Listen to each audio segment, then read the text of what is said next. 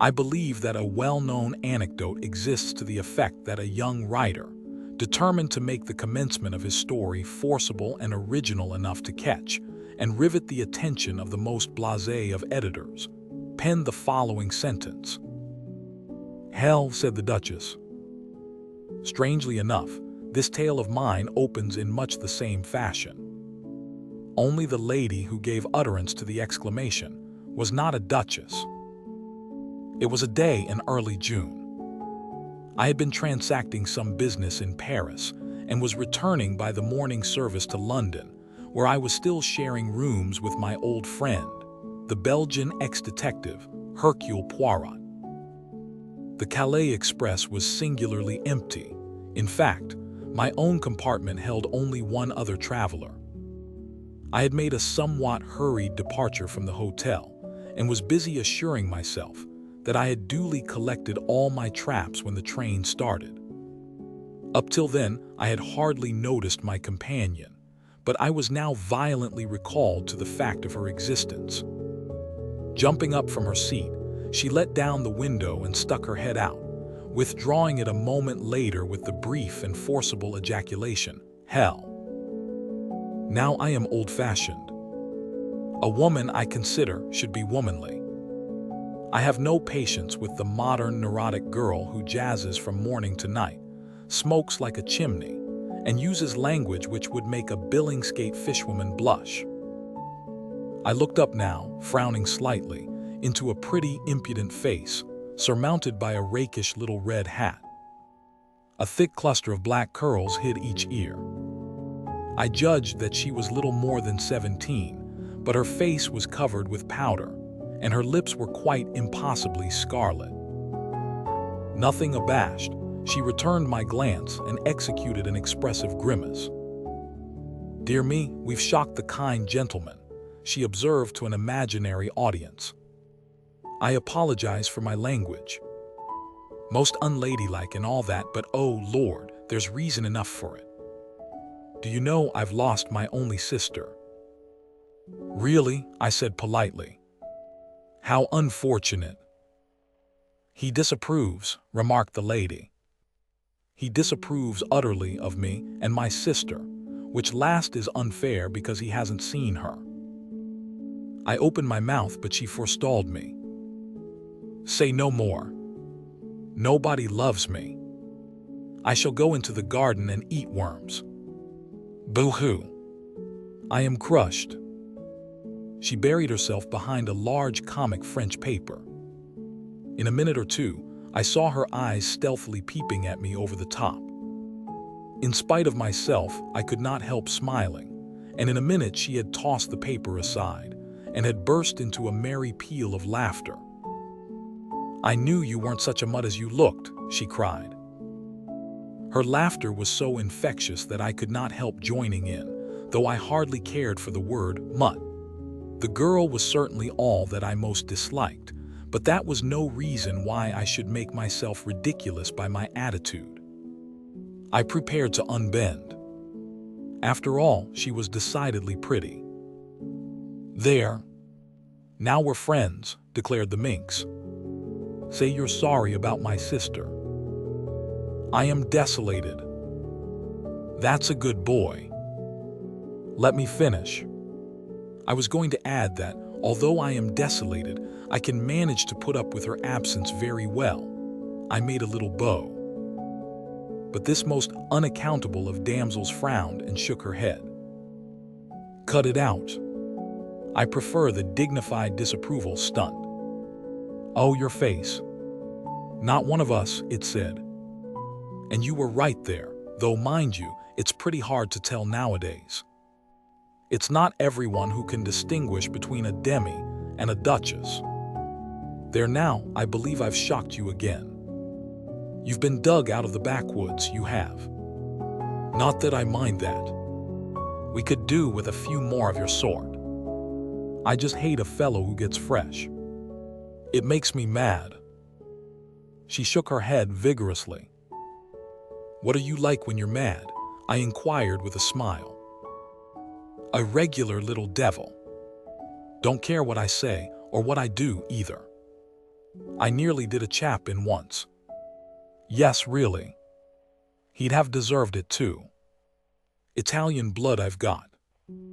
I shall get into trouble one of these days.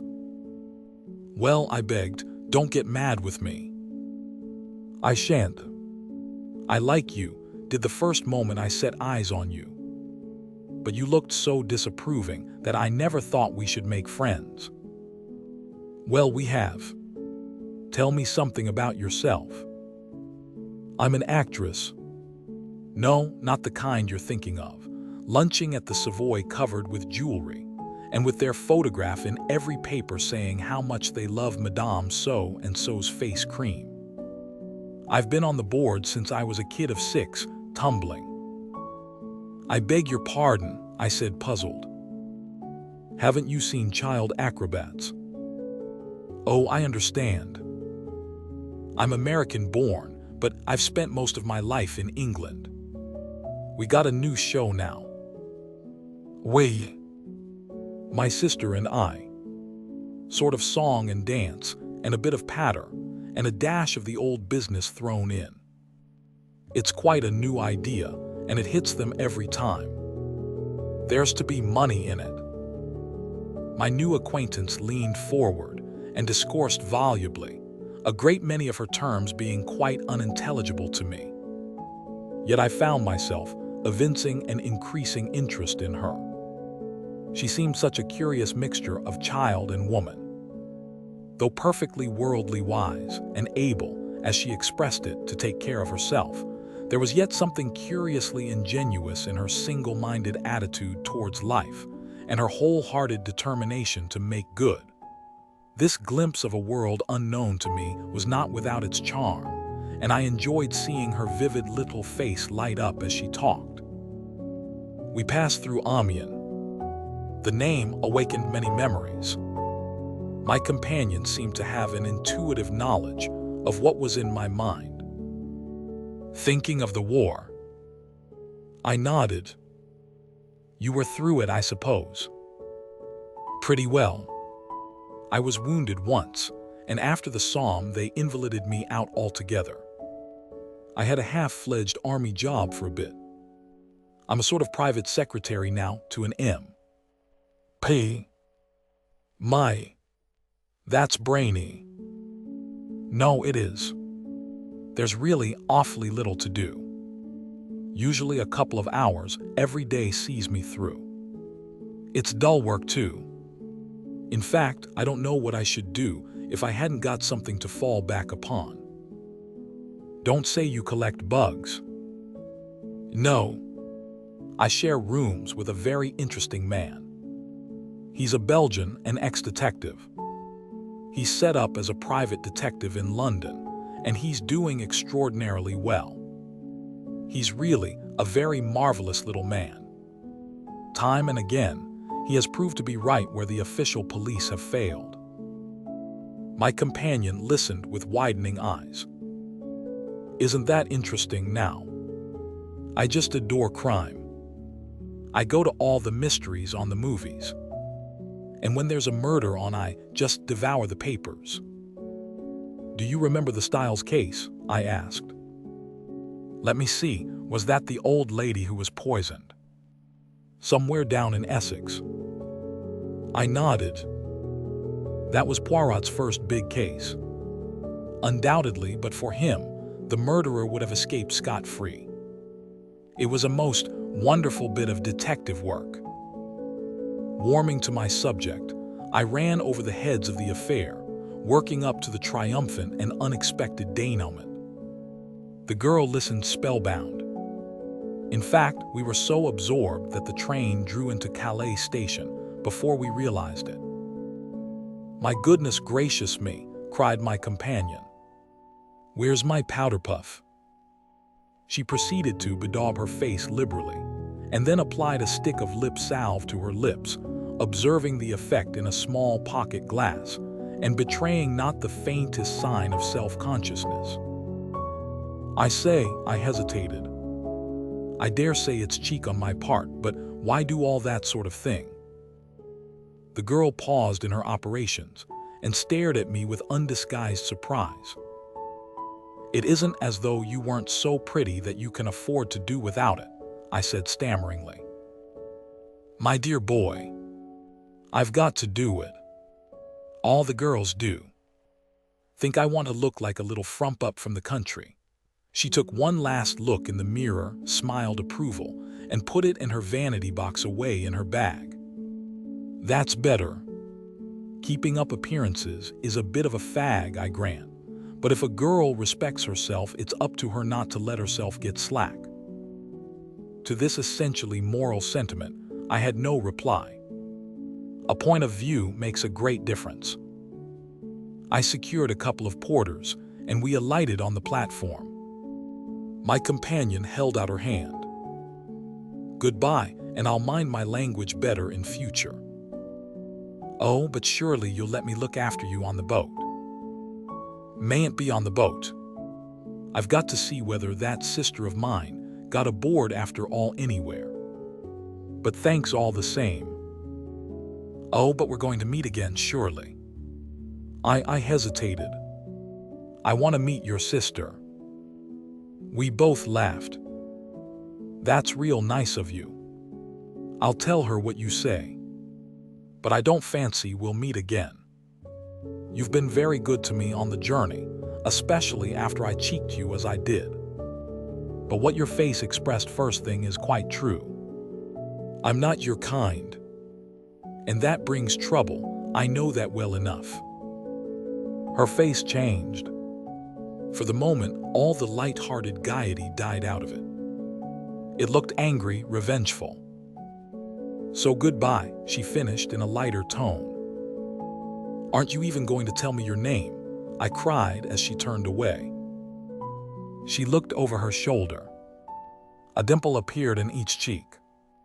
She was like a lovely picture by Greuze. "Cinderella," she said and laughed. But little did I think when and how I should see Cinderella again.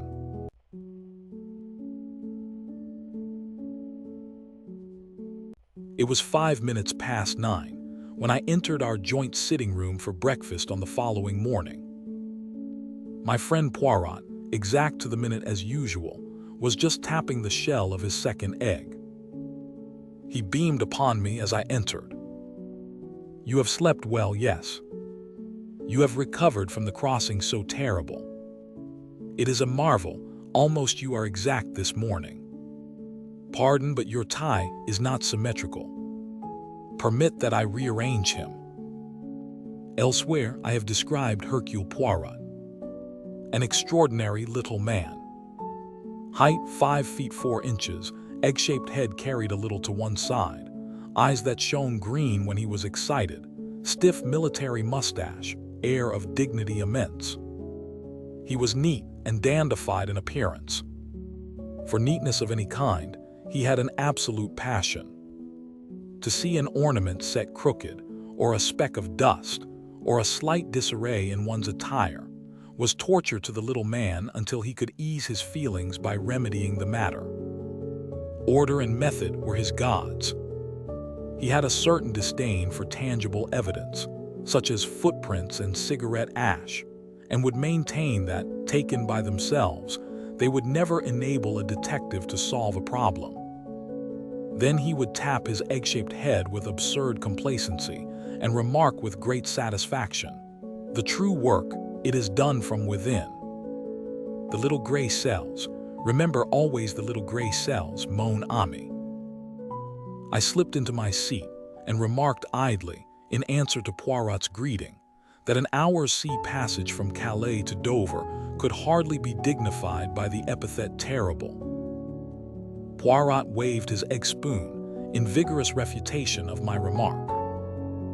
Du tout, if for an hour one experiences sensations and emotions of the most terrible, one has lived many hours.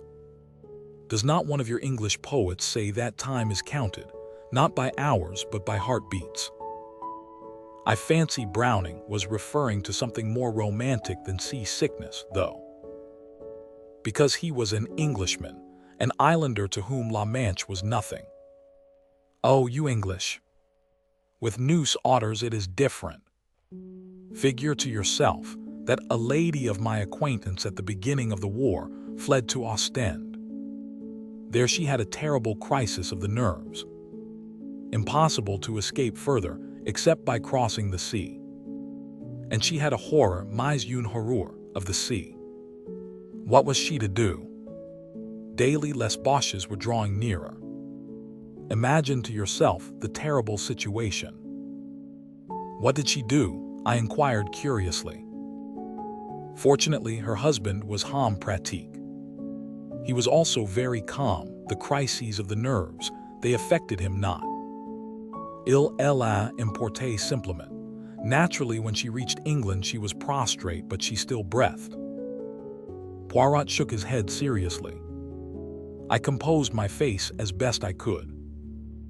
Suddenly, he stiffened and pointed a dramatic finger at the toast rack. "Ah, par exemple, c'est trop fort," he cried. "What is it?" "This piece of toast." You remark him not. He whipped the offender out of the rack and held it up for me to examine. "Is it square?" "No." "Is it a triangle?" Again, no. "Is it even round?" "No." "Is it of any shape remotely pleasing to the eye?" "What symmetry have we here?" "None." "It's cut from a cottage loaf," I explained soothingly. Poirot threw me a withering glance. "What an intelligence has my friend Hastings," he exclaimed sarcastically. "Comprehend you not that I have forbidden such a loaf haphazard and shapeless, that no baker should permit himself to bake?" I endeavored to distract his mind. "Anything interesting come by the post?" Poirot shook his head with a dissatisfied air. "I have not yet examined my letters, but nothing of interest arrives nowadays. The great criminals, the criminals of method, they do not exist. The cases I have been employed upon lately were banal to the last degree. In verity, I am reduced to recovering lost lapdogs for fashionable ladies. The last problem that presented any interest was that intricate little affair of the Yardley diamond, and that was, how many months ago, my friend?" He shook his head despondently, and I roared with laughter. "Cheer up, Poirot, the luck will change. Open your letters. For all you know, there may be a great case looming on the horizon." Poirot smiled, and taking up the neat little letter opener with which he opened his correspondence, he slit the tops of the several envelopes that lay by his plate. "A bill. Another bill. It is that I grow extravagant in my old age. A note from Jap. Yes, pricked up my ears. The Scotland Yard inspector had more than once introduced us to an interesting case. He merely thanks me, in his fashion, for a little point in the Aberystwyth case on which I was able to set him right. I am delighted to have been of service to him." "How does he thank you?" I asked curiously, for I knew my Jap. "He is kind enough to say that I am a wonderful sport for my age, and that he was glad to have had the chance of letting me in on the case." This was so typical of Jap that I could not forbear a chuckle. Poirot continued to read his correspondence placidly. "A suggestion that I should give a lecture to our local Boy Scouts. The Countess of Forfenac will be obliged if I will call and see her. Another lapdog without doubt. And now for the last." I looked up, quick to notice the change of tone. Poirot was reading attentively. In a minute he tossed the sheet over to me. "This is out of the ordinary, mon ami. Read for yourself." The letter was written on a foreign type of paper, in a bold, characteristic hand. "Villa Genevieve, Merlinville-sur-Mer, France. Dear Sir, I am in need of the services of a detective, and for reasons which I will give you later, do not wish to call in the official police. I have heard of you from several quarters, and all reports go to show that you are not only a man of decided ability, but one who also knows how to be discreet. I do not wish to trust details to the post, but on account of a secret I possess, I go in daily fear of my life. I am convinced that the danger is imminent, and therefore I beg that you will lose no time in crossing to France. I will send a car to meet you at Calais, if you will wire me when you are arriving. I shall be obliged if you will drop all cases you have on hand and devote yourself solely to my interests. I am prepared to pay any compensation necessary. I shall probably need your services for a considerable period of time, as it may be necessary for you to go out to Santiago, where I spent several years of my life. I shall be content for you to name your own fee, assuring you once more that the matter is urgent. Yours faithfully, P.T. Renauld. Below the signature was a hastily scrawled line, almost illegible. For God's sake, come. I handed the letter back with quickened pulses. At last, I said, here is something distinctly out of the ordinary. Yes, indeed, said Poirot meditatively. You will go, of course, I continued. Poirot nodded. He was thinking deeply. Finally, he seemed to make up his mind and glanced up at the clock. His face was very grave. See you, my friend, there is no time to lose. The Continental Express leaves Victoria at 11 o'clock. Do not agitate yourself. There is plenty of time. We can allow 10 minutes for discussion. You accompany me, N'est-ce pas? Well, you told me yourself that your employer needed you not for the next few weeks. Oh, that's all right. But this Mr. Renauld hints strongly that his business is private. Ta. I will manage M. Renauld. By the way, I seem to know the name. There's a well-known South American millionaire fellow. His name's Renauld. I don't know whether it could be the same.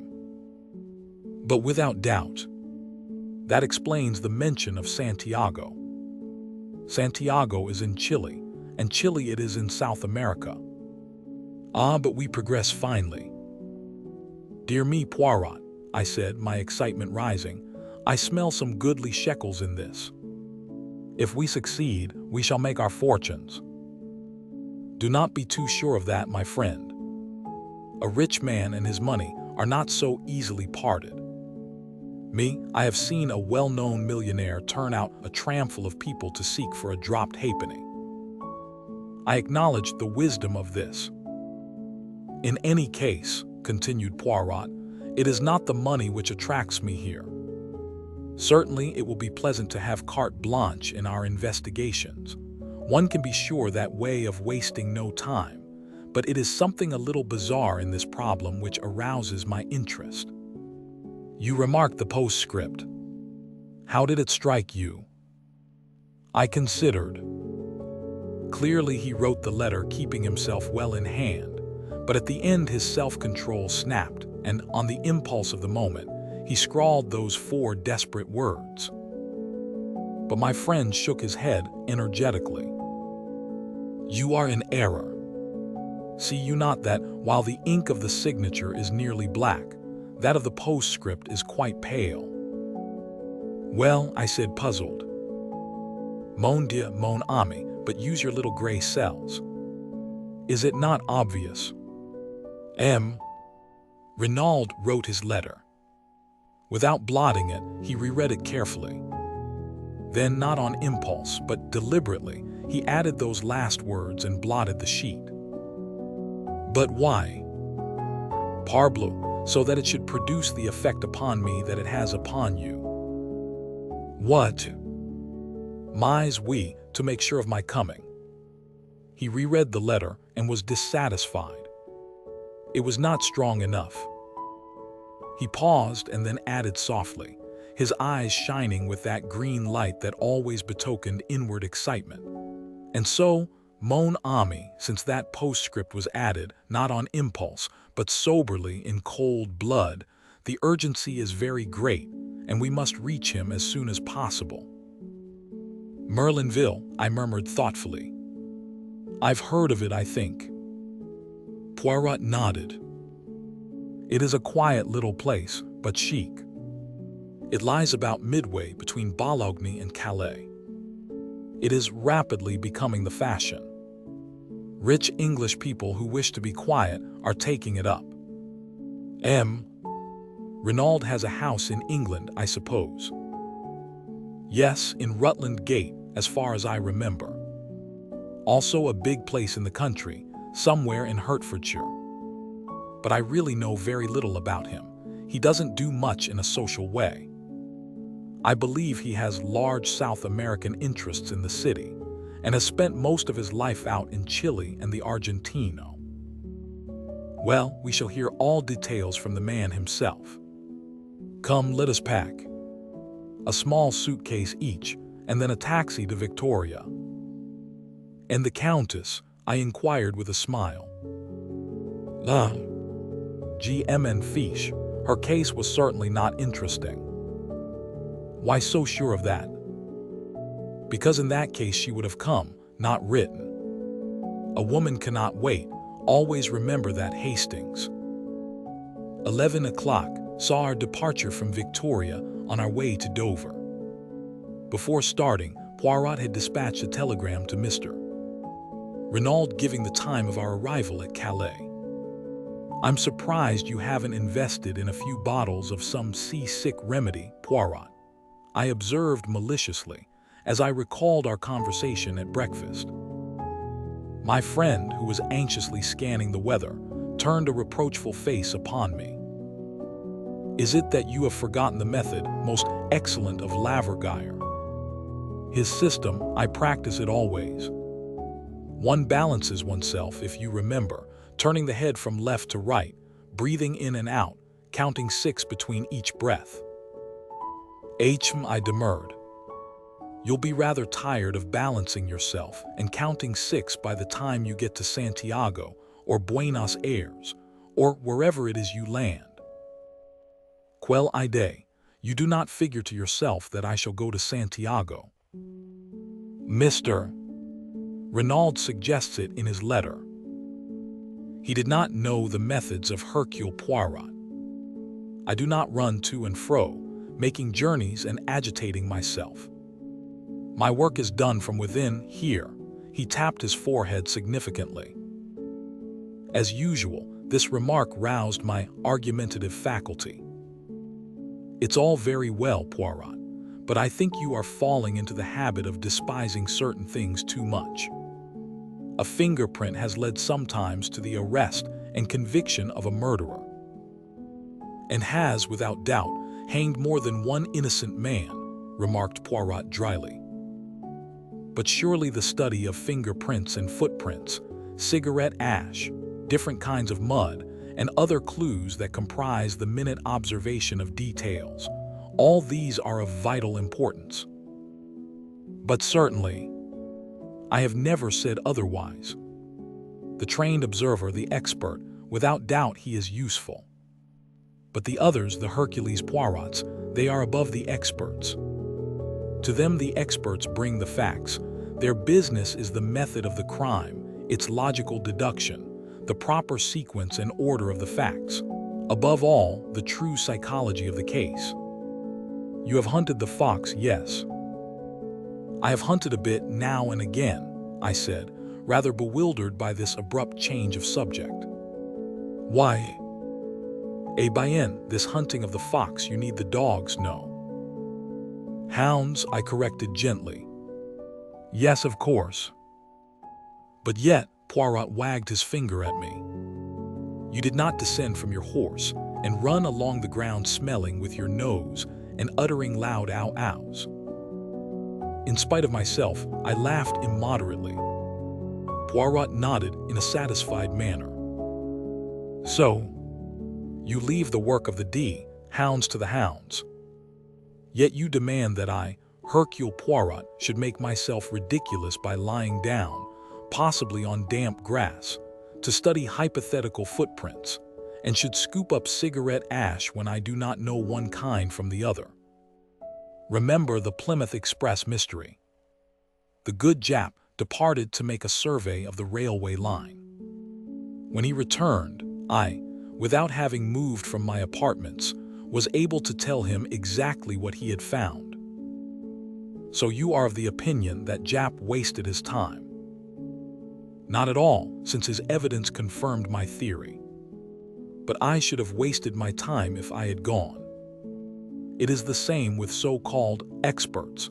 Remember the handwriting testimony in the Cavendish case. One counsel's questioning brings out testimony as to the resemblances. The defense brings evidence to show dissimilarity. All the language is very technical. And the result? What we all knew in the first place. The writing was very like that of John Cavendish. And the psychological mind is faced with the question, why? Because it was actually his. Or because someone wished us to think it was his. I answered that question mon ami, and answered it correctly. And Poirot, having effectually silenced, if not convinced me, leaned back with a satisfied air.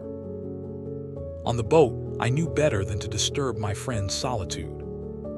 The weather was gorgeous, and the sea as smooth as the proverbial mill pond, so I was hardly surprised to hear that Laverguyre's method had once more justified itself when a smiling Poirot joined me on disembarking at Calais. A disappointment was in store for us, as no car had been sent to meet us, but Poirot put this down to his telegram having been delayed in transit. Since it is carte blanche, we will hire a car, he said cheerfully. And a few minutes later saw us creaking and jolting along, in the most ramshackle of automobiles that ever plied for hire, in the direction of Merlinville. My spirits were at their highest. "What gorgeous air!" I exclaimed. "This promises to be a delightful trip." "For you, yes. For me, I have work to do, remember, at our journey's end." "Bah," I said cheerfully. "You will discover all, ensure this, Mr.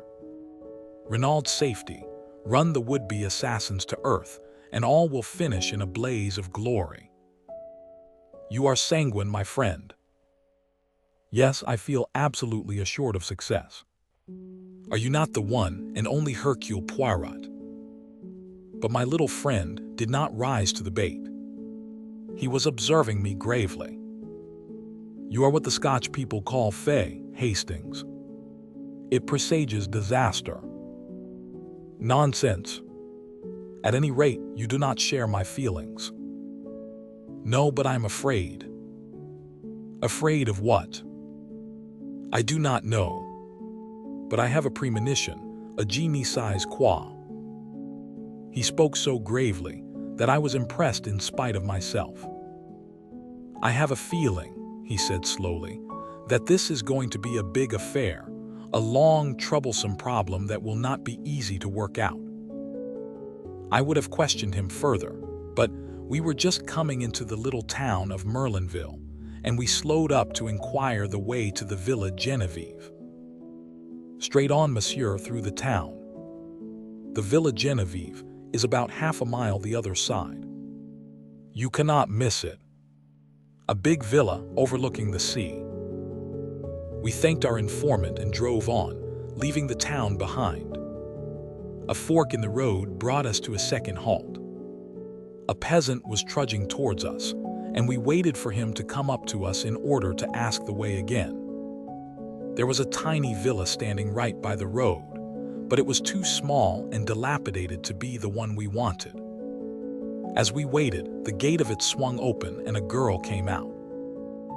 The peasant was passing us now, and the driver leaned forward from his seat and asked for direction.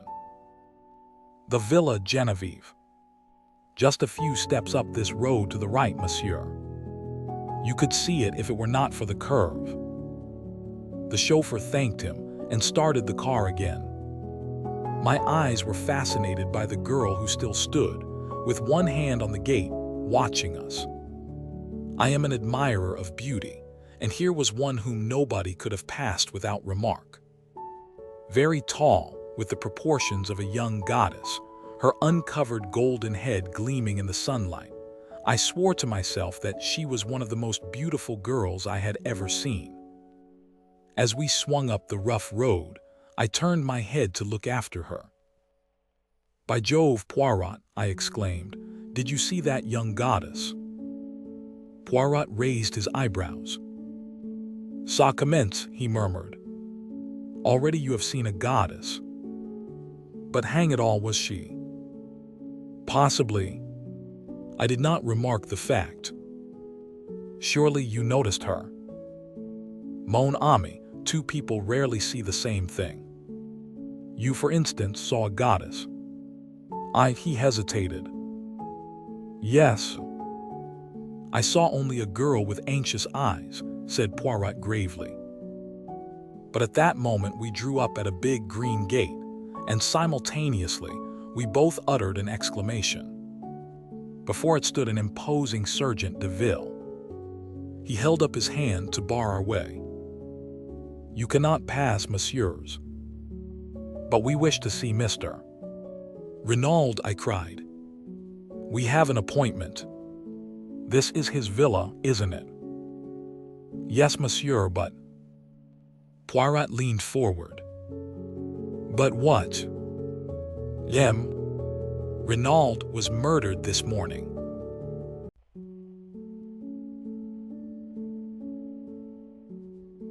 In a moment Poirot had leapt from the car, his eyes blazing with excitement. He caught the man by the shoulder. "What is that you say? Murdered? When? How?" The Sergeant de Ville drew himself up. "I cannot answer any questions, monsieur." "True. I comprehend." Poirot reflected for a minute. "The commissary of police, he is without doubt within." "Yes, monsieur." Poirot took out a card and scribbled a few words on it. "Voila. Will you have the goodness to see that this card is sent in to the commissary at once?" The man took it and, turning his head over his shoulder, whistled. In a few seconds a comrade joined him and was handed Poirot's message. There was a wait of some minutes, and then a short, stout man with a huge mustache came bustling down to the gate. The Sergeant de Ville saluted and stood aside. "My dear M." "Poirot," cried the newcomer, "I am delighted to see you. Your arrival is most opportune." Poirot's face had lighted up. "Bex, this is indeed a pleasure." He turned to me. "This is an English friend of mine, Captain Hastings, M. Lucien Bex." The commissary and I bowed to each other ceremoniously, then M. Bex turned once more to Poirot. "Mon vieux, I have not seen you since 1909, that time in Ostend. I heard that you had left the force." "So I have. I run a private business in London." "And you say you have information to give which may assist us."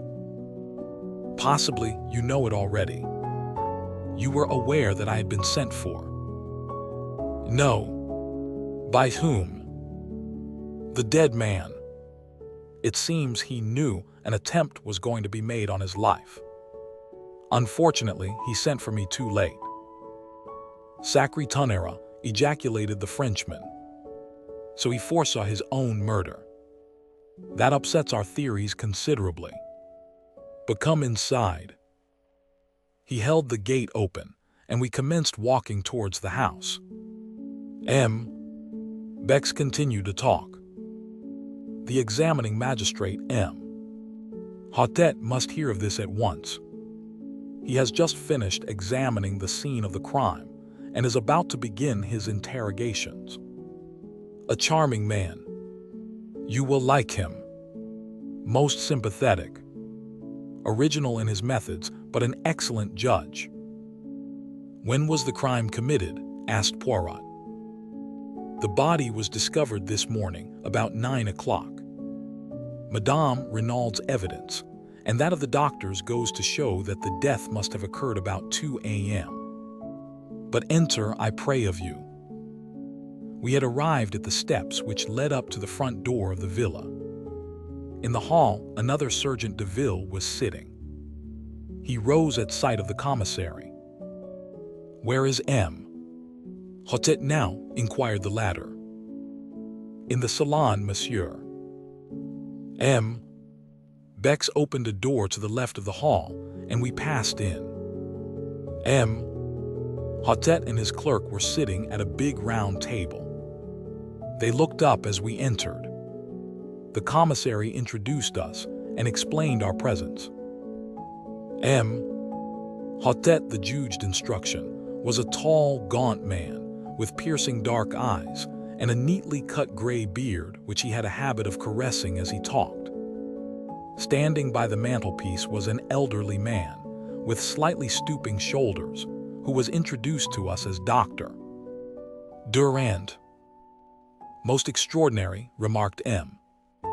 Hotet as the commissary finished speaking. "You have the letter here, monsieur." Poirot handed it to him, and the magistrate read it. He speaks of a secret. What a pity he was not more explicit. We are much indebted to you, M. Poirot. I hope you will do us the honor of assisting us in our investigations. Or are you obliged to return to London? M. Le Juge, I propose to remain. I did not arrive in time to prevent my client's death, but I feel myself bound in honor to discover the assassin. The magistrate bowed. These sentiments do you honor. Also, without doubt, Madame Renaud will wish to retain your services. We are expecting M. Giraud from the Sûreté in Paris any moment, and I am sure that you and he will be able to give each other mutual assistance in your investigations. In the meantime, I hope that you will do me the honor to be present at my interrogations, and I need hardly say that if there is any assistance you require, it is at your disposal. I thank you, monsieur. You will comprehend that at present I am completely in the dark. I know nothing whatever. M. Hotet nodded to the commissary, and the latter took up the tale. This morning, the old servant Frances, on descending to start her work, found the front door ajar. Feeling a momentary alarm as to burglars, she looked into the dining room, but seeing the silver was safe, she thought no more about it, concluding that her master had, without doubt, risen early and gone for a stroll. Pardon, monsieur, for interrupting, but was that a common practice of his?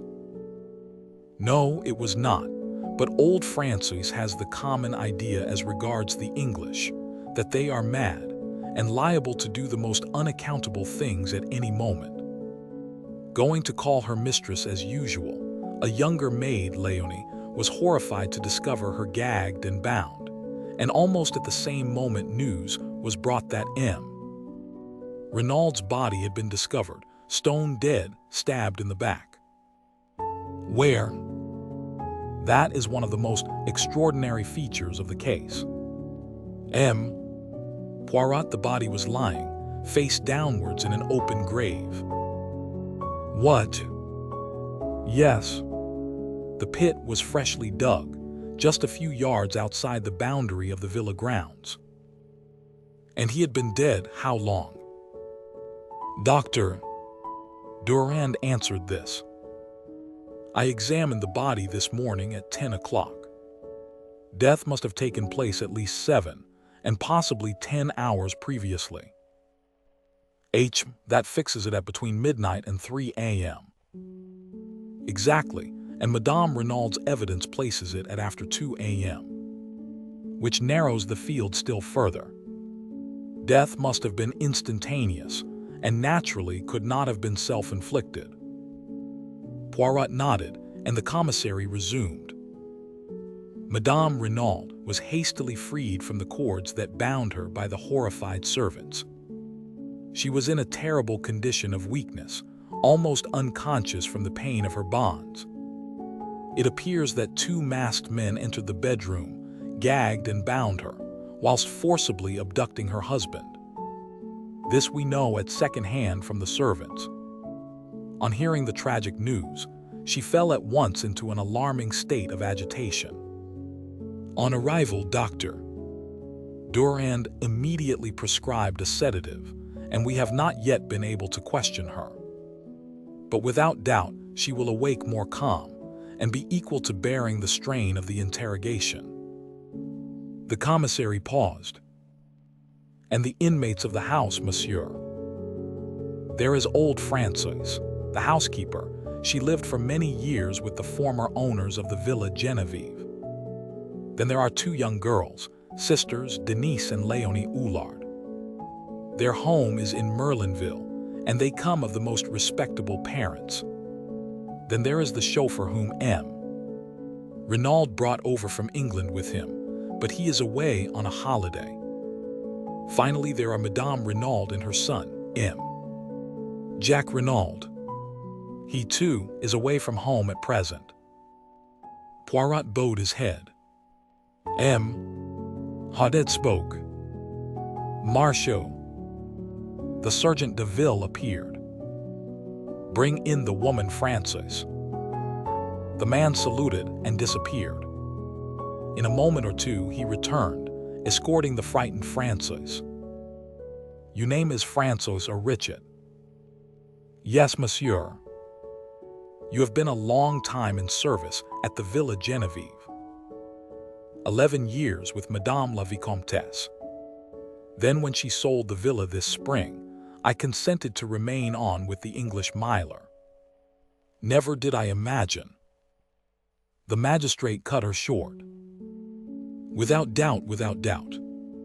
Now, Francoise, in this matter of the front door, whose business was it to fasten it at night? Mine, monsieur. Always I saw to it myself. And last night, I fastened it as usual. You are sure of that? I swear it by the blessed saints, monsieur. What time would that be? The same time as usual, 10:30, monsieur. What about the rest of the household? Had they gone up to bed? Madame had retired some time before. Denise and Léonie went up with me. Monsieur was still in his study.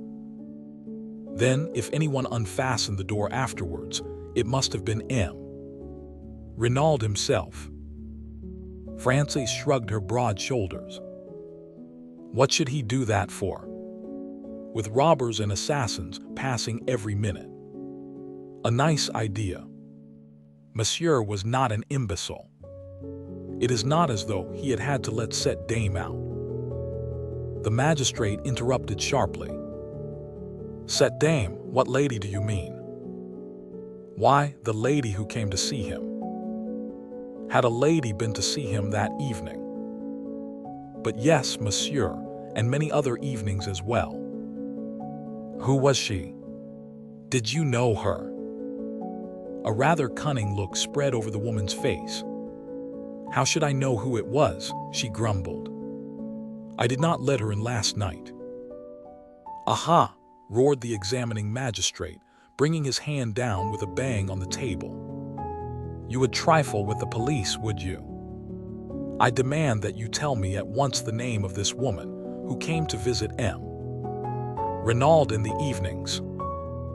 The police, grumbled Francoise. Never did I think that I should be mixed up with the police. But I know well enough who she was. It was Madame d'Aubruil. The commissary uttered an exclamation and leaned forward as though in utter astonishment. Madame d'Aubruil, from the Villa Marguerite just down the road. That is what I said, monsieur. Oh, she is a pretty one, celle-là. The old woman tossed her head scornfully. Madame d'Aubruil, murmured the commissary. Impossible. Voila, grumbled Francis. That is all you get for telling the truth. Not at all, said the examining magistrate soothingly. We were surprised, that is all. Madame d'Aubruil then and Monsieur Renaud, they were. He paused delicately. They? It was that without doubt. How should I know? But what will you? Monsieur, he was Miller Anglais, très rich, and Madame d'Aubruil, she was poor, that one, and très chic for all that she lived so quietly with her daughter. Not a doubt of it, she has had her history. She is no longer young, but ma foi, I who speak to you have seen the men's heads turn after her as she goes down the street. Besides, lately she has had more money to spend, all the town knows it. The little economies, they are at an end, and Frances shook her head with an air of unalterable certainty. Hotet stroked his beard reflectively. And Madame Renaud, he asked at length, how did she take this friendship? Frances shrugged her shoulders. She was always most amiable, most polite. One would say that she suspected nothing. But all the same, is it not so, the heart suffers, monsieur. Day by day, I have watched Madame grow paler and thinner. She was not the same woman who arrived here a month ago. Monsieur, too, has changed. He also has had his worries. One could see that he was on the brink of a crisis of the nerves. And who could wonder, with an affair conducted such a fashion?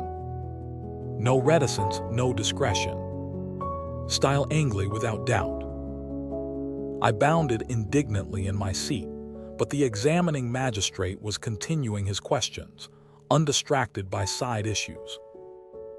You say that Renaud had not to let Madame d'Aubruil out. Had she left then? Yes, monsieur. I heard them come out of the study and go to the door. Monsieur said good night and shut the door after her. What time was that? About 25 minutes after 10, monsieur. Do you know when Renaud went to bed? I heard him come up about 10 minutes after we did. The stair creaks so that one hears everyone who goes up and down. And that is all. You heard no sound of disturbance during the night. Nothing whatever, monsieur. Which of the servants came down the first in the morning? I did, monsieur. At once I saw the door swinging open. What about the other downstairs windows? Were they all fastened? Every one of them. There was nothing suspicious or out of place anywhere. Good, Francis, you can go. The old woman shuffled towards the door. On the threshold she looked back. I will tell you one thing, monsieur. That Madame d'Aubruil, she is a bad one. Oh yes, one woman knows about another.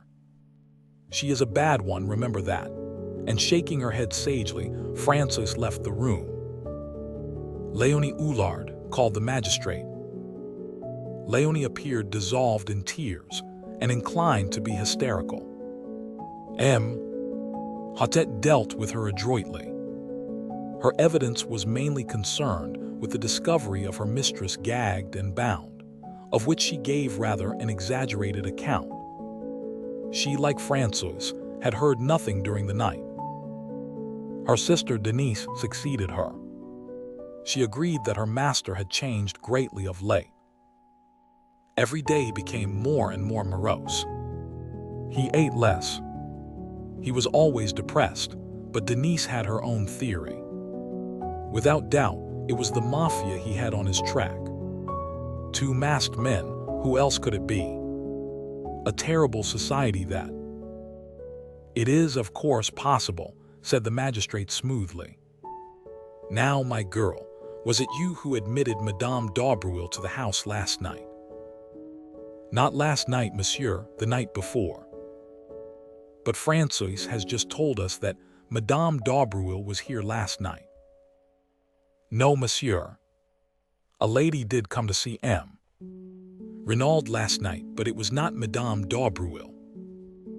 Surprised, the magistrate insisted, but the girl held firm. She knew Madame d'Aubruil perfectly by sight. This lady was dark also, but shorter and much younger. Nothing could shake her statement. Had you ever seen this lady before? Never, monsieur. And then the girl added diffidently, but I think she was English. English? Yes, monsieur. She asked for M. Renaud in quite good French, but the accent, one can always tell it n'est pas. Besides, when they came out of the study, they were speaking in English. Did you hear what they said? Could you understand it, I mean? Me, I speak the English very well, said Denise with pride. The lady was speaking too fast for me to catch what she said, but I heard monsieur's last words as he opened the door for her. She paused, and then repeated carefully and laboriously. Yes, yes, but for God's sake go now. Yes, yes, but for God's sake go now, repeated the magistrate.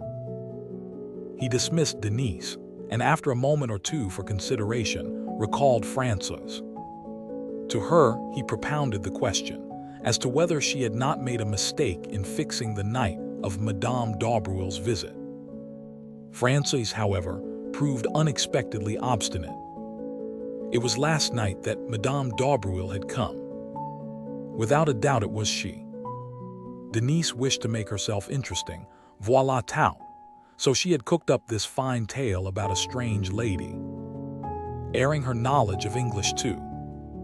Probably monsieur had never spoken that sentence in English at all, and even if he had, it proved nothing, for Madame d'Aubruil spoke English perfectly, and generally used that language when talking to M. And Madame Renaud. You see, M. Jack, the son of monsieur, was usually here, and he spoke the French very badly. The magistrate did not insist. Instead, he inquired about the chauffeur, and learned that only yesterday, M. Renaud had declared that he was not likely to use the car, and that masters might just as well take a holiday. A perplexed frown was beginning to gather between Poirot's eyes. What is it? I whispered. He shook his head impatiently and asked a question. Pardon, M. Bex, but without doubt M. Renaud could drive the car himself. The commissary looked over at Frances, and the old woman replied promptly. No, monsieur did not drive himself. Poirot's frown deepened. I wish you would tell me what is worrying you, I said impatiently. See you not. In his letter, M. Renaud speaks of sending the car for me to Calais. Perhaps he meant a hired car, I suggested. Doubtless that is so. But why hire a car when you have one of your own? Why choose yesterday to send away the chauffeur on a holiday, suddenly, at a moment's notice? Was it that for some reason he wanted him out of the way before we arrived?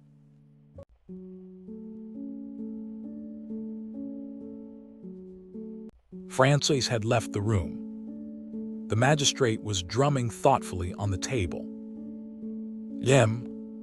Bex, he said at length, here we have directly conflicting testimony. Which are we to believe, Frances or Denise? Denise, said the commissary decidedly. It was she who let the visitor in. Frances is old and obstinate, and has evidently taken a dislike to Madame d'Aubruil. Besides, our own knowledge tends to show that Renaud was entangled with another woman. Tynes, cried M. Odette. We have forgotten to inform M. Poirot of that. He searched amongst the papers on the table and finally handed the one he was in search of to my friend.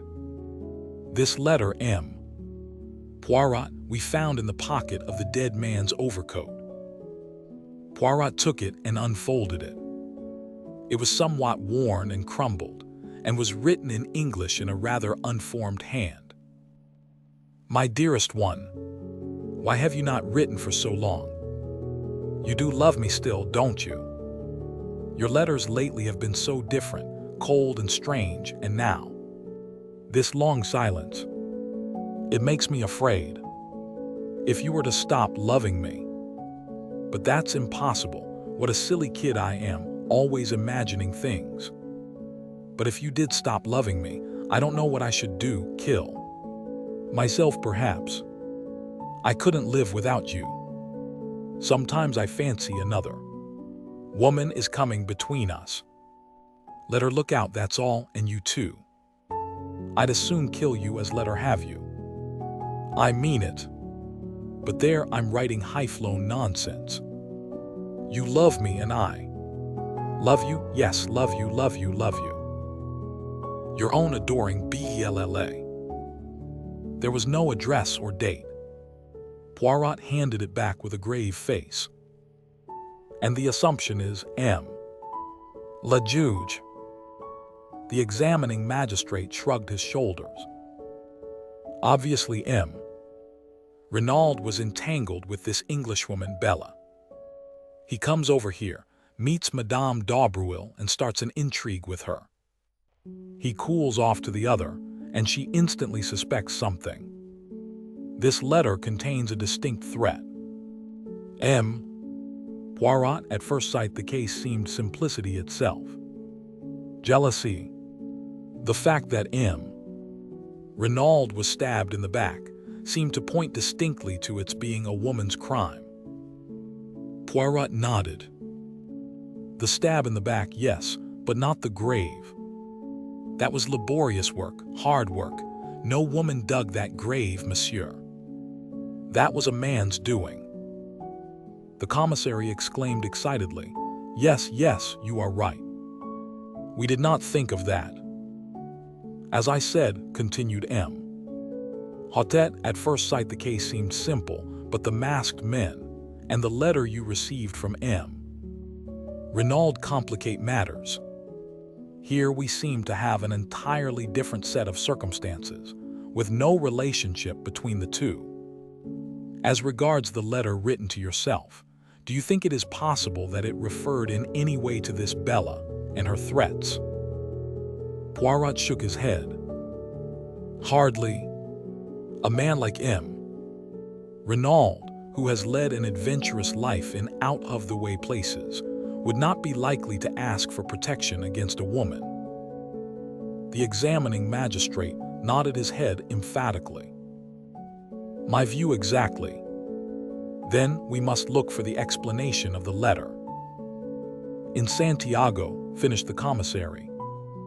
I shall cable without delay to the police in that city, requesting full details of the murdered man's life out there, his love affairs, his business transactions, his friendships, and any enmities he may have incurred.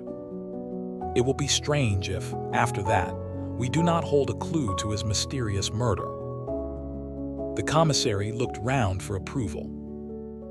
Excellent, said Poirot appreciatively.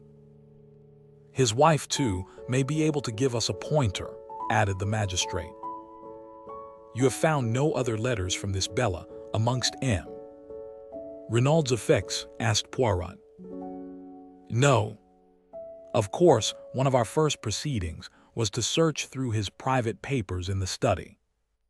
We found nothing of interest, however. All seemed square and above board. The only thing at all out of the ordinary was his will. Here it is.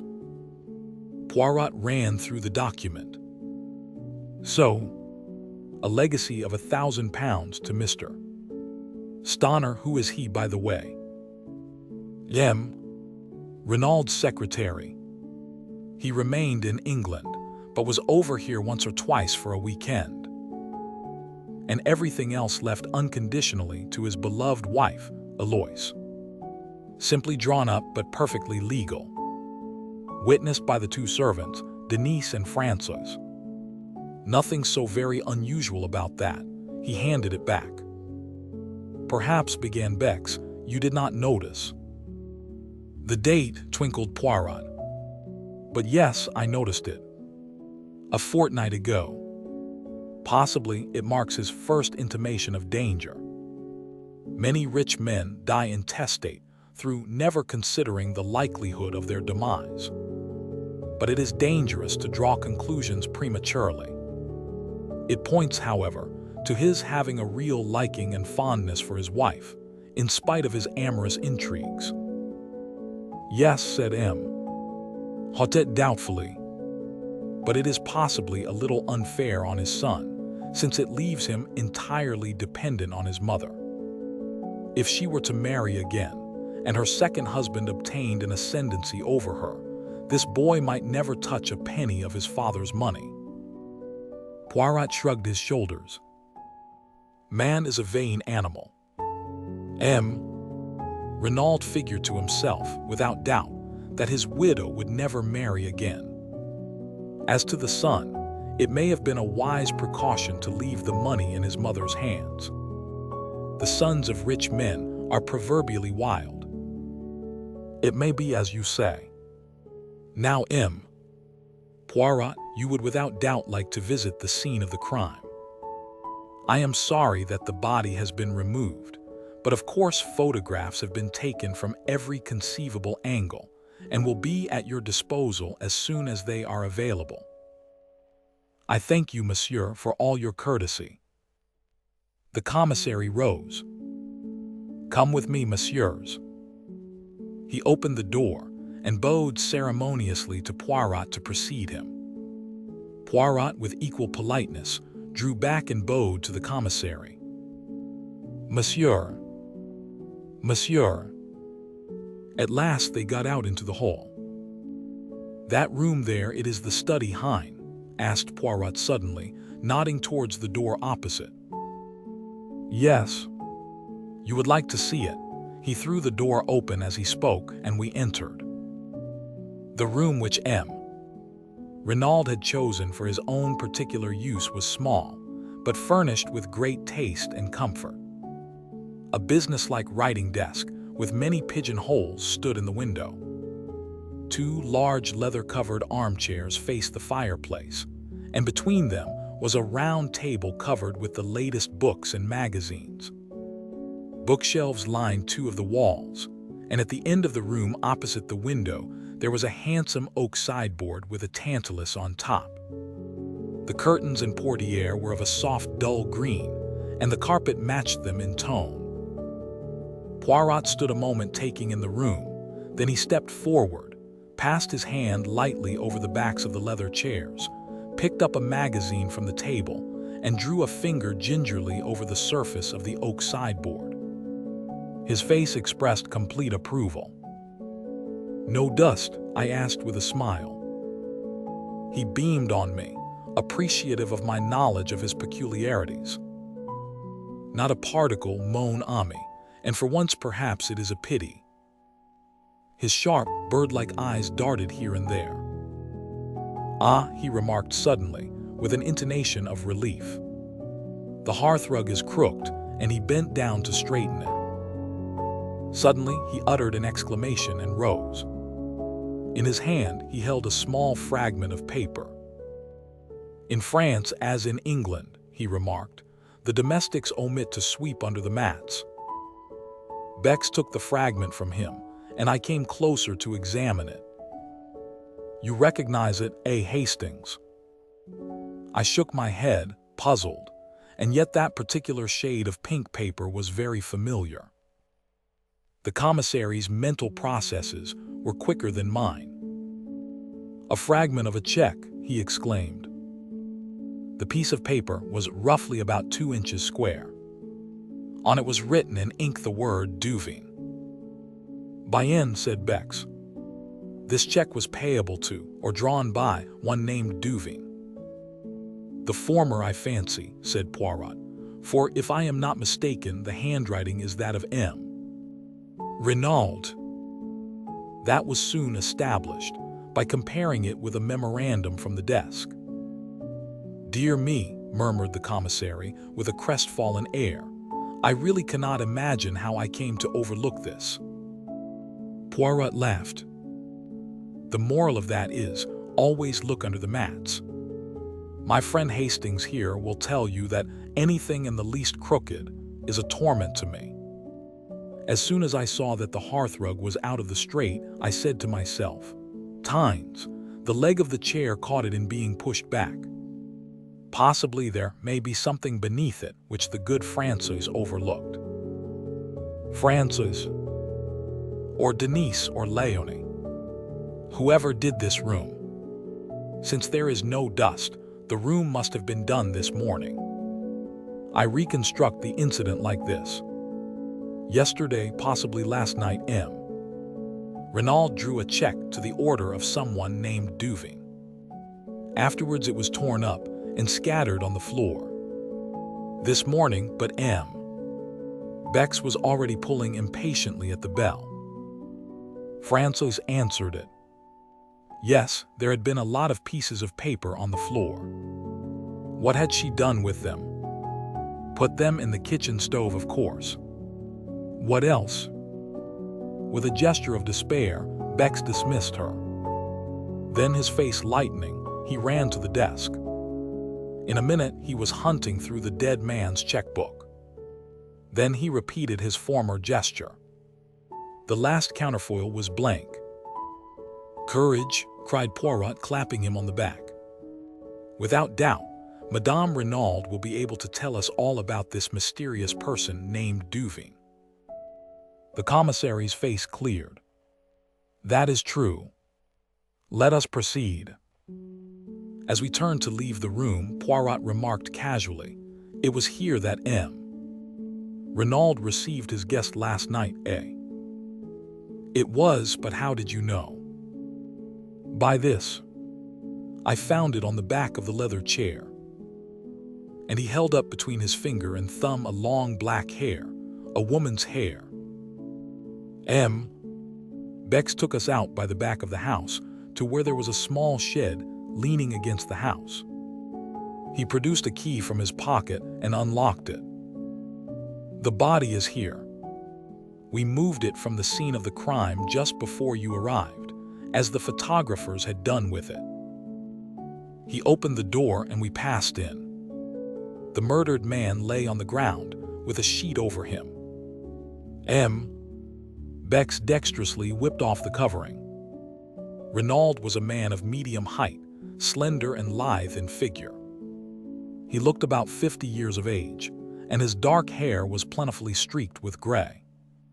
He was clean-shaven with a long, thin nose, and eyes set rather close together, and his skin was deeply bronzed, as that of a man who had spent most of his life beneath tropical skies. His lips were drawn back from his teeth, and an expression of absolute amazement and terror was stamped on the livid features. "One can see by his face that he was stabbed in the back," remarked Poirot. Very gently, he turned the dead man over. There between the shoulder blades, staining the light fawn overcoat, was a round dark patch. In the middle of it, there was a slit in the cloth. Poirot examined it narrowly. "Have you any idea with what weapon the crime was committed?" "It was left in the wound." The commissary reached down a large glass jar. In it was a small object that looked to me more like a paper knife than anything else. It had a black handle and a narrow shining blade. The whole thing was not more than 10 inches long. Poirot tested the discolored point gingerly with his fingertip. "Ma foi, but it is sharp. A nice, easy little tool for murder." "Unfortunately, we could find no trace of fingerprints on it," remarked Bex regretfully. "The murderer must have worn gloves." "Of course he did," said Poirot contemptuously. "Even in Santiago, they know enough for that. The veriest amateur of an English mise knows it, thanks to the publicity the Bertillon system has been given in the press. All the same, it interests me very much that there were no fingerprints. It is so amazingly simple to leave the fingerprints of someone else. And then the police are happy." He shook his head. I very much fear our criminal is not a man of method, either that or he was pressed for time. But we shall see. He let the body fall back into its original position. He wore only underclothes under his overcoat, I see, he remarked.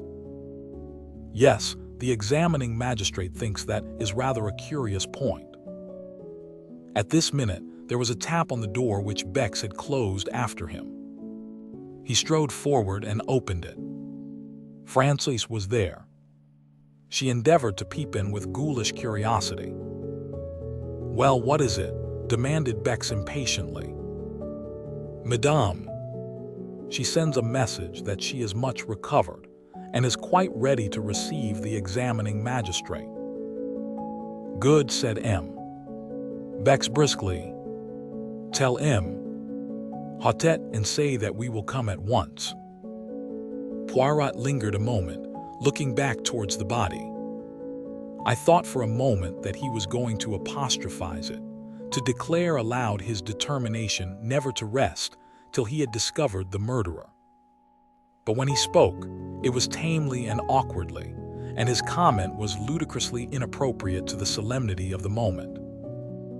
"He wore his overcoat very long," he said constrainedly.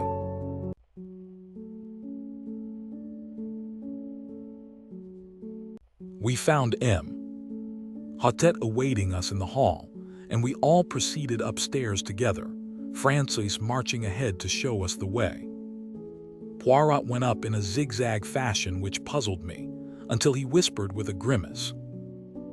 No wonder the servants heard M. Renaud mounting the stairs, not a board of them but creaks fit to wake the dead. At the head of the staircase, a small passage branched off. "The servants' quarters," explained Bex. We continued along a corridor, and Frances tapped on the last door to the right of it. A faint voice bade us enter, and we passed into a large sunny apartment looking out towards the sea, which showed blue and sparkling about a quarter of a mile distant. On a couch, propped up with cushions and attended by Dr. Durand, lay a tall, striking-looking woman. She was middle-aged, and her once dark hair was now almost entirely silvered, but the intense vitality and strength of her personality would have made itself felt anywhere. You knew at once that you were in the presence of what the French call une maîtresse femme. She greeted us with a dignified inclination of the head. "Pray be seated, messieurs." We took chairs, and the magistrate's clerk established himself at a round table. "I hope, madame," began M. Hotet, "that it will not distress you unduly to relate to us what occurred last night." "Not at all, monsieur. I know the value of time, if these scoundrelly assassins are to be caught and punished." "Very well, madame. It will fatigue you less, I think, if I ask you questions and you confine yourself to answering them. At what time did you go to bed last night?" "At 9:30, monsieur." "I was tired." "And your husband?" "About an hour later, I fancy." "Did he seem disturbed, upset in any way?" "No, not more than usual." "What happened then?" "We slept. I was awakened by a hand being pressed over my mouth. I tried to scream out, but the hand prevented me. There were 2 men in the room. They were both masked." "Can you describe them at all, madame?" "One was very tall and had a long black beard. The other was short and stout. His beard was reddish. They both wore hats pulled down over their eyes." "Hm," said the magistrate thoughtfully. "Too much beard, I fear." "You mean they were false?" "Yes, madame. But continue your story." "It was the short man who was holding me. He forced a gag into my mouth and then bound me with rope hand and foot. The other man was standing over my husband. He had caught up my little dagger paper knife from the dressing table and was holding it with the point just over his heart. When the short man had finished with me, he joined the other, and they forced my husband to get up and accompany them into the dressing room next door. I was nearly fainting with terror. Nevertheless, I listened desperately. They were speaking in too low a tone for me to hear what they said. But I recognized the language, a bastard Spanish such as is spoken in some parts of South America. They seemed to be demanding something from my husband, and presently they grew angry, and their voices rose a little. I think the tall man was speaking. "You know what we want," he said. "The secret, where is it?" I do not know what my husband answered, but the other replied fiercely, "You lie. We know you have it. Where are your keys?" Then I heard sounds of drawers being pulled out. There is a safe on the wall of my husband's dressing room, in which he always keeps a fairly large amount of ready money. Leonie tells me this has been rifled and the money taken, but evidently what they were looking for was not there, for presently I heard the tall man, with an oath, command my husband to dress himself. Soon after that, I think some noise in the house must have disturbed them, for they hustled my husband out into my room only half-dressed. "Pardon," interrupted Poirot, "but is there then no other egress from the dressing room?" "No, monsieur, there is only the communicating door into my room." They hurried my husband through, the short man in front, and the tall man behind him with the dagger still in his hand. Paul tried to break away to come to me. I saw his agonized eyes. He turned to his captors. "I must speak to her," he said. Then, coming to the side of the bed, "It is all right, Alois," he said. "Do not be afraid. I shall return before morning." But although he tried to make his voice confident, I could see the terror in his eyes. Then they hustled him out of the door, the tall man saying, "One sound, and you are a dead man, remember." After that, continued Mrs. Renaud, I must have fainted. The next thing I recollect is Leonie rubbing my wrists and giving me brandy. "Madame Renaud," said the magistrate, "had you any idea what it was for which the assassins were searching?" "None whatever, monsieur." "Had you any knowledge that your husband feared something?" "Yes. I had seen the change in him." "How long ago was that?" Mrs. Renaud reflected. 10 days, perhaps." "Not longer." "Possibly. I only noticed it then." "Did you question your husband at all as to the cause?" "Once. He put me off evasively. Nevertheless, I was convinced that he was suffering some terrible anxiety. However, since he evidently wished to conceal the fact from me, I tried to pretend that I had noticed nothing." "Were you aware that he had called in the services of a detective?" "A detective?" exclaimed Mrs. Renaud, very much surprised. "Yes, this gentleman, M. Hercule Poirot, Poirot Bode. He arrived today in response to a summons from your husband, and taking the letter written by M. Renaud from his pocket, he handed it to the lady. She read it with apparently genuine astonishment. I had no idea of this. Evidently, he was fully cognizant of the danger. Now, madame, I will beg of you to be frank with me. Is there any incident in your husband's past life in South America which might throw light on his murder?" Mrs. Renaud reflected deeply, but at last shook her head. "I can think of none. Certainly my husband had many enemies, people he had got the better of in some way or another, but I can think of no one distinctive case.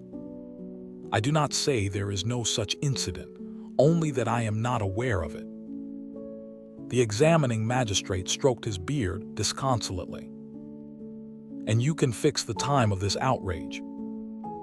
"Yes, I distinctly remember hearing the clock on the mantelpiece strike 2. She nodded towards an 8-day traveling clock in a leather case which stood in the center of the chimney-piece. Poirot rose from his seat, scrutinized the clock carefully, and nodded, satisfied. "And here too," exclaimed M. Beck's is a wristwatch, knocked off the dressing table by the assassins without doubt and smashed to atoms. Little did they know it would testify against them. Gently, he picked away the fragments of broken glass. Suddenly, his face changed to one of utter stupefaction. "Mon Dieu," he ejaculated. "What is it?" The hands of the watch point to 7 o'clock. "What?" cried the examining magistrate, astonished. But Poirot, deft as ever, took the broken trinket from the startled commissary and held it to his ear. Then he smiled. "The glass is broken, yes, but the watch itself is still going." The explanation of the mystery was greeted with a relieved smile. But the magistrate bethought him of another point. "But surely it is not 7 o'clock now."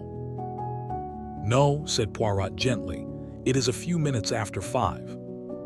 Possibly the watch gains. Is that so, madame?" "Mrs." Renaud was frowning perplexedly. "It does gain," she admitted, "but I've never known it to gain quite so much as that." With a gesture of impatience, the magistrate left the matter of the watch and proceeded with his interrogatory. "Madame, the front door was found ajar. It seems almost certain that the murderers entered that way, yet it has not been forced at all. Can you suggest any explanation?" "Possibly my husband went out for a stroll the last thing and forgot to latch it when he came in." "Is that a likely thing to happen?" "Very. My husband was the most absent-minded of men." There was a slight frown on her brow as she spoke, as though this trait in the dead man's character had at times vexed her. "There is one inference I think we might draw," remarked the commissary suddenly. "Since the men insisted on M.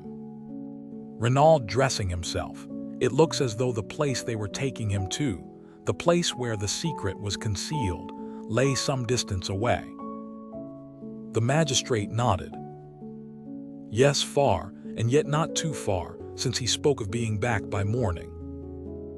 "What times does the last train leave the station of Merlinville?" asked Poirot. 11:50 one way and 12:17 the other, but it is more probable that they had a motor waiting." "Of course," agreed Poirot, looking somewhat crestfallen. "Indeed, that might be one way of tracing them," continued the magistrate, brightening. "A motor containing 2 foreigners is quite likely to have been noticed." "That is an excellent point, M. Beck's." He smiled to himself, and then, becoming grave once more, he said to Mrs. Renaud, "There is another question. Do you know anyone of the name of Duvin?" "Duvin, Mrs." Renaud repeated thoughtfully. "No, for the moment I cannot say I do." "You have never heard your husband mention anyone of that name?" "Never." "Do you know anyone whose Christian name is Bella?" He watched Mrs. Renaud narrowly as he spoke, seeking to surprise any signs of anger or consciousness, but she merely shook her head in quite a natural manner. He continued his questions. "Are you aware that your husband had a visitor last night?" Now he saw the red mount slightly in her cheeks, but she replied composedly. "No, who was that?" "A lady." "Indeed." But for the moment, the magistrate was content to say no more. It seemed unlikely that Madame d'Aubruil had any connection with the crime, and he was anxious not to upset Mrs. Renaud more than necessary. He made a sign to the commissary, and the latter replied with a nod. Then rising, he went across the room and returned with the glass jar we had seen in the outhouse in his hand. From this, he took the dagger.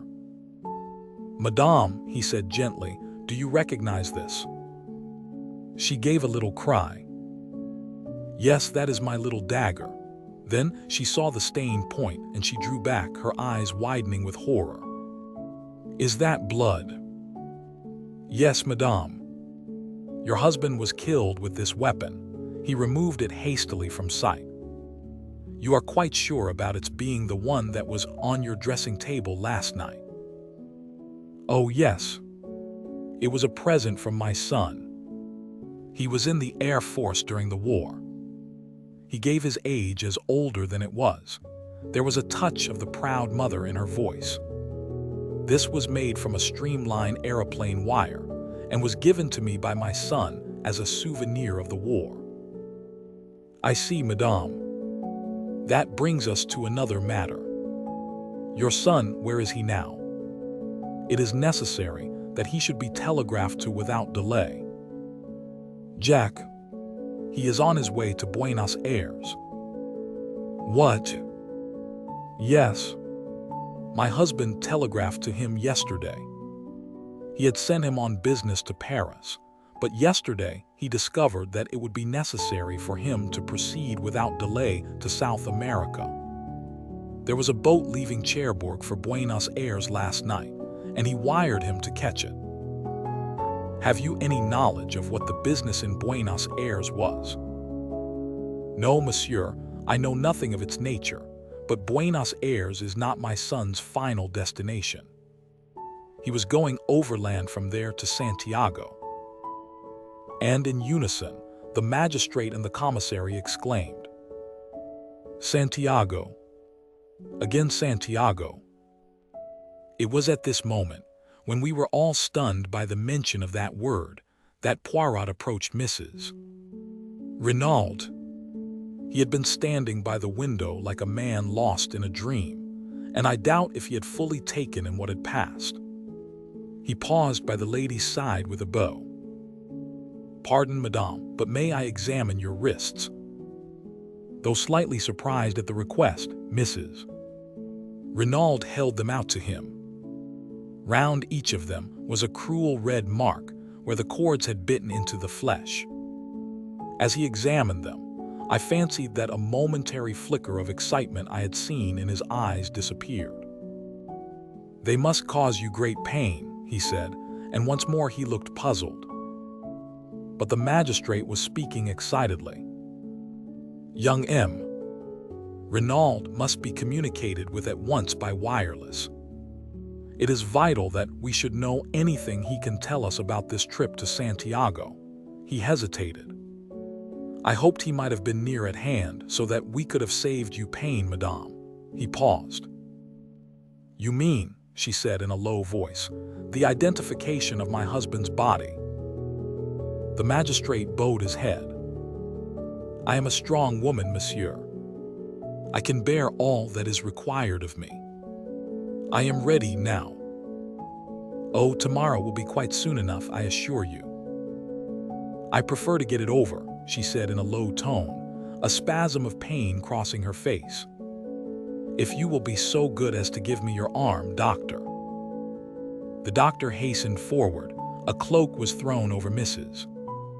Renaud's shoulders, and a slow procession went down the stairs. Bex hurried on ahead to open the door of the shed. In a minute or two, Mrs. Renaud appeared in the doorway. She was very pale but resolute. Behind her, Hotet was clacking commiserations and apologies like an animated hen. She raised her hand to her face. "A moment, messieurs, while I steel myself." She took her hand away and looked down at the dead man.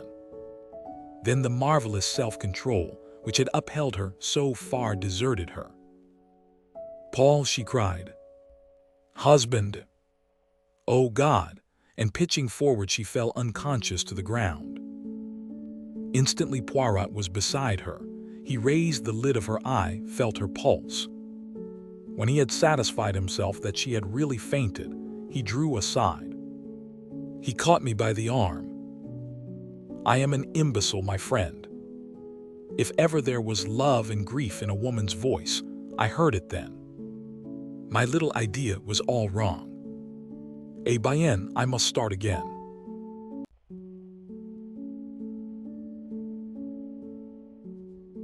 Between them, the doctor and M. Hotet carried the unconscious woman into the house. The commissary looked after them, shaking his head. Pauvre femme, he murmured to himself. The shock was too much for her. Well, we can do nothing. Now, M. Poirot, shall we visit the place where the crime was committed? If you please, M. Bex. We passed through the house and out by the front door. Poirot had looked up at the staircase in passing and shook his head in a dissatisfied manner. It is to me incredible that the servants heard nothing. The creaking of that staircase, with 3 people descending it, would awaken the dead. It was the middle of the night, remember. They were sound asleep by then. But Poirot continued to shake his head, as though not fully accepting the explanation. On the sweep of the drive, he paused, looking up at the house. What moved them in the first place to try if the front door were open? It was a most unlikely thing that it should be. It was far more probable that they should at once try to force a window. But all the windows on the ground floor are barred with iron shutters, objected the commissary. Poirot pointed to a window on the first floor. That is the window of the bedroom we have just come from, is it not? And see, there is a tree by which it would be the easiest thing in the world to mount. Possibly, admitted the other. But they could not have done so without leaving footprints in the flower bed. I saw the justice of his words. There were 2 large oval flower beds planted with scarlet geraniums, one each side of the steps leading up to the front door. The tree in question had its roots actually at the back of the bed itself, and it would have been impossible to reach it without stepping on the bed. You see, continued the commissary, owing to the dry weather no prints would show on the drive or paths, but on the soft mold of the flower bed it would have been a very different affair. Poirot went close to the bed and studied it attentively. As Bex had said, the mold was perfectly smooth. There was not an indentation on it anywhere. Poirot nodded, as though convinced, and we turned away, but he suddenly darted off and began examining the other flower bed. Bex, he called. See here. Here are plenty of traces for you. The commissary joined him and smiled. My dear M. Poirot, those are without doubt the footprints of the gardener's large hobnailed boots. In any case, it would have no importance, since this side we have no tree, and consequently no means of gaining access to the upper story. True, said Poirot, evidently crestfallen. So you think these footprints are of no importance? Not the least in the world. Then, to my utter astonishment, Poirot pronounced these words. I do not agree with you. I have a little idea that these footprints are the most important things we have seen yet. Beck said nothing, merely shrugged his shoulders. He was far too courteous to utter his real opinion. Shall we proceed? He asked instead. Certainly. I can investigate this matter of the footprints later, said Poirot cheerfully. Instead of following the drive down to the gate, Bex turned up a path that branched off at right angles. It led up a slight incline, round to the right of the house, and was bordered on either side by a kind of shrubbery. Suddenly, it emerged into a little clearing from which one obtained a view of the sea. A seat had been placed here, and not far from it was a rather ramshackle shed. A few steps further on, a neat line of small bushes marked the boundary of the villa grounds. Bex pushed his way through these, and we found ourselves on a wide stretch of open downs. I looked round and saw something that filled me with astonishment. "Why, this is a golf course," I cried. Bex nodded. "The limits are not completed yet," he explained. "It is hoped to be able to open them sometime next month. It was some of the men working on them who discovered the body early this morning." I gave a gasp. A little to my left, where for the moment I had overlooked it, was a long, narrow pit, and by it, face downwards, was the body of a man. For a moment, my heart gave a terrible leap, and I had a wild fancy that the tragedy had been duplicated. But the commissary dispelled my illusion by moving forward with a sharp exclamation of annoyance. What have my police been about? They had strict orders to allow no one near the place without proper credentials. The man on the ground turned his head over his shoulder. "But I have proper credentials," he remarked, and rose slowly to his feet. "My dear M. Giraud," cried the commissary, "I had no idea that you had arrived, even.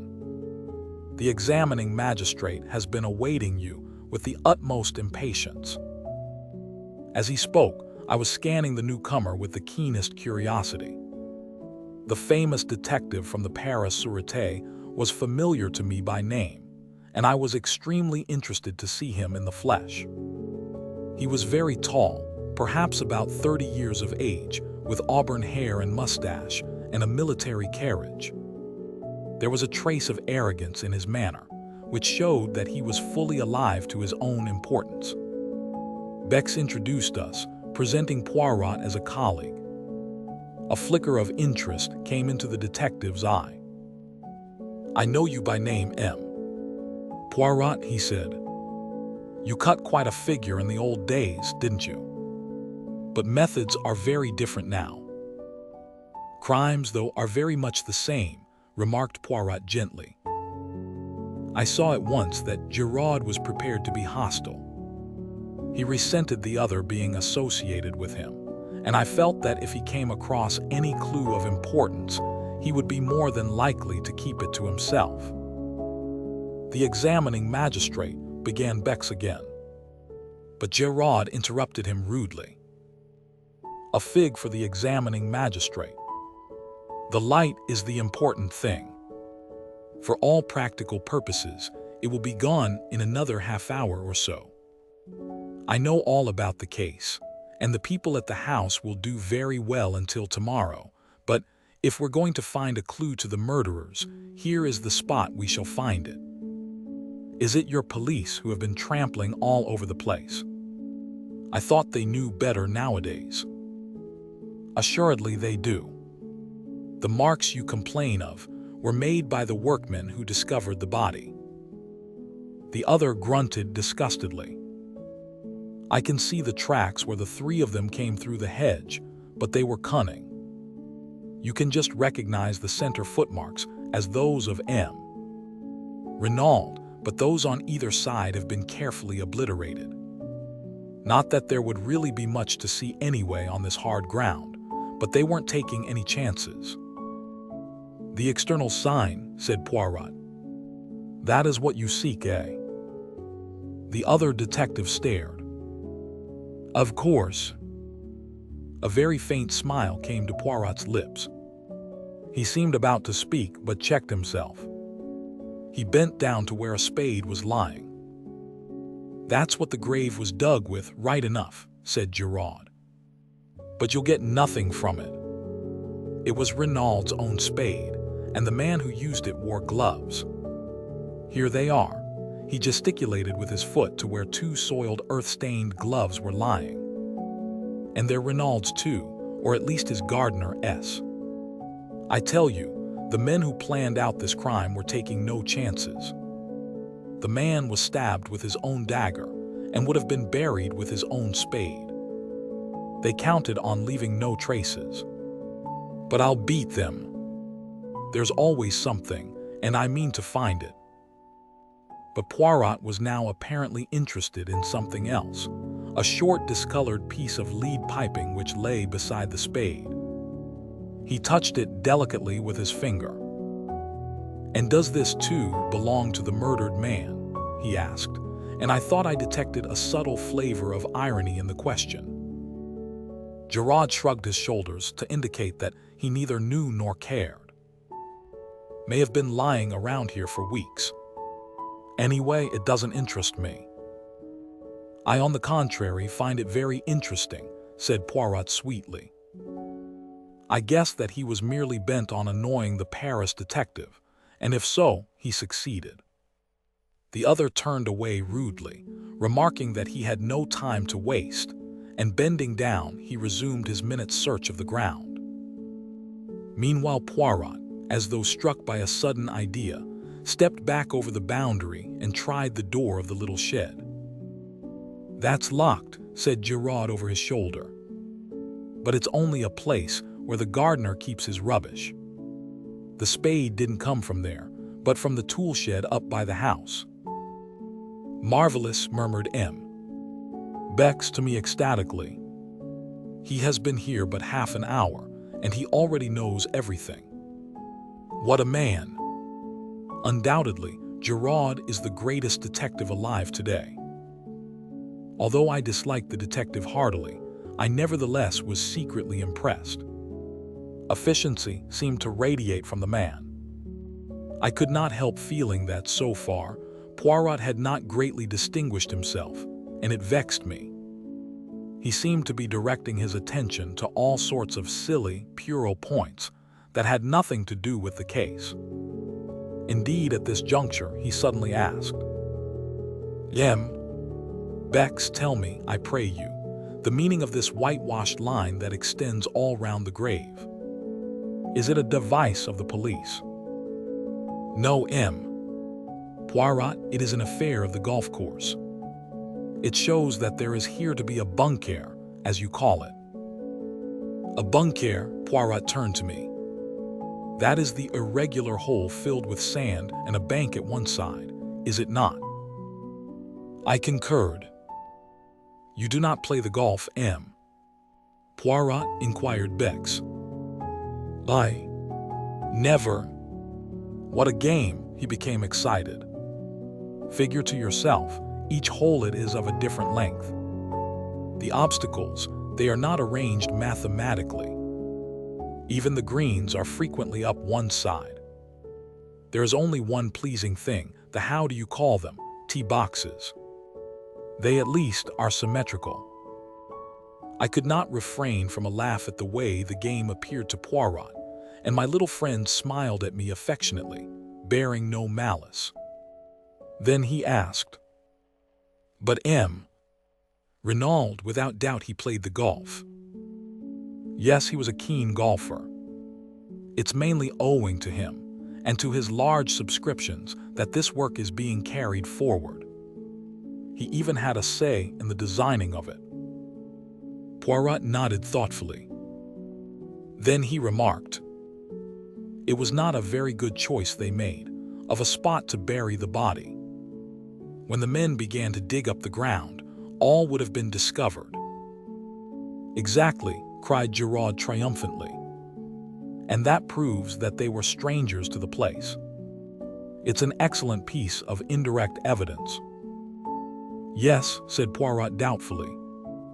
"No one who knew would bury a body there, unless they wanted it to be discovered. And that is clearly absurd, is it not?" Giraud did not even trouble to reply. "Yes," said Poirot, in a somewhat dissatisfied voice. "Yes, undoubtedly absurd."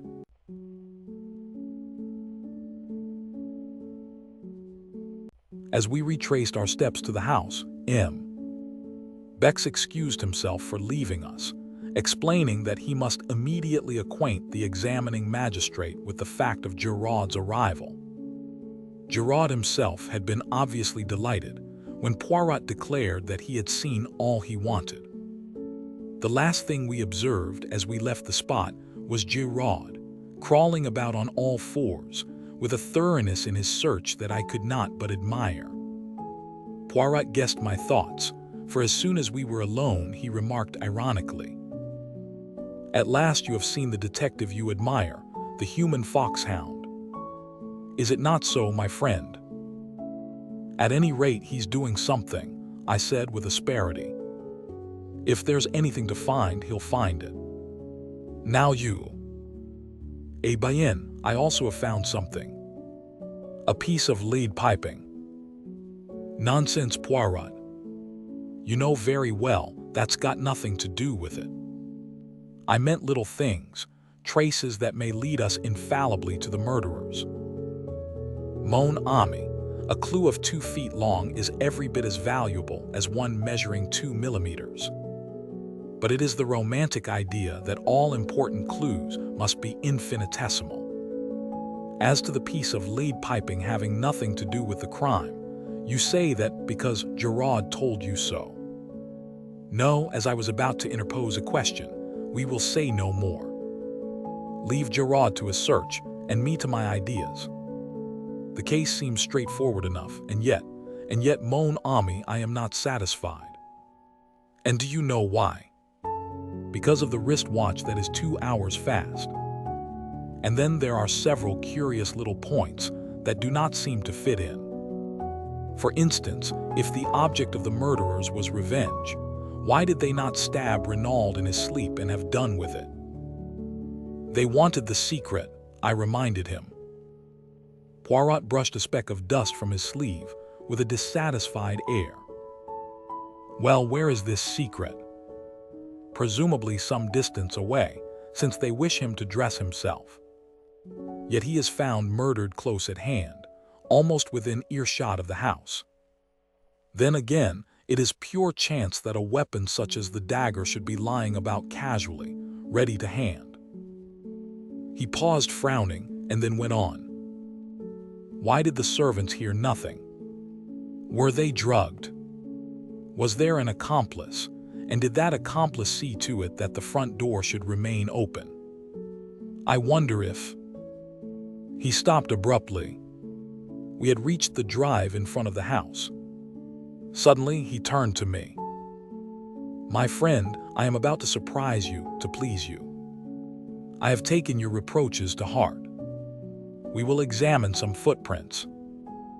Where? In that right-hand bed yonder. Beck says that they are the footmarks of the gardener. Let us see if that is so. See, he approaches with his wheelbarrow. Indeed, an elderly man was just crossing the drive with a barrowful of seedlings. Poirot called to him, and he set down the barrow and came hobbling towards us. You are going to ask him for one of his boots to compare with the footmarks? I asked breathlessly. My faith in Poirot revived a little. Since he said the footprints in this right-hand bed were important, presumably they were. Exactly, said Poirot. But won't he think it very odd? He will not think about it at all. We could say no more, for the old man had joined us. You want me for something, monsieur? Yes. You have been gardener here a long time, haven't you? 24 years, monsieur. And your name is? Auguste, monsieur. I was admiring these magnificent geraniums. They are truly superb. They have been planted long. Some time, monsieur. But of course, to keep the beds looking smart, one must keep bedding out a few new plants and remove those that are over, besides keeping the old blooms well picked off. You put in some new plants yesterday, didn't you? Those in the middle there, and in the other bed also. Monsieur has a sharp eye. It takes always a day or so for them to pick up. Yes, I put 10 new plants in each bed last night. As Monsieur doubtless knows, one should not put in plants when the sun is hot. Auguste was charmed with Poirot's interest and was quite inclined to be garrulous. That is a splendid specimen there, said Poirot, pointing. Might I perhaps have a cutting of it? But certainly, monsieur. The old fellow stepped into the bed and carefully took a slip from the plant Poirot had admired. Poirot was profuse in his thanks, and Auguste departed to his barrow. "You see," said Poirot with a smile, as he bent over the bed to examine the indentation of the gardener's hobnailed boot. "It is quite simple. I did not realize that the foot would be inside the boot. You do not use your excellent mental capacities sufficiently." "Well, what of the footmark?" I examined the bed carefully. "All the footmarks in the bed were made by the same boot," I said at length after a careful study. "You think so?" "Eh bien, I agree with you," said Poirot. He seemed quite uninterested, and as though he were thinking of something else. "At any rate," I remarked, "you will have one bee less in your bonnet now." "Mon Dieu, but what an idiom! What does it mean?" "What I meant was that now you will give up your interest in these footmarks." But to my surprise, Poirot shook his head. "No, no, mon ami. At last I am on the right track. I am still in the dark, but, as I hinted just now to M. Bex, these footmarks are the most important and interesting things in the case. That poor Giraud, I should not be surprised if he took no notice of them whatever." At that moment the front door opened, and M. Hotet and the commissary came down the steps. "Ah, M. Poirot, we were coming to look for you," said the magistrate. "It is getting late, but I wish to pay a visit to Madame d'Aubruel. Without doubt, she will be very much upset by M.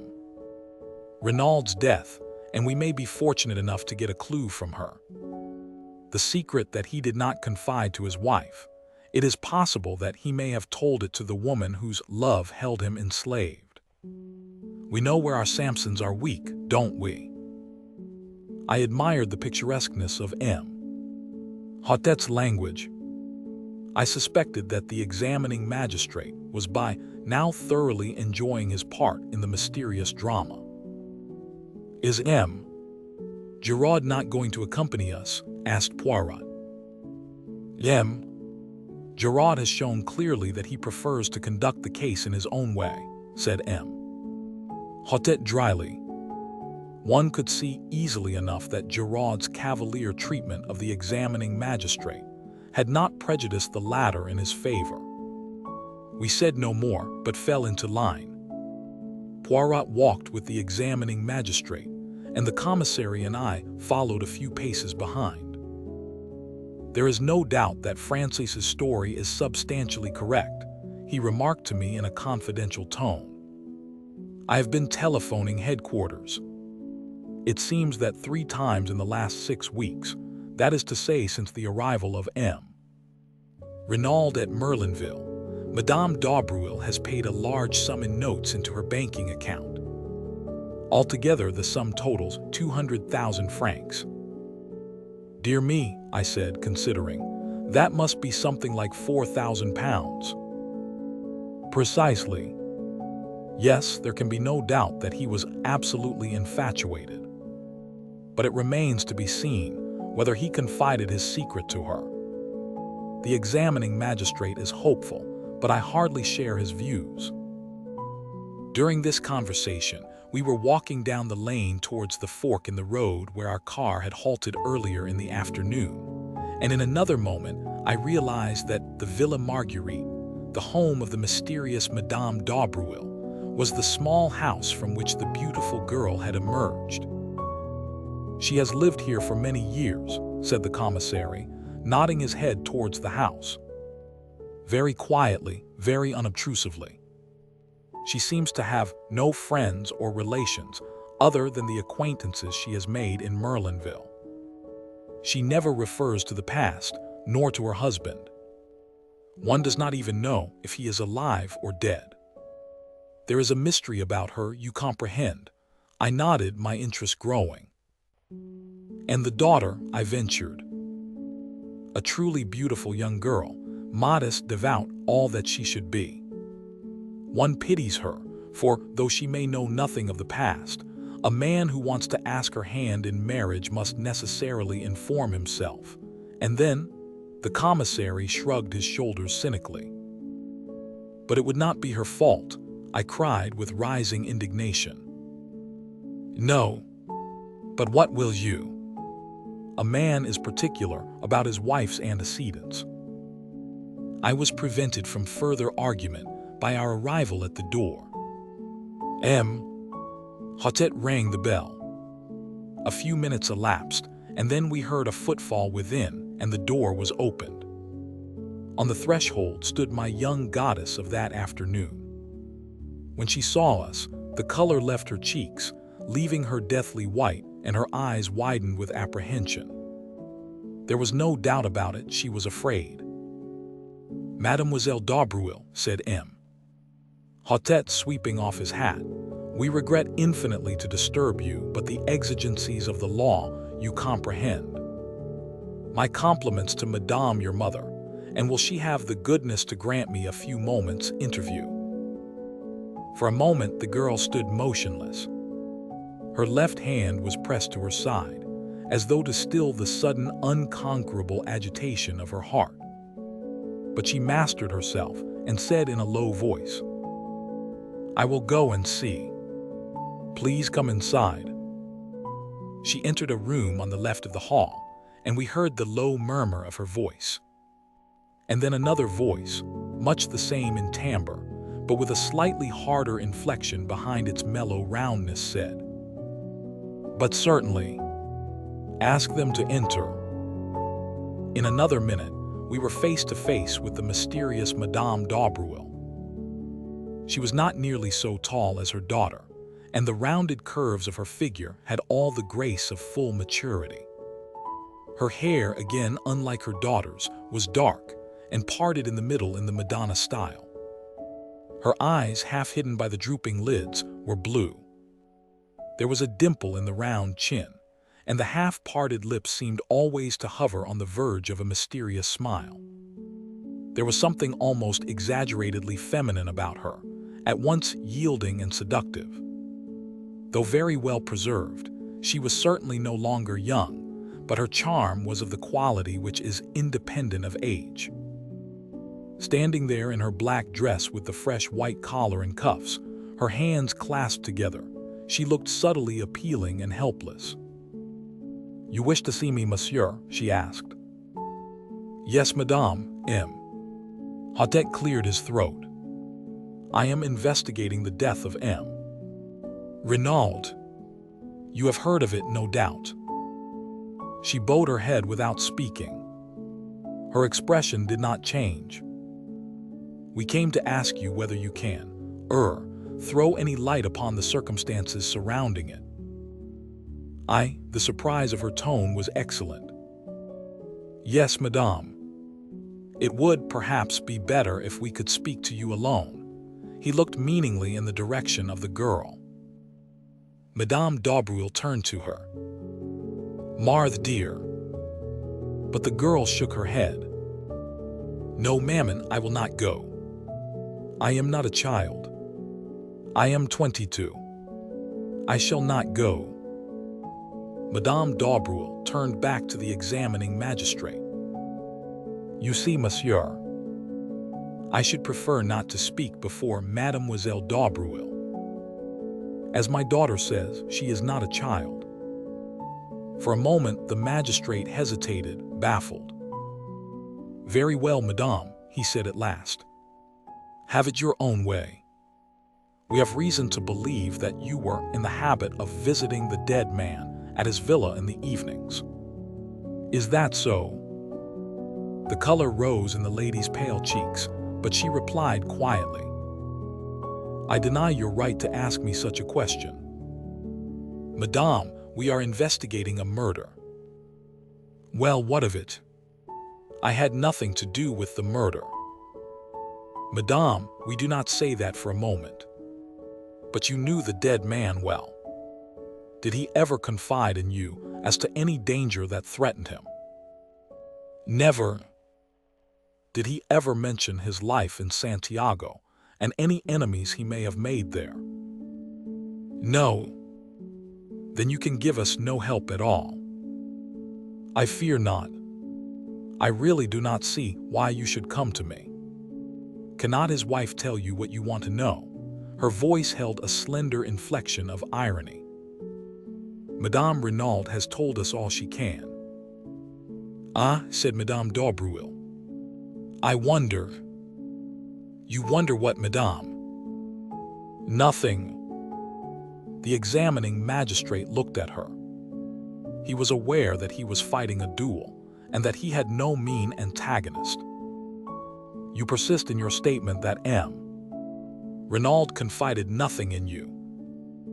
Why should you think it likely that he should confide in me? Because, Madame, said M.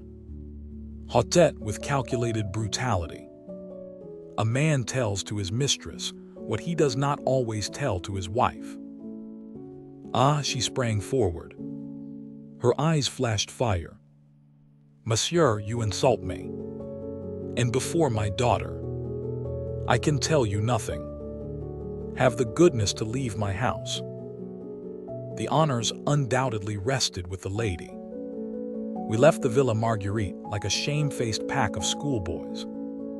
The magistrate muttered angry ejaculations to himself. Poirot seemed lost in thought.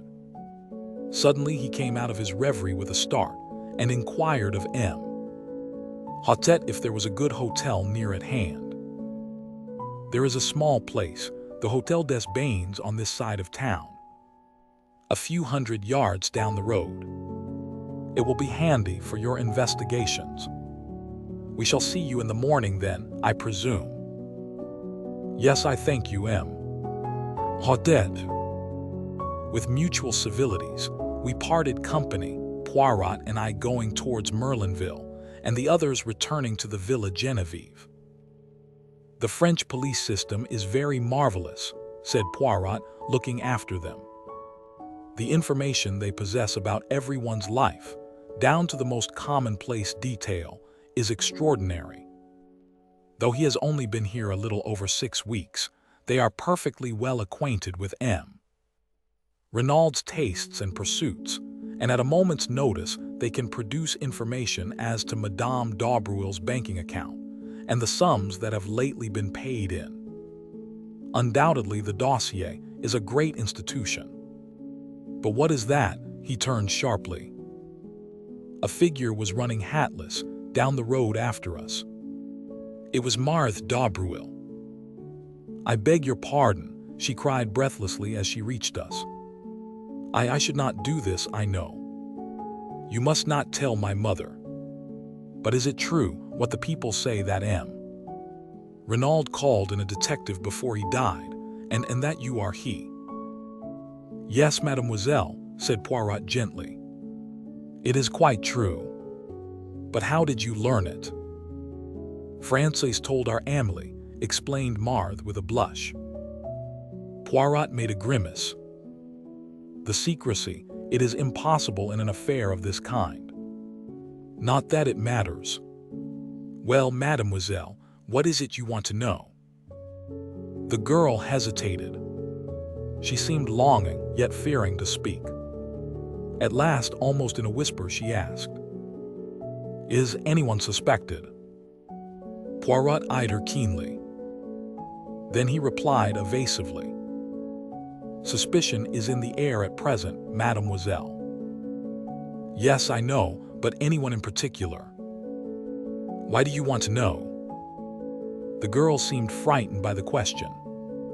All at once, Poirot's words about her earlier in the day recurred to me. The girl with the anxious eyes. M. Renaud was always very kind to me, she replied at last. It is natural that I should be interested. I see, said Poirot. Well, mademoiselle, suspicion at present is hovering round 2 persons. 2. I could have sworn there was a note of surprise and relief in her voice. Their names are unknown, but they are presumed to be Chileans from Santiago. And now, mademoiselle, you see what comes of being young and beautiful. I have betrayed professional secrets for you." The girl laughed merrily, and then rather shyly she thanked him. "I must run back now. Mammon will miss me." And she turned and ran back up the road, looking like a modern Atalanta. I stared after her.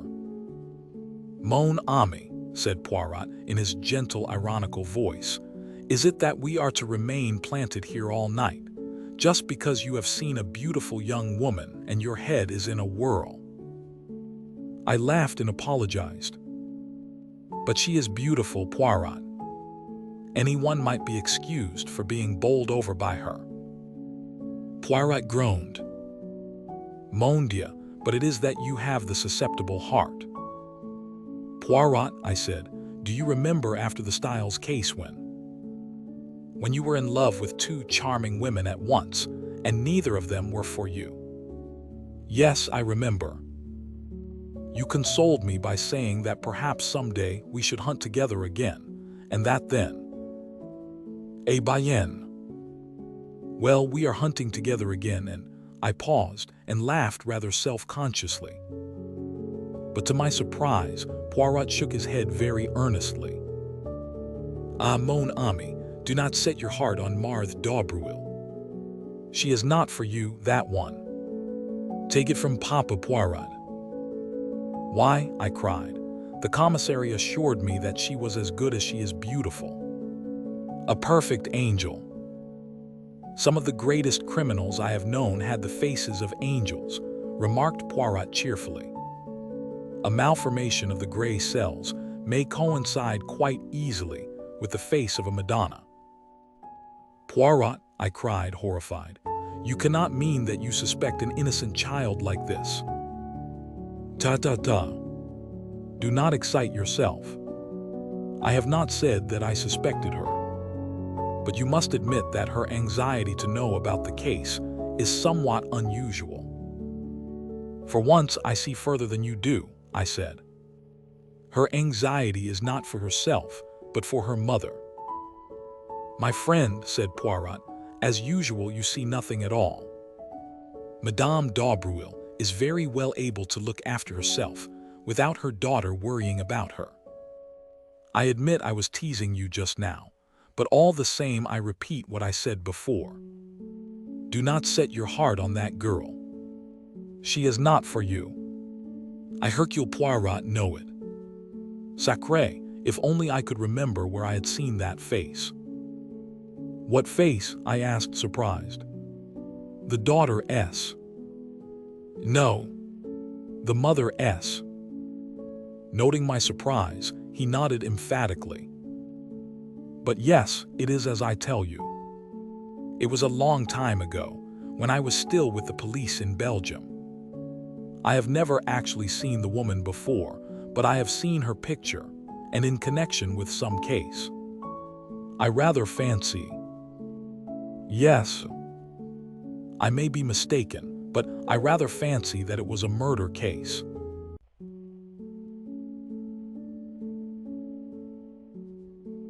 We were up at the Villa betimes next morning. The man on guard at the gate did not bar our way this time. Instead, he respectfully saluted us, and we passed on to the house. The maid Léonie was just coming down the stairs, and seemed not averse to the prospect of a little conversation. Poirot inquired after the health of Mrs. Renaud. Léonie shook her head.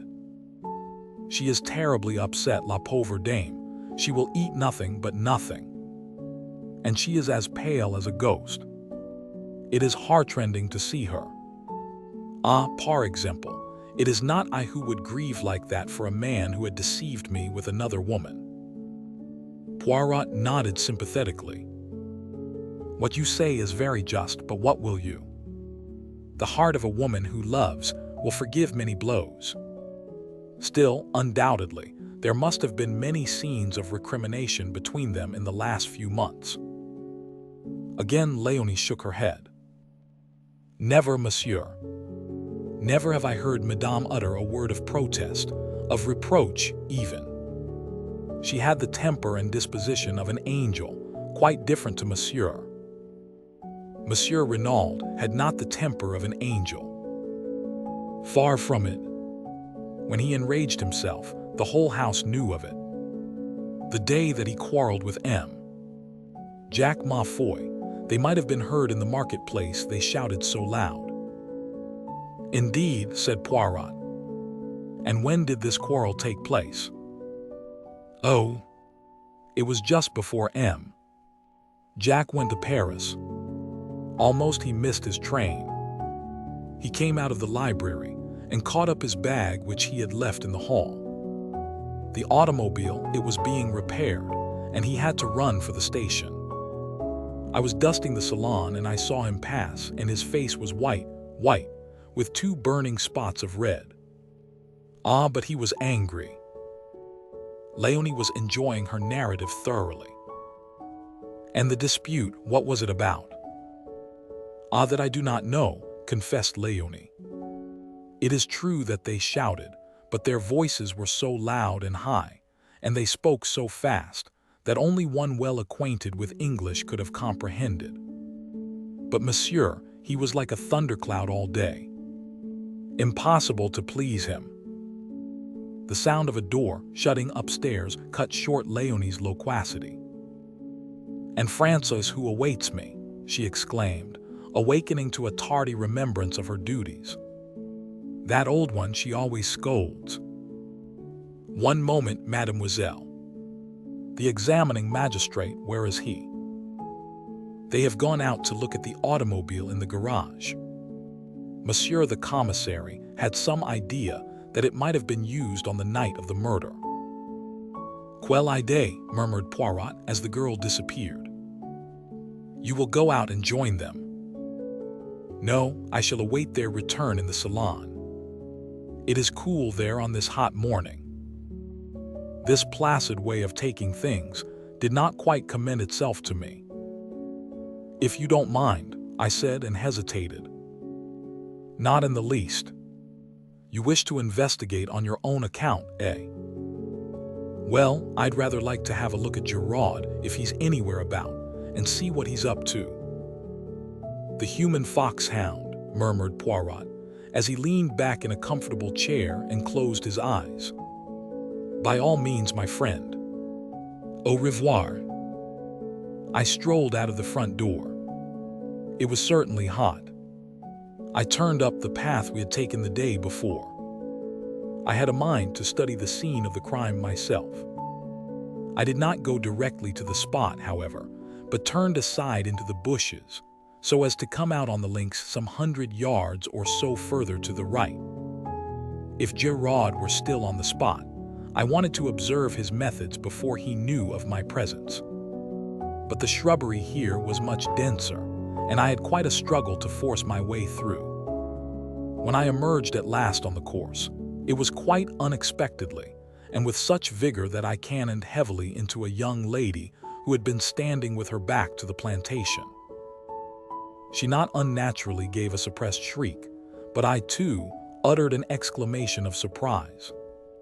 For it was my friend of the train, Cinderella. The surprise was mutual. You, we both exclaimed simultaneously. The young lady recovered herself first.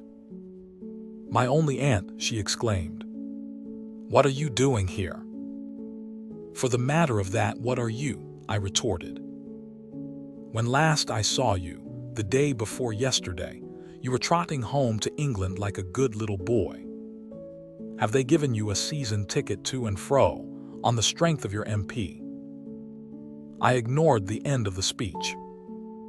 When last I saw you, I said, you were trotting home with your sister like a good little girl. By the way, how is your sister? A flash of white teeth rewarded me. How kind of you to ask. My sister is well, I thank you. She is here with you. She remained in town, said the minx with dignity. I don't believe you've got a sister, I laughed. If you have, her name is Harris. Do you remember mine? She asked with a smile. Cinderella. But you're going to tell me the real one now, aren't you? She shook her head with a wicked look. Not even why you're here. Oh, that. I suppose you've heard of members of my profession resting at expensive French watering places. Dirt cheap if you know where to go. I eyed her keenly. Still, you'd no intention of coming here when I met you 2 days ago. We all have our disappointments, said Miss Cinderella sententiously. There now, I've told you quite as much as is good for you. Little boys should not be inquisitive. You've not yet told me what you're doing here. Got the MP. In tow, I suppose, doing the gay boy on the beach. I shook my head. Guess again. You remember my telling you that my great friend was a detective? Yes. And perhaps you've heard about this crime at the Villa Genevieve. She stared at me. Her breast heaved and her eyes grew wide and round. You don't mean that you're in on that? I nodded. There was no doubt that I had scored heavily. Her emotion as she regarded me was only too evident. For some few seconds she remained silent, staring at me. Then she nodded her head emphatically. Well, if that doesn't beat the band. Tote me round. I want to see all the horrors. What do you mean? What I say. Bless the boy, didn't I tell you I doted on crimes? What do you think I'm imperiling my ankles for in high-heeled shoes over this stubble? I've been nosing round for hours. Tried the front way in, but that old stick-in-the-mud of a French gendarme wasn't taking any. I guess Helen of Troy and Cleopatra and Mary, Queen of Scots, rolled in one wouldn't cut ice with him. It's a real piece of luck happening on you this way. Come on, show me all the sights. But look here, wait a minute, I can't. Nobody else allowed in. They're awfully strict. Aren't you and your friend the big bugs? I was loath to relinquish my position of importance. Why are you so keen? I asked weakly. And what is it you want to see? Oh, everything. The place where it happened, and the weapon, and the body, and any fingerprints or interesting things like that. I've never had a chance of being right in on a murder like this before. It'll last me all my life. I turned away, sickened. What were women coming to nowadays? The girl's ghoulish excitement nauseated me. I had read of the mobs of women who besieged the law courts when some wretched man was being tried for his life on the capital charge. I had sometimes wondered who these women were. Now I knew. They were of the likeness of Cinderella, young, yet obsessed with a yearning for morbid excitement, for sensation at any price, without regard to any decency or good feeling. The vividness of the girl's beauty had attracted me in spite of myself, yet at heart, I retained my first impression of disapproval and dislike. I thought of my mother, long since dead. What would she have said of this strange modern product of girlhood? The pretty face with the paint and powder, and the ghoulish mind behind. Come off your high horse, said the lady suddenly. And don't give yourself airs. When you got called to this job, did you put your nose in the air and say it was a nasty business, and you wouldn't be mixed up in it? No, but if you'd been here on a holiday, wouldn't you be nosing round just the same as I am? Of course you would. I'm a man. You're a woman. Your idea of a woman is someone who gets on a chair and shrieks if she sees a mouse. That's all prehistoric. But you will show me round, won't you? You see, it might make a big difference to me. In what way? They're keeping all the reporters out. I might make a big scoop with one of the papers. You don't know how much they pay for a bit of inside stuff. I hesitated. She slipped a small, soft hand into mine. Please, there's a dear." I capitulated. Secretly, I knew that I should rather enjoy the part of showman. After all, the moral attitude displayed by the girl was none of my business. I was a little nervous as to what the examining magistrate might say, but I reassured myself by the reflection that no harm could possibly be done. We repaired first to the spot where the body had been discovered. A man was on guard there who saluted respectfully, knowing me by sight, and raised no question as to my companion. Presumably, he regarded her as vouched for by me. I explained to Cinderella just how the discovery had been made, and she listened attentively, sometimes putting an intelligent question. Then we turned our steps in the direction of the villa. I proceeded rather cautiously, for, truth to tell, I was not at all anxious to meet anyone. I took the girl through the shrubbery round to the back of the house, where the small shed was. I recollected that yesterday evening, after relocking the door, Bex had left the key with the Sergeant de Villemarchot, in case Giraud should require it while we are upstairs. I thought it quite likely that the Sûreté detective, after using it, had returned it to Marchot again. Leaving the girl out of sight in the shrubbery, I entered the house. Marchot was on duty outside the door of the salon. From within came the murmur of voices. "Monsieur desires Hotet." "He is within." He is again interrogating Francois. "No," I said hastily, "I don't want him. But I should very much like the key of the shed outside, if it is not against regulations." "But certainly, monsieur." He produced it. "Here it is." Le juge gave orders that all facilities were to be placed at your disposal. You will return it to me when you have finished out there, that is all. Of course. I felt a thrill of satisfaction as I realized that in Marchot's eyes, at least, I ranked equally in importance with Poirot. The girl was waiting for me. She gave an exclamation of delight as she saw the key in my hand. "You've got it then?" "Of course," I said coolly. "All the same, you know, what I'm doing is highly irregular. You've been a perfect duck, and I shan't forget it. Come along. They can't see us from the house, can they?" "Wait a minute," I arrested her eager advance. "I won't stop you if you really wish to go in. But do you? You've seen the grave and the grounds, and you've heard all the details of the affair. Isn't that enough for you? This is going to be gruesome, you know, and unpleasant." She looked at me for a moment with an expression that I could not quite fathom. Then she laughed. "Me for the horrors," she said. "Come along." In silence, we arrived at the door of the shed. I opened it and we passed in. I walked over to the body and gently pulled down the sheet as Bex had done the preceding afternoon. A little gasping sound escaped from the girl's lips, and I turned and looked at her. There was horror on her face now, and those debonair high spirits of hers were quenched utterly.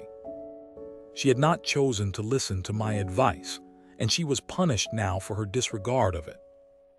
I felt singularly merciless towards her. She should go through with it now. I turned the corpse gently over. "You see," I said, "he was stabbed in the back." Her voice was almost soundless. "With what?" I nodded towards the glass jar. "That dagger." Suddenly the girl reeled and then sank down in a heap. I sprang to her assistance. "You are faint. Come out of here. It has been too much for you." "Water," she murmured. "Quick! Water!" I left her and rushed into the house. Fortunately, none of the servants were about, and I was able to secure a glass of water unobserved and add a few drops of brandy from a pocket flask. In a few minutes, I was back again. The girl was lying as I had left her, but a few sips of the brandy and water revived her in a marvelous manner. "Take me out of here, oh, quickly, quickly," she cried, shuddering. Supporting her with my arm, I led her out into the air, and she pulled the door to behind her. Then she drew a deep breath. "That's better. Oh, it was horrible. Why did you ever let me go in?" I felt this to be so feminine that I could not forbear a smile. Secretly, I was not dissatisfied with her collapse. It proved that she was not quite so callous as I had thought her. After all, she was little more than a child, and her curiosity had probably been of the unthinking order. "I did my best to stop you, you know," I said gently. "I suppose you did. Well, goodbye. Look here, you can't start off like that, all alone. You're not fit for it. I insist on accompanying you back to Merlinville." "Nonsense. I'm quite all right now. Supposing you felt faint again." "No, I shall come with you." But this she combated with a good deal of energy. In the end, however, I prevailed so far as to be allowed to accompany her to the outskirts of the town. We retraced our steps over our former route, passing the grave again and making a detour onto the road. Where the first straggling line of shops began, she stopped and held out her hand. "Goodbye, and thank you ever so much for coming with me. Are you sure you're all right now?" "Quite, thanks. I hope you won't get into any trouble over showing me things." I disclaimed the idea lightly. "Well, goodbye." "Au revoir," I corrected. "If you're staying here, we shall meet again." She flashed a smile at me. "That's so. Au revoir, then. Wait a second, you haven't told me your address." "Oh, I'm staying at the Hotel du Fer. It's a little place, but quite good. Come and look me up tomorrow." "I will," I said, with perhaps rather unnecessary empressement. I watched her out of sight, then turned and retraced my steps to the villa. I remembered that I had not relocked the door of the shed. Fortunately, no one had noticed the oversight, and turning the key, I removed it and returned it to the Sergeant de Ville. And as I did so, it came upon me suddenly that though Cinderella had given me her address, I still did not know her name.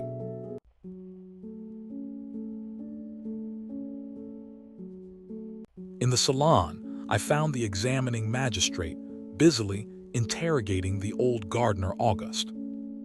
Poirot and the commissary, who were both present, greeted me respectively with a smile and a polite bow. I slipped quietly into a seat.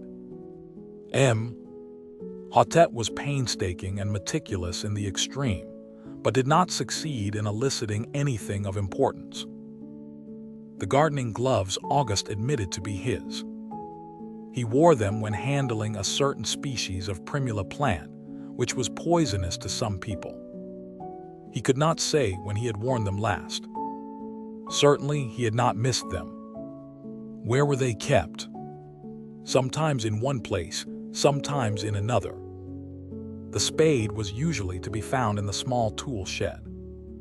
Was it locked? Of course it was locked.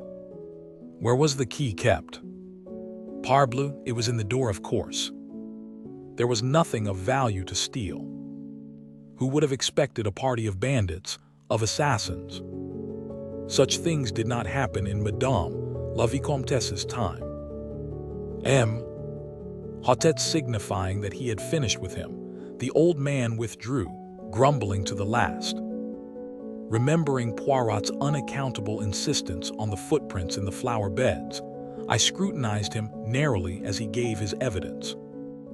Either he had nothing to do with the crime, or he was a consummate actor. Suddenly, just as he was going out of the door, an idea struck me. "Pardon, Hotet," I cried, "but will you permit me to ask him one question?" "But certainly, monsieur."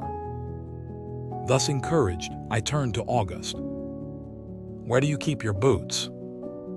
"Sac a papier," growled the old man. "On my feet." "Where else?" "But when you go to bed at night." "Under my bed." "But who cleans them?" "Nobody."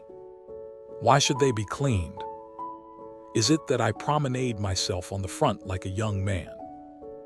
On Sunday I wear the Sunday boots, bien entendu, but otherwise." He shrugged his shoulders. I shook my head, discouraged. "Well, well," said the magistrate. "We do not advance very much. Undoubtedly, we are held up until we get the return cable from Santiago. Has anyone seen Giraud?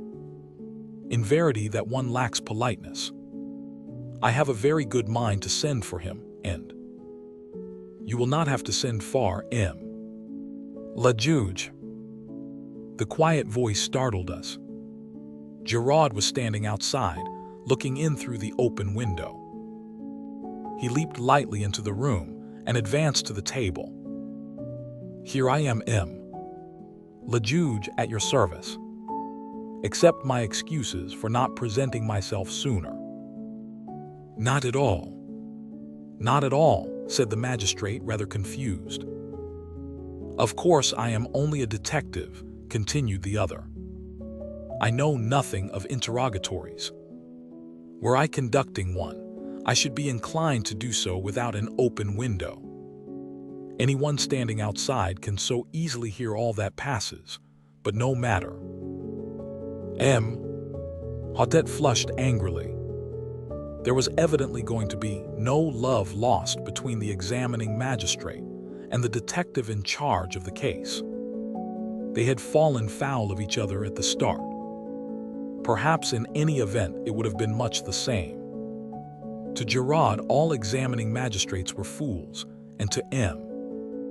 Hautet, who took himself seriously, the casual manner of the Paris detective could not fail to give offense. "Eh bien, M. Giraud," said the magistrate rather sharply. "Without doubt, you have been employing your time to a marvel. You have the names of the assassins for us, have you not? And also the precise spot where they find themselves now." Unmoved by this irony, Giraud replied, "I know at least where they have come from." Comment. Giraud took two small objects from his pocket and laid them down on the table.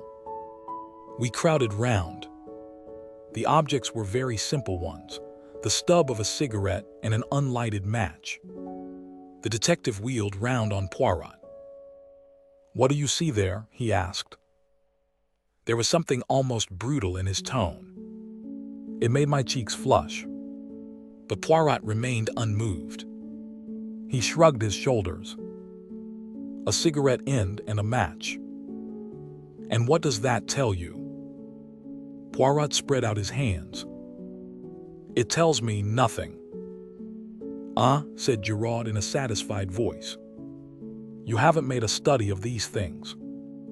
That's not an ordinary match, not in this country at least. It's common enough in South America. Luckily, it's unlighted. I mightn't have recognized it otherwise."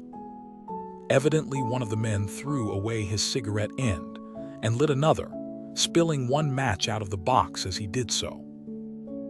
"And the other match?" asked Poirot. "Which match?" "The one he did light his cigarette with." "You have found that also?" "No." "Perhaps you didn't search very thoroughly." "Not search thoroughly." For a moment it seemed as though the detective were going to break out angrily, but with an effort he controlled himself. "I see you love a joke, M. Poirot. But in any case, match or no match, the cigarette end would be sufficient. It is a South American cigarette with licorice pectoral paper." Poirot bowed. The commissary spoke. "The cigarette end and match might have belonged to M.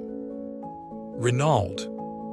Remember, it is only 2 years since he returned from South America." No, replied the other confidently. I have already searched among the effects of M. Renaud. The cigarettes he smoked and the matches he used are quite different.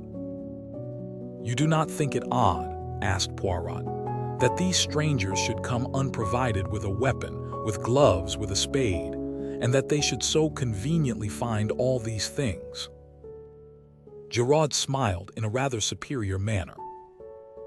Undoubtedly it is strange. Indeed, without the theory that I hold, it would be inexplicable. Aha, said M. Hautet. An accomplice. An accomplice within the house. Or outside it, said Giraud with a peculiar smile. But someone must have admitted them. We cannot allow that, by an unparalleled piece of good fortune, they found the door ajar for them to walk in. Secord M. Le Juge. The door was opened for them, but it could just as easily be opened from outside, by someone who possessed a key. But who did possess a key? Giraud shrugged his shoulders. As for that, no one who possesses one is going to admit the fact if they can help it. But several people might have had one. Jack Renaud the son, for instance. It is true that he is on his way to South America, but he might have lost the key or had it stolen from him. Then there is the gardener. He has been here many years. One of the younger servants may have a lover. It is easy to take an impression of a key and have one cut. There are many possibilities. Then there is another person who, I should judge, is exceedingly likely to have such a thing in her keeping. Who is that? Madame d'Aubreuil, said the detective dryly. Said the magistrate, his face falling a little. So you have heard about that, have you? I hear everything, said Giraud imperturbably. There is one thing I could swear you have not heard, said M. Hautet, delighted to be able to show superior knowledge, and without more ado, he retailed the story of the mysterious visitor the night before. He also touched on the check made out to Duveen, and finally handed Giraud the letter signed Bella. Giraud listened in silence, studied the letter attentively, and then handed it back. All very interesting, M. Le Juge. But my theory remains unaffected. And your theory is? For the moment, I prefer not to say. Remember, I am only just beginning my investigations. Tell me one thing, M. Giraud, said Poirot suddenly. Your theory allows for the door being opened. It does not explain why it was left open. When they departed, would it not have been natural for them to close it behind them? If a Sergeant de Ville had chanced to come up to the house, as is sometimes done to see that all is well, they might have been discovered and overtaken almost at once. But they forgot it. A mistake, I grant you. Then, to my surprise, Poirot uttered almost the same words as he had uttered to Bex the previous evening. I do not agree with you. The door being left open was the result of either design or necessity, and any theory that does not admit that fact is bound to prove vain.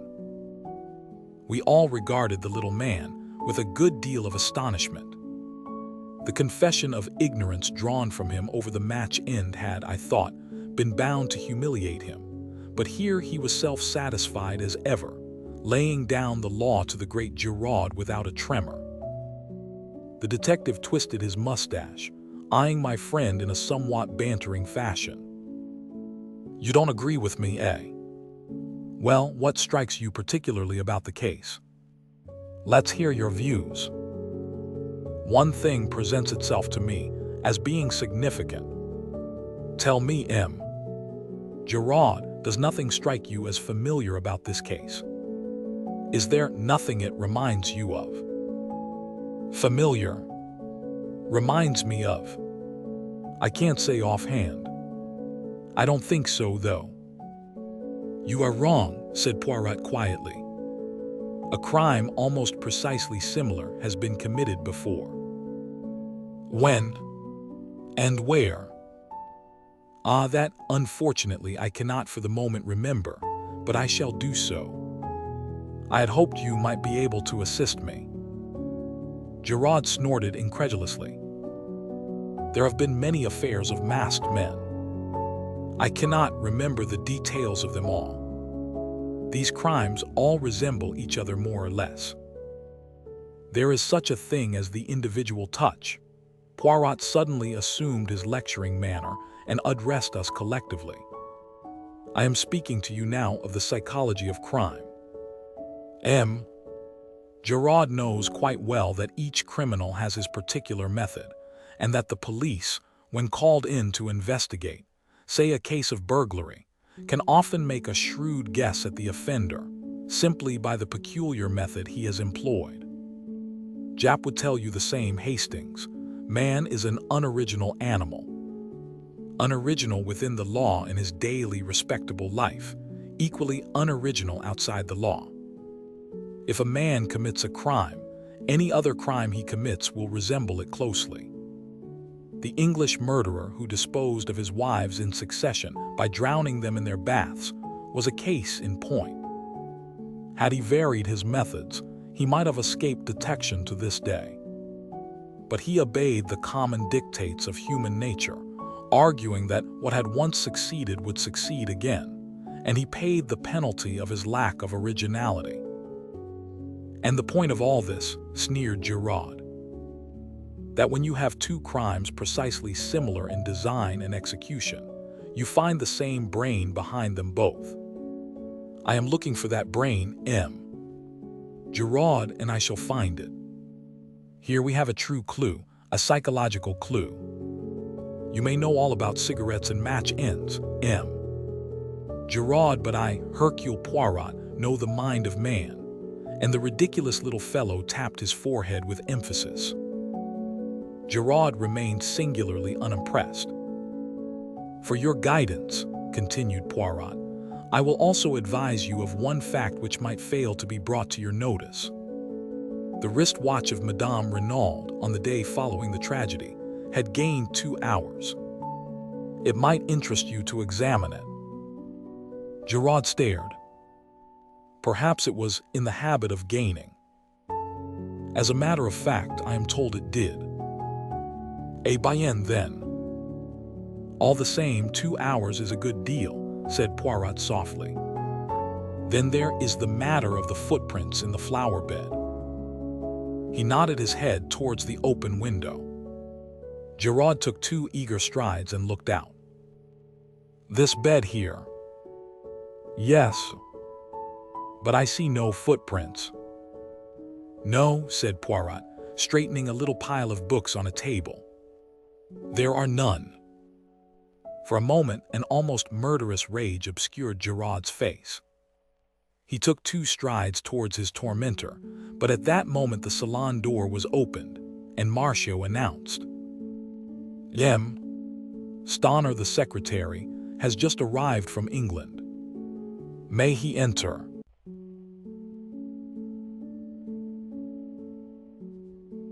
The man who entered the room was a striking figure. Very tall, with a well-knit athletic frame and a deeply bronzed face and neck, he dominated the assembly. Even Giraud seemed anemic beside him. When I knew him better, I realized that Gabriel Stoner was quite an unusual personality. English by birth, he had knocked about all over the world. He had shot big game in Africa, traveled in Korea, ranched in California, and traded in the South Sea Islands. He had been secretary to a New York railway magnate and had spent a year encamped in the desert with a friendly tribe of Arabs. His unerring eye picked out M. Haudet, the examining magistrate in charge of the case. Pleased to meet you, M. Le Juge. This is a terrible business. How's Mrs. Renaud? Is she bearing up fairly well? It must have been an awful shock to her. Terrible, terrible, said M. Odette. Permit me to introduce M. Beck's our commissary of police, M. Giraud of the Sûreté. This gentleman is M. Hercule Poirot. M. Renaud sent for him, but he arrived too late to do anything to avert the tragedy. A friend of M. Poirot's Captain Hastings. Stoner looked at Poirot with some interest. Sent for you, did he? You did not know then that M. Renaud contemplated calling in a detective, interposed M. Bex. No, I didn't. But it doesn't surprise me a bit. Why? Because the old man was rattled. I don't know what it was all about. He didn't confide in me. We weren't on those terms. But rattled he was, and badly. Said M. Odette. But you have no notion of the cause. That's what I said, sir. You will pardon me, M. Stoner, but we must begin with a few formalities. Your name? Gabriel Stoner. How long ago was it that you became secretary to M. Renaud? About 2 years ago, when he first arrived from South America. I met him through a mutual friend, and he offered me the post. A thundering good boss he was too. Did he talk to you much about his life in South America? Yes, a good bit. Do you know if he was ever in Santiago? Several times, I believe. He never mentioned any special incident that occurred there, anything that might have provoked some vendetta against him. Never. Did he speak of any secret that he had acquired while sojourning there? No. Did he ever say anything at all about a secret? Not that I can remember. But for all that, there was a mystery about him. I've never heard him speak of his boyhood, for instance, or of any incident prior to his arrival in South America. He was a French-Canadian by birth, I believe, but I've never heard him speak of his life in Canada. He could shut up like a clam if he liked. So, as far as you know, he had no enemies, and you can give us no clue as to any secret to obtain possession of which he might have been murdered. That's so. M. Stoner, have you ever heard the name of Duveen in connection with M. Renaud? Duveen. Duveen, he tried the name over thoughtfully. I don't think I have. And yet it seems familiar. Do you know a lady, a friend of M. Renaud, whose Christian name is Bella? Again, Mr. Stoner shook his head. Bella Duveen. Is that the full name? It's curious. I'm sure I know it. But for the moment, I can't remember in what connection. The magistrate coughed. You understand, M. Stoner, the case is like this. There must be no reservations. You might perhaps, through a feeling of consideration for Madame Renaud, for whom, I gather, you have a great esteem and affection, you might, enfin, said M. Hotet getting rather tied up in his sentence. There must absolutely be no reservations. Stoner stared at him, a dawning light of comprehension in his eyes. I don't quite get you, he said gently. Where does Mrs. Renaud come in? I've an immense respect and affection for that lady. She's a very wonderful and unusual type, but I don't quite see how my reservations, or otherwise, could affect her. Not if this Bella Duveen should prove to have been something more than a friend to her husband. Ah, said Stoner. I get you now. But I'll bet my bottom dollar that you're wrong. The old man never so much as looked at a petticoat. He just adored his own wife. They were the most devoted couple I know. M. Hotet shook his head gently. M. Stoner, we hold absolute proof, a love letter written by this Bella to M. Renaud, accusing him of having tired of her. Moreover, we have further proof that, at the time of his death, he was carrying on an intrigue with a Frenchwoman, a Madame d'Aubreuil, who rents the adjoining villa. And this is the man who, according to you, never looked at a petticoat. The secretary's eyes narrowed. Hold on, M. Le Juge.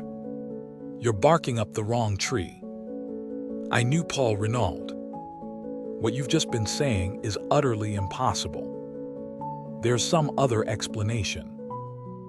The magistrate shrugged his shoulders. What other explanation could there be? What leads you to think it was a love affair? Madame d'Aubreuil was in the habit of visiting him here in the evenings. Also, since M. Renaud came to the Villa Genevieve, Madame d'Aubreuil has paid large sums of money into the bank in notes. In all, the amount totals £4,000 of your English money. I guess that's right, said Stoner quietly.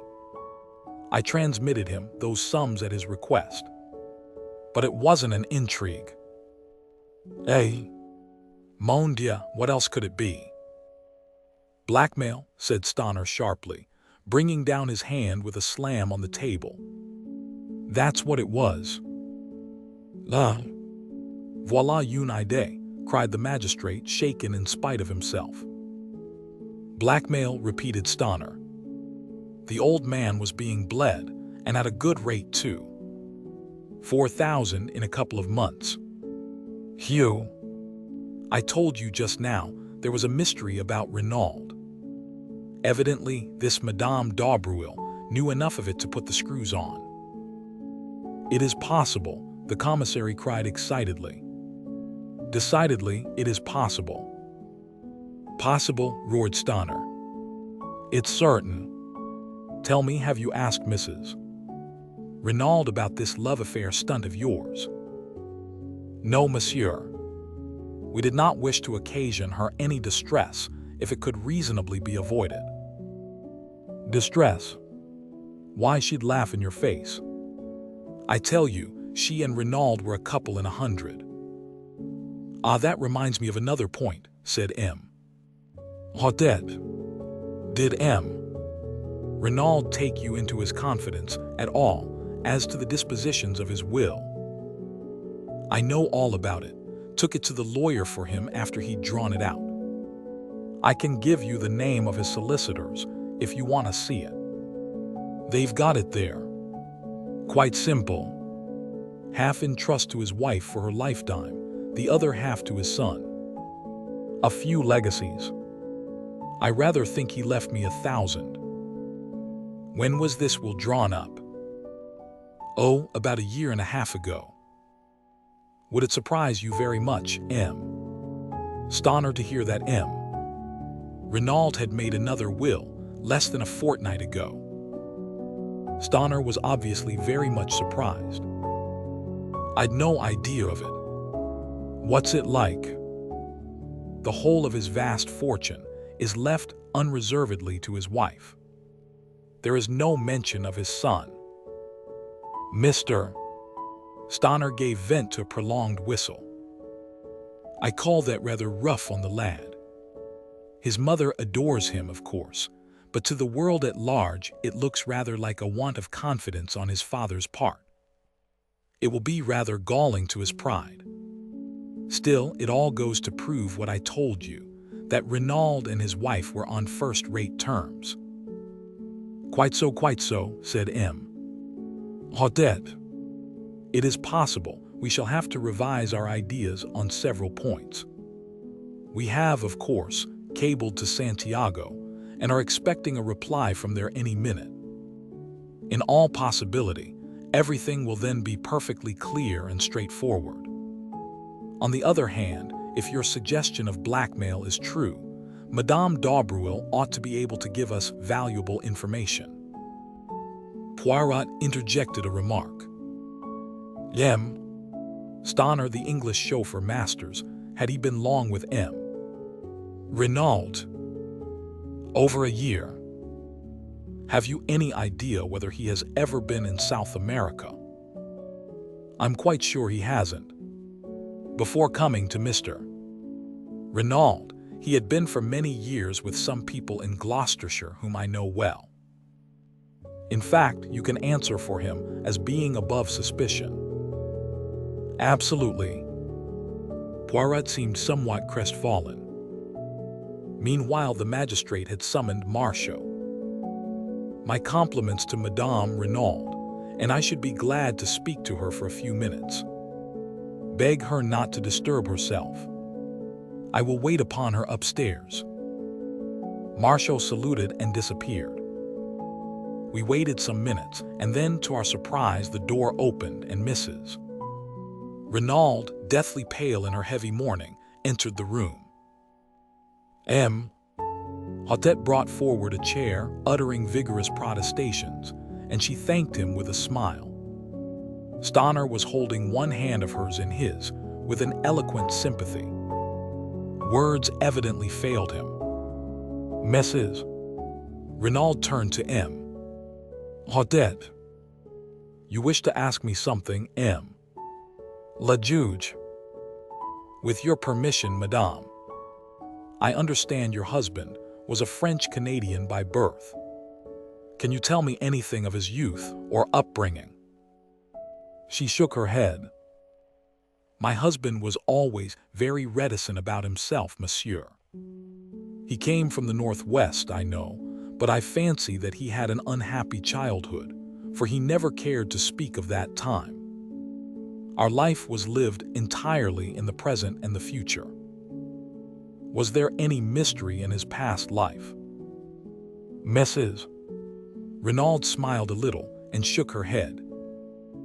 Nothing so romantic, I am sure, La Juge. Odette also smiled. True, we must not permit ourselves to get melodramatic. There is one thing more. He hesitated. Stoner broke in impetuously. They've got an extraordinary idea into their heads, Mrs. Renaud. They actually fancy that Mr. Renaud was carrying on an intrigue with a Madame d'Aubreuil who, it seems, lives next door. The scarlet color flamed into Mrs. Renaud's cheeks. She flung her head up, then bit her lip, her face quivering. Stoner stood looking at her in astonishment, but Bex leaned forward and said gently, We regret to cause you pain, madame, but have you any reason to believe that Madame d'Aubreuil was your husband's mistress? With a sob of anguish, Mrs. Renaud buried her face in her hands. Her shoulders heaved convulsively. At last she lifted her head and said brokenly, She may have been. Never in all my life have I seen anything to equal the blank amazement on Stoner's face. He was thoroughly taken aback.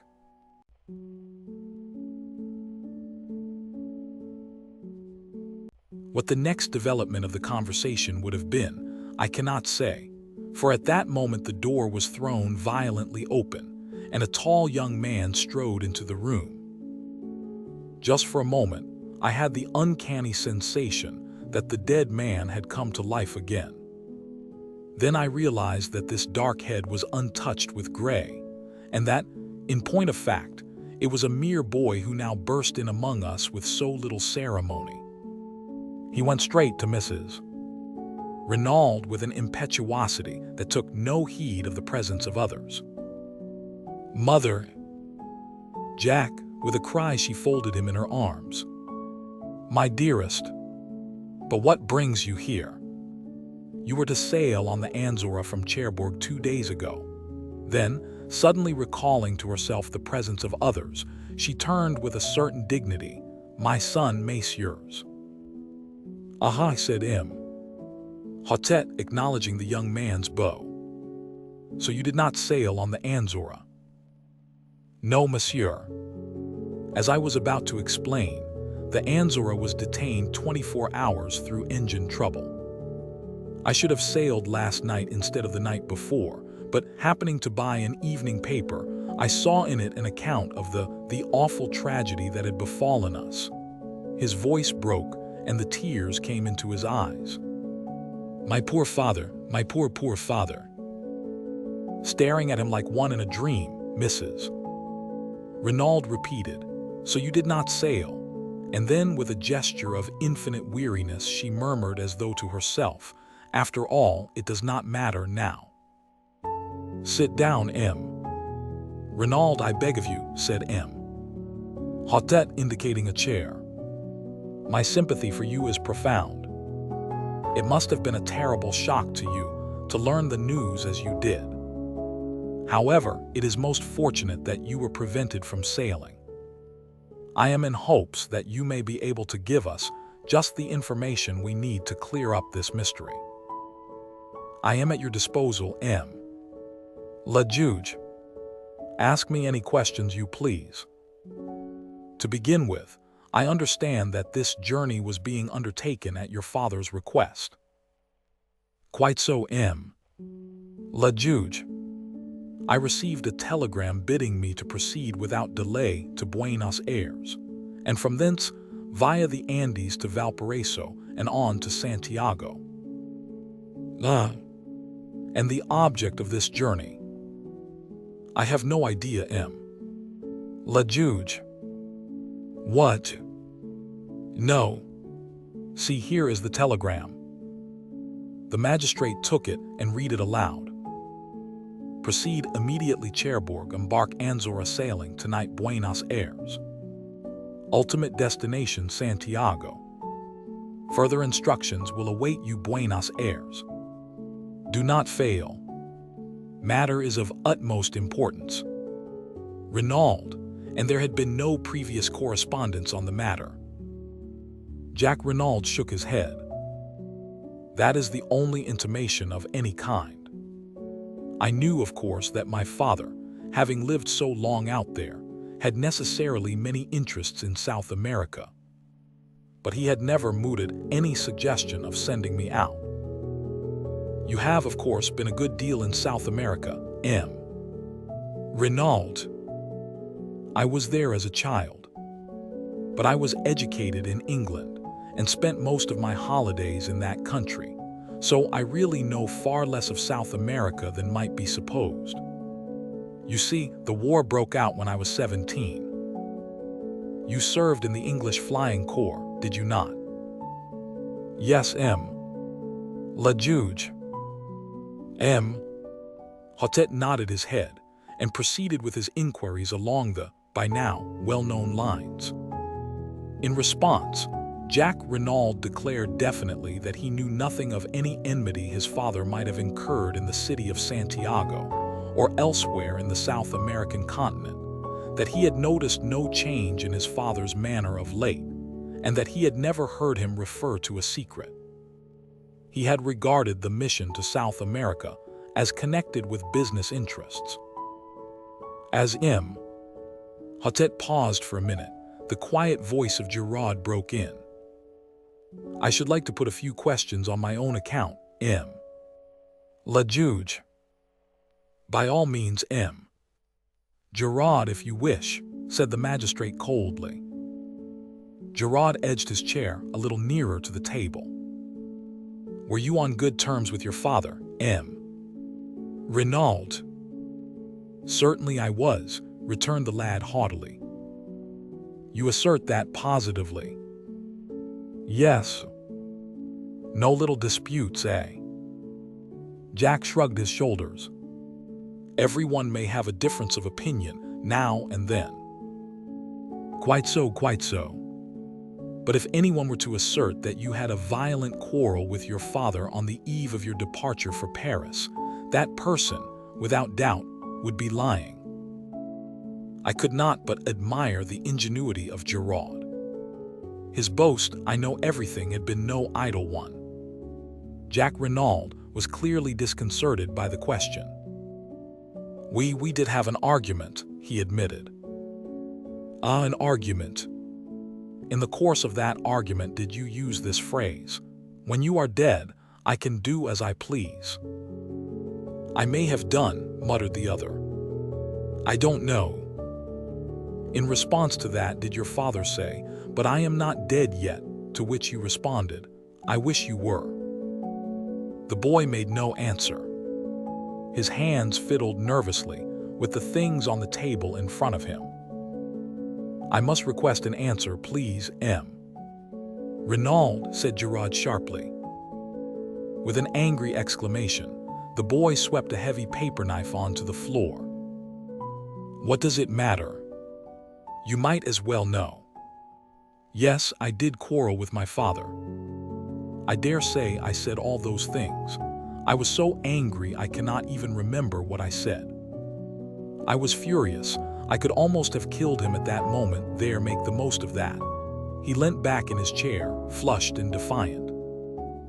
Giraud smiled, then, moving his chair back a little, said, "That is all. You would, without doubt, prefer to continue the interrogatory, M." "Le juge." "Ah, yes, exactly," said M. "Hotet. And what was the subject of your quarrel?"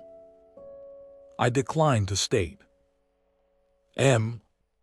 Hotet sat up in his chair. "M. Renaud, it is not permitted to trifle with the law," he thundered. "What was the subject of the quarrel?" Young Renaud remained silent, his boyish face sullen and overcast. But another voice spoke, imperturbable and calm, the voice of Hercule Poirot. "I will inform you if you like, M." "Le juge." "You know." "Certainly I know." The subject of the quarrel was Mademoiselle Marthe d'Aubruil. Renaud sprang round, startled. The magistrate leaned forward. "Is this so, monsieur?" Jacques Renaud bowed his head. "Yes," he admitted. "I love Mademoiselle d'Aubruil, and I wish to marry her." When I informed my father of the fact, he flew at once into a violent rage. Naturally, I could not stand hearing the girl I loved insulted, and I, too, lost my temper. M. Hotet looked across at Mrs. Renaud. "You were aware of this attachment, madame?" "I feared it," she replied simply. "Mother," cried the boy. "You too. Marthe is as good as she is beautiful. What can you have against her?" "I have nothing against Mademoiselle d'Aubruil in any way. But I should prefer you to marry an Englishwoman, or, if a Frenchwoman, not one who has a mother of doubtful antecedents." Her rancor against the older woman showed plainly in her voice, and I could well understand that it must have been a bitter blow to her when her only son showed signs of falling in love with the daughter of her rival. "Mrs. Renaud continued, addressing the magistrate, "I ought perhaps to have spoken to my husband on the subject, but I hoped that it was only a boy and girl flirtation which would blow over all the quicker if no notice was taken of it. I blame myself now for my silence, but my husband, as I told you, had seemed so anxious and careworn, different altogether from his normal self, that I was chiefly concerned not to give him any additional worry." M. Hotet nodded. "When you informed your father of your intentions towards Mademoiselle d'Aubruil," he resumed, "he was surprised. He seemed completely taken aback. Then he ordered me peremptorily to dismiss any such idea from my mind. He would never give his consent to such a marriage. Nettled, I demanded what he had against Mademoiselle d'Aubruil. To that he could give no satisfactory reply, but spoke in slighting terms of the mystery surrounding the lives of the mother and daughter. I answered that I was marrying Marthe, and not her antecedents, but he shouted me down with a peremptory refusal to discuss the matter in any way. The whole thing must be given up. The injustice and high-handedness of it all maddened me, especially since he himself always seemed to go out of his way to be attentive to the d'Aubruils, and was always suggesting that they should be asked to the house. I lost my head, and we quarreled in earnest. My father reminded me that I was entirely dependent on him, and it must have been in answer to that I made the remark about doing as I pleased after his death. Poirot interrupted with a quick question. You were aware, then, of the terms of your father's will? I knew that he had left half his fortune to me, the other half in trust for my mother to come to me at her death, replied the lad. Proceed with your story, said the magistrate. After that, we shouted at each other in sheer rage, until I suddenly realized that I was in danger of missing my train to Paris. I had to run for the station, still in a white heat of fury. However, once well away, I calmed down. I wrote to Marthe, telling her what had happened, and her reply soothed me still further. She pointed out to me that we had only to be steadfast, and any opposition was bound to give way at last. Our affection for each other must be tried and proved, and when my parents realized that it was no light infatuation on my part, they would doubtless relent towards us. Of course, to her, I had not dwelt on my father's principal objection to the match. I soon saw that I should do my cause no good by violence. My father wrote me several letters to Paris, affectionate in tone, and which did not refer to our disagreement or its cause, and I replied in the same strain. You can produce those letters, said Giraud. I did not keep them. No matter, said the detective. Renaud looked at him for a moment, but the magistrate was continuing his questions. To pass to another matter, are you acquainted with the name of Duveen, M? Renaud. Duveen, said Jack. Duveen. He leant forward and slowly picked up the paper knife he had swept from the table. As he lifted his head, his eyes met the watching ones of Giraud. Duveen. No, I can't say I am. Will you read this letter, M? Renaud, and tell me if you have any idea as to who the person was who addressed it to your father. Jack Renaud took the letter and read it through, the color mounting in his face as he did so. Addressed to my father, the emotion and indignation in his tones were evident. Yes, we found it in the pocket of his coat. He hesitated, throwing the merest fraction of a glance towards his mother. The magistrate understood. As yet, no. Can you give us any clue as to the writer? I have no idea whatsoever. M. Haudet sighed. A most mysterious case. Well, I suppose we can now rule out the letter altogether. What do you think, M? Giraud. It does not seem to lead us anywhere. It certainly does not, agreed the detective with emphasis. And yet, sighed the magistrate, it promised at the beginning to be such a beautiful and simple case. He caught Mrs. Renaud's eye and blushed in immediate confusion.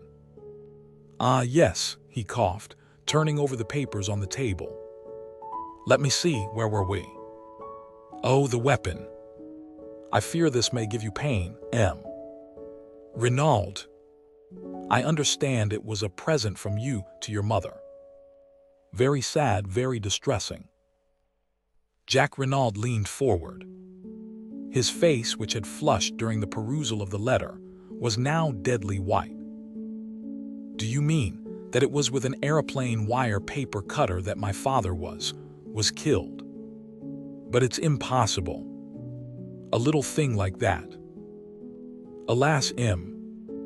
Renaud, it is only too true. An ideal little tool, I fear. Sharp and easy to handle. Where is it? Can I see it? Is it still in the body? Oh no, it had been removed. You would like to see it? To make sure. It would be as well, perhaps, though Madame has already identified it. Still, M. Bex, might I trouble you? Certainly, M. Le Juge. I will fetch it immediately. Would it not be better to take M. Renaud to the shed, suggested Giraud smoothly. Without doubt, he would wish to see his father's body. The boy made a shivering gesture of negation, and the magistrate, always disposed to cross Giraud whenever possible, replied, "But no, not at present. M. Bex will be so kind as to bring it to us here." The commissary left the room. Stoner crossed to Jack and wrung him by the hand. Poirot had risen and was adjusting a pair of candlesticks that struck his trained eye as being a shade askew. The magistrate was reading the mysterious love letter through a last time, clinging desperately to his first theory of jealousy and a stab in the back. Suddenly the door burst open and the commissary rushed in. M. Le Juge. M. Le Juge. But yes. What is it? The dagger. It is gone. Comment gone. Vanished. Disappeared. The glass jar that contained it is empty. What? I cried. Impossible. Why, only this morning I saw. The words died on my tongue. But the attention of the entire room was diverted to me. What is that you say? Cried the commissary. This morning. I saw it there this morning, I said slowly. About an hour and a half ago, to be accurate. You went to the shed then. How did you get the key? I asked the Sergeant de Ville for it. And you went there. Why? I hesitated, but in the end I decided that the only thing to do was to make a clean breast of it. M. Le Juge, I said. I have committed a grave fault, for which I must crave your indulgence. Eh bien, proceed, monsieur. The fact of the matter is, I said, wishing myself anywhere else than where I was, that I met a young lady, an acquaintance of mine. She displayed a great desire to see everything that was to be seen, and well, in short, I took the key to show her the body. Ah, par exemple, cried the magistrate indignantly. But it is a grave fault you have committed there, Captain Hastings. It is altogether most irregular. You should not have permitted yourself this folly. I know, I said meekly. Nothing that you can say could be too severe, M. Le Juge. You did not invite this lady to come here. Certainly not. I met her quite by accident. She is an English lady who happens to be staying in Merlinville, though I was not aware of that until my unexpected meeting with her. Well, well, said the magistrate, softening. It was most irregular, but the lady is without doubt young and beautiful, n'est-ce pas? What it is to be young. Oh, Juness, Juness, and he sighed sentimentally. But the commissary, less romantic and more practical, took up the tale. But did not you reclose and lock the door when you departed? That's just it, I said slowly. That's what I blame myself for so terribly. My friend was upset at the sight. She nearly fainted. I got her some brandy and water, and afterwards insisted on accompanying her back to town. In the excitement, I forgot to relock the door. I only did so when I got back to the villa. Then for 20 minutes at least, said the commissary slowly. He stopped. Exactly, I said. 20 minutes, mused the commissary. It is deplorable, said M. Hautet, his sternness of manner returning. Without precedent. Suddenly another voice spoke. You find it deplorable, M. Le Juge, asked Giraud. Certainly I do. Eh bien, I find it admirable, said the other imperturbably. This unexpected ally quite bewildered me. Admirable M. Giraud? Asked the magistrate, studying him cautiously out of the corner of his eye. Precisely. And why? Because we know now that the assassin, or an accomplice of the assassin, has been near the villa only an hour ago. It will be strange if, with that knowledge, we do not shortly lay hands upon him. There was a note of menace in his voice. He continued, he risked a good deal to gain possession of that dagger. Perhaps he feared that fingerprints might be discovered on it. Poirot turned to Bex. You said there were none. Giraud shrugged his shoulders. Perhaps he could not be sure. Poirot looked at him. You are wrong, M. Giraud. The assassin wore gloves, so he must have been sure. I do not say it was the assassin himself. It may have been an accomplice who was not aware of that fact. Ils sont mal renseignés les accomplices, muttered Poirot, but he said no more. The magistrate's clerk was gathering up the papers on the table. M. Hautet addressed us. Our work here is finished. Perhaps, M.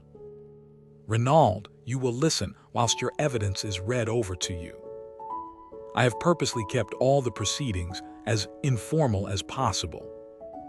I have been called original in my methods, but I maintain that there is much to be said for originality. The case is now in the clever hands of the renowned M. Giraud. He will without doubt distinguish himself. Indeed, I wonder that he has not already laid his hands upon the murderers. Madame, again let me assure you of my heartfelt sympathy. Messieurs, I wish you all good day. And accompanied by his clerk and the commissary, he took his departure. Poirot tugged out that large turnip of a watch of his and observed the time. Let us return to the hotel for lunch, my friend, he said. And you shall recount to me in full the indiscretions of this morning. No one is observing us.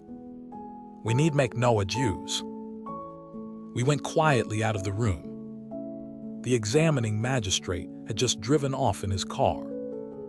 I was going down the steps when Poirot's voice arrested me. One little moment, my friend.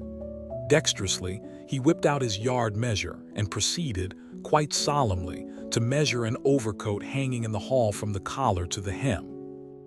I had not seen it hanging there before, and guessed that it belonged to either Mr. Stoner or Jack Renaud.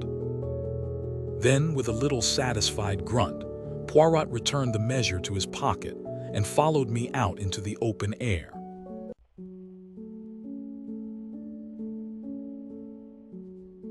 Why did you measure that overcoat?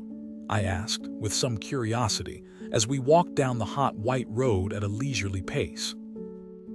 Parbleu, to see how long it was, replied my friend imperturbably. I was vexed. Poirot's incurable habit of making a mystery out of nothing never failed to irritate me. I relapsed into silence and followed a train of thought of my own. Although I had not noticed them specially at the time, certain words Mrs. Renaud had addressed to her son now recurred to me, fraught with a new significance. So you did not sail, she had said, and then had added, after all, it does not matter now. What had she meant by that? The words were enigmatical, significant. Was it possible that she knew more than we supposed? She had denied all knowledge of the mysterious mission with which her husband was to have entrusted his son. But was she really less ignorant than she pretended? Could she enlighten us if she chose? And was her silence part of a carefully thought out and preconceived plan? The more I thought about it, the more I was convinced that I was right. Mrs. Renaud knew more than she chose to tell. In her surprise at seeing her son, she had momentarily betrayed herself. I felt convinced that she knew, if not the assassins, at least the motive for the assassination. But some very powerful considerations must keep her silent. "You think profoundly, my friend," remarked Poirot, breaking in upon my reflections. "What is it that intrigues you so?" I told him, sure of my ground, though feeling expectant that he would ridicule my suspicions. But to my surprise, he nodded thoughtfully. "You are quite right, Hastings. From the beginning, I have been sure that she was keeping something back. At first, I suspected her, if not of inspiring, at least of conniving at the crime." "You suspected her?" I cried. "But certainly. She benefits enormously. In fact, by this new will, she is the only person to benefit. So from the start, she was singled out for attention. You may have noticed that I took an early opportunity of examining her wrists. I wished to see whether there was any possibility that she had gagged and bound herself. I saw at once that there was no fake. The cords had actually been drawn so tight as to cut into the flesh. That ruled out the possibility of her having committed the crime single-handed. But it was still possible for her to have connived at it, or to have been the instigator with an accomplice. Moreover, the story as she told it was singularly familiar to me. The masked men that she could not recognize, the mention of the secret. I had heard or read all these things before. Another little detail confirmed my belief that she was not speaking the truth. The wristwatch, Hastings, the wristwatch. Again, that wristwatch. Poirot was eyeing me curiously. "You see, mon ami, you comprehend." "No," I replied with some ill humor. "I neither see nor comprehend. You make all these confounded mysteries, and it's useless asking you to explain. You always like keeping everything up your sleeve to the last minute." "Do not enrage yourself, my friend," said Poirot with a smile. "I will explain if you wish. But not a word to Giraud, say intendu. He treats me as an old one of no importance. We shall see. In common fairness, I gave him a hint. If he does not choose to act upon it, that is his own lookout." I assured Poirot that he could rely upon my discretion. "C'est bien, let us then employ our little gray cells. Tell me, my friend, at what time, according to you, did the tragedy take place?" "Why, at 2 o'clock or thereabouts," I said, astonished. "You remember, Mrs. Renaud told us that she heard the clock strike while the men were in the room." "Exactly, and on the strength of that, you, the examining magistrate, Bex, and everyone else, accept the time without further question. But I, Hercule Poirot, say that Madame Renaud lied. The crime took place at least 2 hours earlier." "But the doctors?" "They declared, after examination of the body, that death had taken place between 10 and 7 hours previously. Mon ami, for some reason, it was imperative that the crime should seem to have taken place later than it actually did. You have read of a smashed watch or clock recording the exact hour of a crime, so that the time should not rest on Mrs. Renaud's testimony alone. Someone moved on the hands of that wrist watch to 2 o'clock, and then dashed it violently to the ground. But as is often the case, they defeated their own object. The glass was smashed, but the mechanism of the watch was uninjured. It was a most disastrous maneuver on their part, for it at once drew my attention to 2 points. First, that Madame Renaud was lying. Secondly, that there must be some vital reason for the postponement of the time. But what reason could there be? Ah, that is the question. There we have the whole mystery. As yet, I cannot explain it. There is only one idea that presents itself to me as having a possible connection. And that is, the last train left Merlinville at 17 minutes past 12. I followed it out slowly. So that, the crime apparently taking place some 2 hours later, anyone leaving by that train would have an unimpeachable alibi. Perfect, Hastings. You have it. I sprang up. But we must inquire at the station. Surely they cannot have failed to notice 2 foreigners who left by that train. We must go there at once. You think so, Hastings? Of course. Let us go there now. Poirot restrained my ardor with a light touch upon the arm. Go by all means if you wish, mon ami, but if you go, I should not ask for particulars of 2 foreigners. I stared, and he said rather impatiently, La, you do not believe all that rigmarole, do you? The masked men and all the rest of cette histoire-là. His words took me so much aback that I hardly knew how to respond. He went on serenely. You heard me say to Giraud, did you not, that all the details of this crime were familiar to me? Eh bien, that presupposes one of 2 things. Either the brain that planned the first crime also planned this one, or else an account read of a cause célèbre unconsciously remained in our assassin's memory and prompted the details. I shall be able to pronounce definitely on that after. He broke off. I was revolving sundry matters in my mind. But Mr. Renaud's letter, it distinctly mentions a secret in Santiago.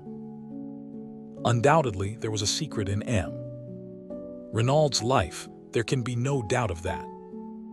On the other hand, the word Santiago, to my mind, is a red herring, dragged continually across the track to put us off the scent. It is possible that it was used in the same way on M. Renaud, to keep him from directing his suspicions into a quarter nearer at hand. Oh, be assured, Hastings, the danger that threatened him was not in Santiago, it was near at hand in France. He spoke so gravely, and with such assurance that I could not fail to be convinced. But I essayed one final objection. And the match and cigarette end found near the body. What of them?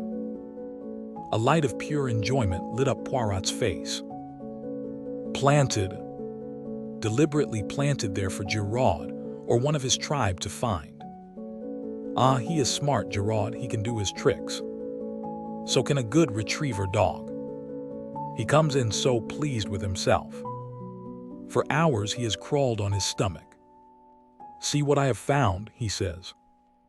And then again to me, what do you see here? Me, I answer with profound and deep truth, nothing. And Giraud, the great Giraud, he laughs, he thinks to himself, oh, that he is imbecile, this old one, but we shall see. But my mind had reverted to the main facts. Then all this story of the masked men is false. What really happened? Poirot shrugged his shoulders. One person could tell us, Madame Renaud. But she will not speak. Threats and entreaties would not move her. A remarkable woman, that Hastings. I recognized as soon as I saw her that I had to deal with a woman of unusual character. At first, as I told you, I was inclined to suspect her of being concerned in the crime. Afterwards, I altered my opinion. What made you do that? Her spontaneous and genuine grief at the sight of her husband's body. I could swear that the agony in that cry of hers was genuine. Yes, I said thoughtfully, one cannot mistake these things. I beg your pardon, my friend, one can always be mistaken. Regard a great actress. Does not her acting of grief carry you away and impress you with its reality? No, however strong my own impression and belief, I needed other evidence before I allowed myself to be satisfied. The great criminal can be a great actor. I base my certainty in this case, not upon my own impression, but upon the undeniable fact that Mrs. Renaud actually fainted. I turned up her eyelids and felt her pulse. There was no deception, the swoon was genuine. Therefore, I was satisfied that her anguish was real and not assumed. Besides, a small additional point not without interest, It was unnecessary for Mrs. Renaud to exhibit unrestrained grief. She had had one paroxysm on learning of her husband's death, and there would be no need for her to simulate another such a violent one on beholding his body. No, Mrs. Renaud was not her husband's murderess. But why has she lied? She lied about the wrist watch. She lied about the masked men. She lied about a third thing. Tell me, Hastings, what is your explanation of the open door? Well, I said, rather embarrassed, I suppose it was an oversight. They forgot to shut it. Poirot shook his head and sighed. That is the explanation of Giraud. It does not satisfy me. There is a meaning behind that open door, which for a moment I cannot fathom. I have an idea, I cried suddenly. Et la bonne heure, let us hear it. Listen. We are agreed that Mrs. Renaud's story is a fabrication. Is it not possible, then, that Mr. Renaud left the house to keep an appointment, possibly with the murderer, leaving the front door open for his return? But he did not return, and the next morning he is found stabbed in the back. An admirable theory, Hastings, but for two facts which you have characteristically overlooked. In the first place, who gagged and bound Madame Renaud? And why on earth should they return to the house to do so? In the second place, no man on earth would go out to keep an appointment wearing his underclothes and an overcoat. There are circumstances in which a man might wear pajamas and an overcoat, but the other never. True, I said, rather crestfallen. No, continued Poirot, we must look elsewhere for a solution of the open door mystery. One thing I am fairly sure of, they did not leave through the door. They left by the window. What? Precisely. But there were no footmarks in the flower bed underneath. No, and there ought to have been. Listen, Hastings. The gardener, August, as you heard him say, planted both those beds the preceding afternoon. In the one there are plentiful impressions of his big hobnailed boots, in the other none. You see. Someone had passed that way. Someone who, to obliterate their footprints, smoothed over the surface of the bed with a rake. Where did they get a rake? Where they got the spade and the gardening gloves, said Poirot impatiently. There is no difficulty about that. What makes you think that they left that way, though? Surely it is more probable that they entered by the window and left by the door. That is possible, of course. Yet I have a strong idea that they left by the window. I think you are wrong. Perhaps, mon ami. I mused, thinking over the new field of conjecture that Poirot's deductions had opened up to me. I recalled my wonder at his cryptic allusions to the flower bed and the wrist watch. His remarks had seemed so meaningless at the moment, and now, for the first time, I realized how remarkably, from a few slight incidents, he had unraveled much of the mystery that surrounded the case. I paid a belated homage to my friend. As though he read my thoughts, he nodded sagely. Method, you comprehend. Method. Arrange your facts. Arrange your ideas. And if some little fact will not fit in, do not reject it but consider it closely. Though its significance escapes you, be sure that it is significant. In the meantime, I said, considering, although we know a great deal more than we did, we are no nearer to solving the mystery of who killed Mr. Renaud. No, said Poirot cheerfully. In fact, we are a great deal further off.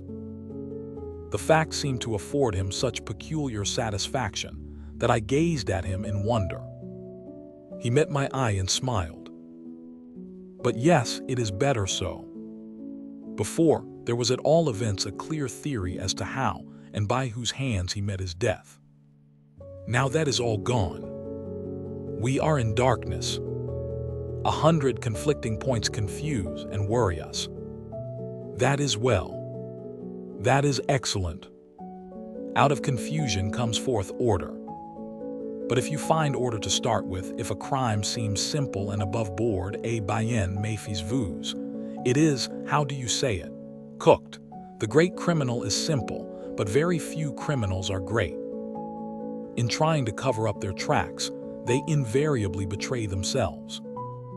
Ah, mon ami, I would that someday I could meet a really great criminal, one who commits his crime and then does nothing.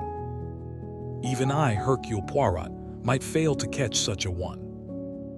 But I had not followed his words. A light had burst upon me. Poirot, Mrs. Renaud. I see it now. She must be shielding somebody. From the quietness with which Poirot received my remark, I could see that the idea had already occurred to him. Yes, he said thoughtfully. Shielding someone or screening someone. One of the two. I saw very little difference between the two words, but I developed my theme with a good deal of earnestness.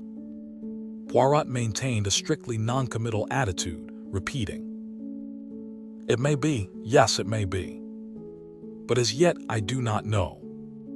There is something very deep underneath all this. You will see. Something very deep." Then, as we entered our hotel, he enjoined silence on me with a gesture.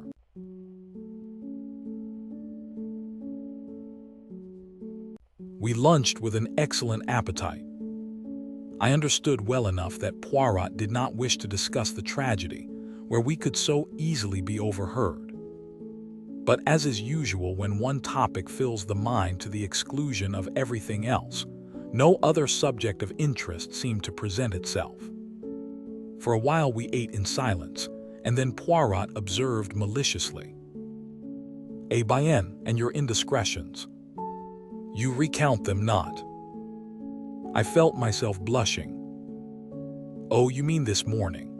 I endeavored to adopt a tone of absolute nonchalance. But I was no match for Poirot. In a very few minutes, he had extracted the whole story from me, his eyes twinkling as he did so. Tynes, a story of the most romantic. What is her name, this charming young lady? I had to confess that I did not know. Still more romantic. The first rencontre in the train from Paris, the second here. Journeys end in lovers' meetings, is not that the saying? Don't be an ass, Poirot. Yesterday it was Mademoiselle d'Aubreuil, today it is Mademoiselle Cinderella. Decidedly, you have the heart of a Turk, Hastings. You should establish a harem. It's all very well to rag me. Mademoiselle d'Aubreuil is a very beautiful girl, and I do admire her immensely. I don't mind admitting it. The others nothing. Don't suppose I shall ever see her again. She was quite amusing to talk to just for a railway journey, but she's not the kind of girl I should ever get keen on. Why? Well, it sounds snobbish perhaps, but she's not a lady, not in any sense of the word. Poirot nodded thoughtfully. There was less raillery in his voice as he asked, "You believe, then, in birth and breeding?" I may be old-fashioned, but I certainly don't believe in marrying out of one's class. It never answers. I agree with you, mon ami. 99 times out of 100, it is as you say. But there is always the 100th time. Still, that does not arise, as you do not propose to see the lady again.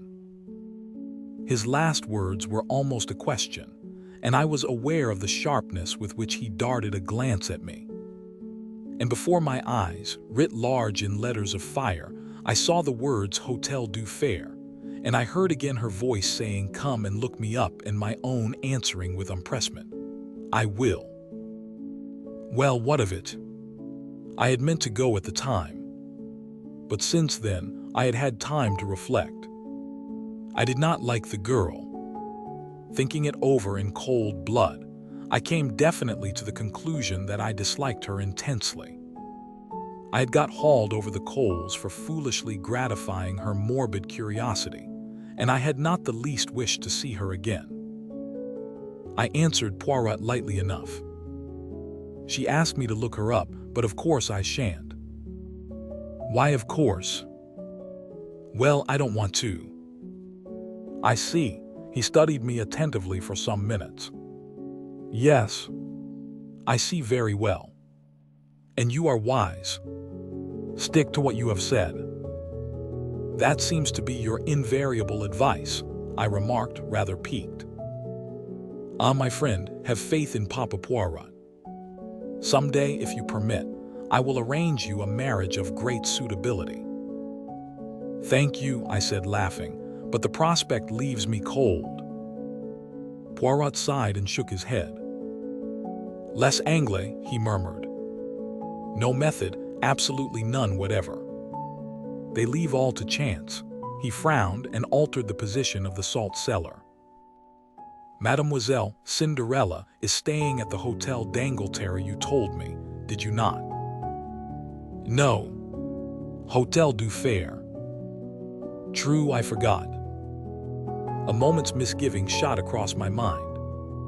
Surely I had never mentioned any hotel to Poirot. I looked across at him and felt reassured. He was cutting his bread into neat little squares, completely absorbed in his task. He must have fancied I had told him where the girl was staying. We had coffee outside facing the sea. Poirot smoked one of his tiny cigarettes and then drew his watch from his pocket. The train to Paris leaves at 2:25, he observed. I should be starting. Paris, I cried. That is what I said, mon ami. You are going to Paris. But why? He replied very seriously. To look for the murderer of M. Renaud. You think he is in Paris? I am quite certain that he is not. Nevertheless, it is there that I must look for him. You do not understand, but I will explain it all to you in good time. Believe me, this journey to Paris is necessary. I shall not be away long. In all probability, I shall return tomorrow. I do not propose that you should accompany me. Remain here and keep an eye on Giraud. Also cultivate the society of M. Renaud Fils. And thirdly, if you wish, endeavor to cut him out with Mademoiselle Marthe. But I fear you will not have great success. I did not quite relish the last remark. That reminds me, I said. I meant to ask you how you knew about those two. Mon ami, I know human nature. Throw together a boy young Renaud and a beautiful girl like Mademoiselle Marthe, and the result is almost inevitable. Then the quarrel. It was money or a woman, and, remembering Léonie's description of the lad's anger, I decided on the latter. So I made my guess, and I was right. And that was why you warned me against setting my heart on the lady. You already suspected that she loved young Renaud. Poirot smiled. At any rate, I saw that she had anxious eyes. That is how I always think of Mademoiselle d'Aubreuil as the girl with the anxious eyes. His voice was so grave that it impressed me uncomfortably. What do you mean by that, Poirot? I fancy, my friend, that we shall see before very long. But I must start. You've oceans of time. Perhaps. But I like plenty of leisure at the station. I do not wish to rush, to hurry, to excite myself. At all events, I said, rising, I will come and see you off. You will do nothing of the sort. I forbid it. He was so peremptory that I stared at him in surprise. He nodded emphatically. I mean it, mon ami. Au revoir. You permit that I embrace you. Ah no, I forget that it is not the English custom. Une poignée de main, alors. I felt rather at a loose end after Poirot had left me. I strolled down the beach and watched the bathers without feeling energetic enough to join them. I rather fancied that Cinderella might be disporting herself amongst them in some wonderful costume, but I saw no signs of her. I strolled aimlessly along the sands towards the further end of the town. It occurred to me that, after all, it would only be decent feeling on my part to inquire after the girl, and it would save trouble in the end.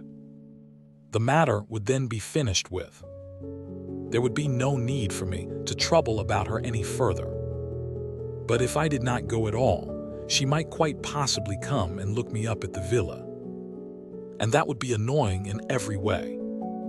Decidedly, it would be better to pay a short call, in the course of which I could make it quite clear that I could do nothing further for her in my capacity of showman. Accordingly, I left the beach and walked inland. I soon found the Hotel du Fer, a very unpretentious building. It was annoying in the extreme not to know the lady's name, and to save my dignity, I decided to stroll inside and look around. Probably I should find her in the lounge. Merlinville was a small place. You left your hotel to go to the beach, and you left the beach to return to the hotel. There were no other attractions. There was a casino being built, but it was not yet completed. I had walked the length of the beach without seeing her, therefore she must be in the hotel. I went in. Several people were sitting in the tiny lounge, but my quarry was not amongst them. I looked into some other rooms, but there was no sign of her. I waited for some time, till my impatience got the better of me. I took the concierge aside and slipped 5 francs into his hand. I wish to see a lady who is staying here. A young English lady, small and dark. I am not sure of her name. The man shook his head and seemed to be suppressing a grin. There is no such lady as you describe staying here. She is American, possibly, I suggested. These fellows are so stupid. But the man continued to shake his head. No, monsieur. There are only 6 or 7 English and American ladies altogether, and they are all much older than the lady you are seeking. It is not here that you will find her, monsieur.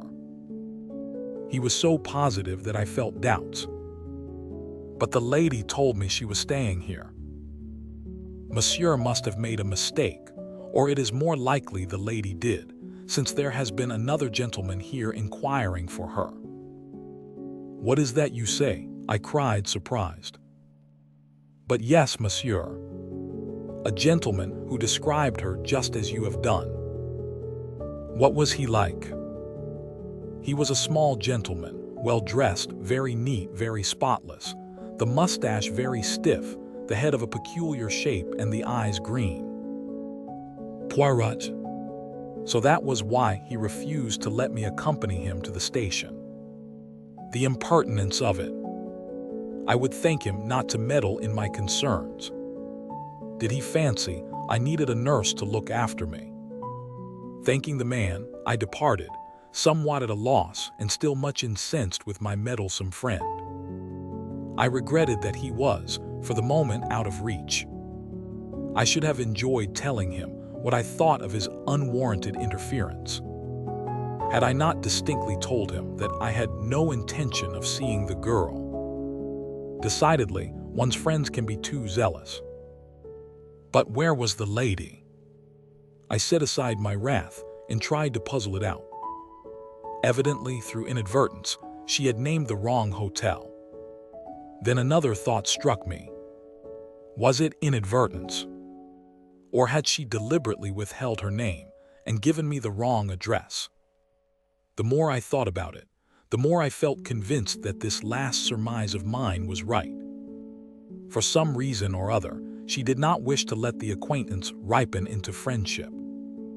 And though half an hour earlier this had been precisely my own view, I did not enjoy having the tables turned upon me. The whole affair was profoundly unsatisfactory, and I went up to the Villa Genevieve in a condition of distinct ill humor. I did not go to the house, but went up the path to the little bench by the shed and sat there moodily enough. I was distracted from my thoughts by the sound of voices close at hand. In a second or two, I realized that they came, not from the garden I was in, but from the adjoining garden of the Villa Marguerite, and that they were approaching rapidly. A girl's voice was speaking, a voice that I recognized as that of the beautiful Marthe. "Sherry," she was saying, "is it really true? Are all our troubles over?" "You know it, Marthe," Jack Renaud replied. "Nothing can part us now, beloved. The last obstacle to our union is removed. Nothing can take you from me." "Nothing," the girl murmured. "Oh, Jack, Jack, I'm afraid." I had moved to depart, realizing that I was quite unintentionally eavesdropping. As I rose to my feet, I caught sight of them through a gap in the hedge. They stood together facing me, the man's arm round the girl, his eyes looking into hers. They were a splendid-looking couple, the dark, well-knit boy and the fair young goddess. They seemed made for each other as they stood there, happy in spite of the terrible tragedy that overshadowed their young lives. But the girl's face was troubled, and Jack Renaud seemed to recognize it as he held her closer to him and asked, "But what are you afraid of, darling? What is there to fear now?" And then I saw the look in her eyes, the look Poirot had spoken of, as she murmured, so that I almost guessed at the words, "I'm afraid for you." I did not hear young Renaud's answer, for my attention was distracted by an unusual appearance a little further down the hedge. There appeared to be a brown bush there, which seemed odd to say the least of it so early in the summer. I stepped along to investigate, but at my advance, the brown bush withdrew itself precipitately and faced me with a finger to its lips. It was Giraud. Enjoining caution, he led the way round the shed until we were out of earshot. "What were you doing there?" I asked. "Exactly what you were doing, listening." "But I was not there on purpose." "Ah," said Giraud. "I was." As always, I admired the man whilst disliking him. He looked me up and down with a sort of contemptuous disfavor. "You didn't help matters by butting in. I might have heard something useful in a minute. What have you done with your old fossil?" Poirot has gone to Paris," I replied coldly. "And I can tell you, Giraud, that he is anything but an old fossil. He has solved many cases that have completely baffled the English police." "Bah!" "The English police," Giraud snapped his fingers disdainfully.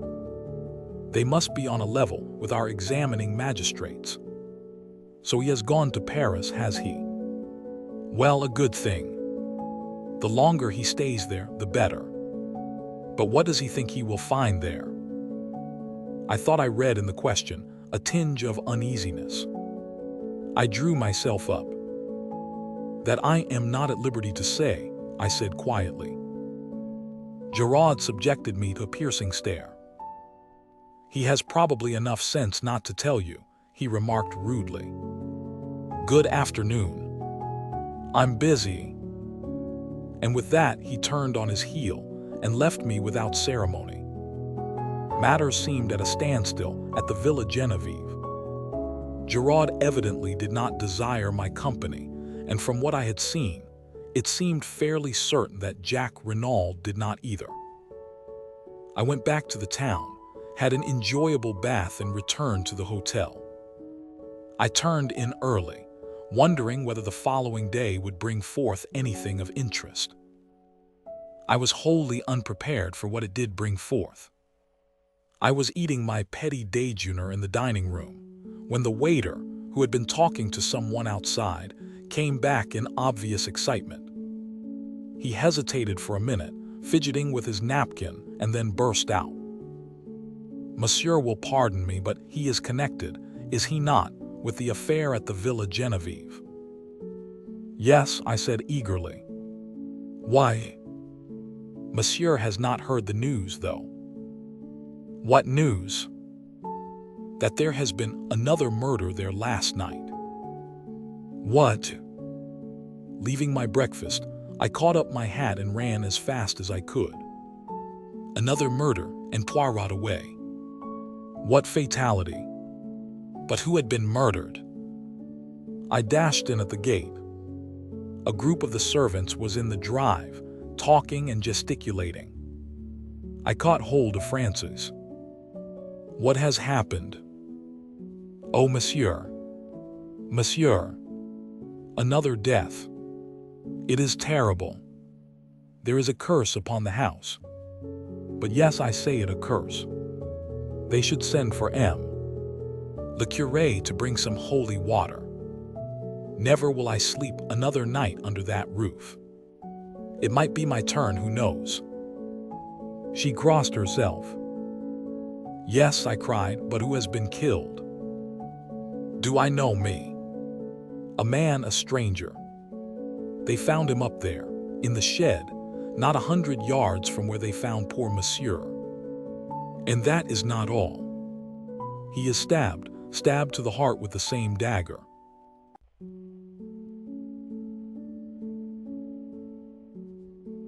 Waiting for no more, I turned and ran up the path to the shed. The two men on guard there stood aside to let me pass, and filled with excitement, I entered. The light was dim. The place was a mere rough wooden erection to keep old pots and tools in. I had entered impetuously, but on the threshold I checked myself, fascinated by the spectacle before me. Giraud was on his hands and knees, a pocket torch in his hand with which he was examining every inch of the ground. He looked up with a frown at my entrance, then his face relaxed a little in a sort of good-humored contempt. Assez l'anglais, enter then. Let us see what you can make of this affair. Rather stung by his tone, I stooped my head and passed in. There he is, said Giraud, flashing his torch to the far corner. I stepped across. The dead man lay straight upon his back. He was of medium height, swarthy of complexion, and possibly about 50 years of age. He was neatly dressed in a dark blue suit, well cut and probably made by an expensive tailor, but not new. His face was terribly convulsed, and on his left side, just over the heart, the hilt of a dagger stood up, black and shining. I recognized it. It was the same dagger I had seen reposing in the glass jar the preceding morning. I'm expecting the doctor any minute, explained Giraud. Although we hardly need him. There's no doubt what the man died of. He was stabbed to the heart, and death must have been pretty well instantaneous. When was it done? Last night. Giraud shook his head. Hardly. I don't lay down the law on medical evidence, but the man's been dead well over 12 hours. When do you say you last saw that dagger? About 10 o'clock yesterday morning. Then I should be inclined to fix the crime as being done not long after that. But people were passing and repassing this shed continually. Giraud laughed disagreeably. You progress to a marvel. Who told you he was killed in this shed? Well, I felt flustered. I assumed it.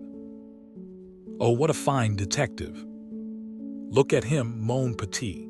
Does a man stabbed to the heart fall like that, neatly with his feet together and his arms to his side? No. Again, does a man lie down on his back and permit himself to be stabbed, without raising a hand to defend himself? It is absurd, is it not? But see here and here, he flashed the torch along the ground. I saw curious, irregular marks in the soft dirt. He was dragged here after he was dead. Half dragged, half carried by two people. Their tracks do not show on the hard ground outside, and here they have been careful to obliterate them. But one of the two was a woman, my young friend. A woman? Yes. But if the tracks are obliterated, how do you know? Because, blurred as they are, the prints of the woman's shoe are unmistakable. Also by this, and leaning forward, he drew something from the handle of the dagger and held it up for me to see. It was a woman's long black hair, similar to the one Poirot had taken from the armchair in the library. With a slightly ironic smile, he wound it round the dagger again. "We will leave things as they are as much as possible," he explained. "It pleases the examining magistrate. Eh bien, do you notice anything else?" I was forced to shake my head. "Look at his hands." I did. The nails were broken and discolored, and the skin was hard. It hardly enlightened me as much as I should have liked it to have done. I looked up at Giraud. "They are not the hands of a gentleman," he said, answering my look. "On the contrary, his clothes are those of a well-to-do man. That is curious, is it not?" "Very curious," I agreed. "And none of his clothing is marked. What do we learn from that? This man was trying to pass himself off as other than he was. He was masquerading. Why? Did he fear something? Was he trying to escape by disguising himself? As yet we do not know, but one thing we do know.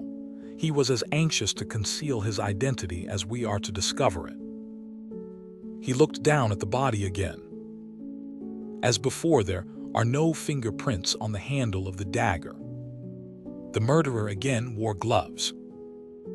"You think, then, that the murderer was the same in both cases?" I asked eagerly. Giraud became inscrutable. "Never mind what I think. We shall see." Marchot. The Sergeant de Ville appeared at the doorway. "Monsieur, why is Madame Renaud not here? I sent for her a quarter of an hour ago." "She is coming up the path now, monsieur, and her son with her." "Good. I only want one at a time, though." Marchot saluted and disappeared again. A moment later, he reappeared with Mrs. Renaud. "Here is Madame." Giraud came forward with a curt bow. "This way, Madame." He led her across and then, standing suddenly aside. "Here is the man. Do you know him?" And as he spoke, his eyes, gimlet-like, bored into her face, seeking to read her mind, noting every indication of her manner. But Mrs.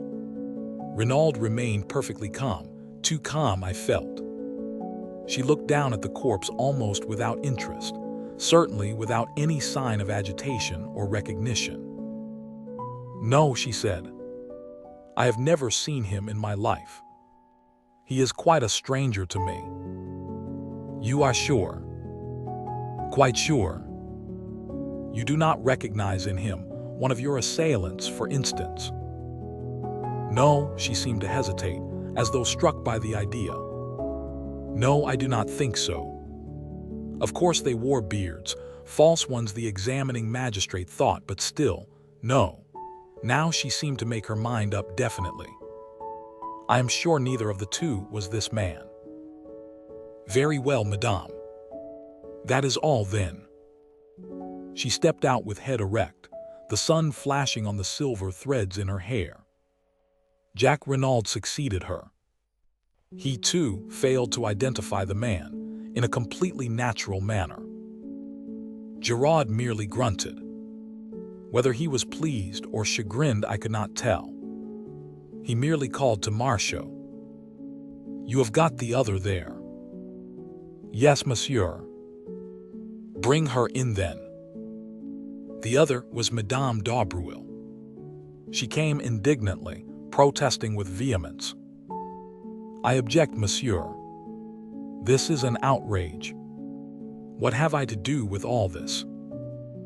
Madame, said Giraud brutally, I am investigating not one murder but 2 murders. For all I know, you may have committed them both. How dare you, she cried.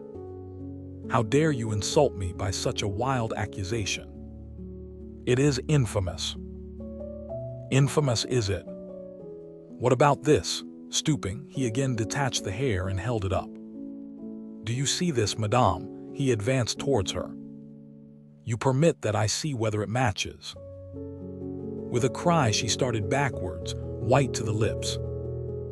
It is false, I swear it. I know nothing of the crime, of either crime. Anyone who says I do lies.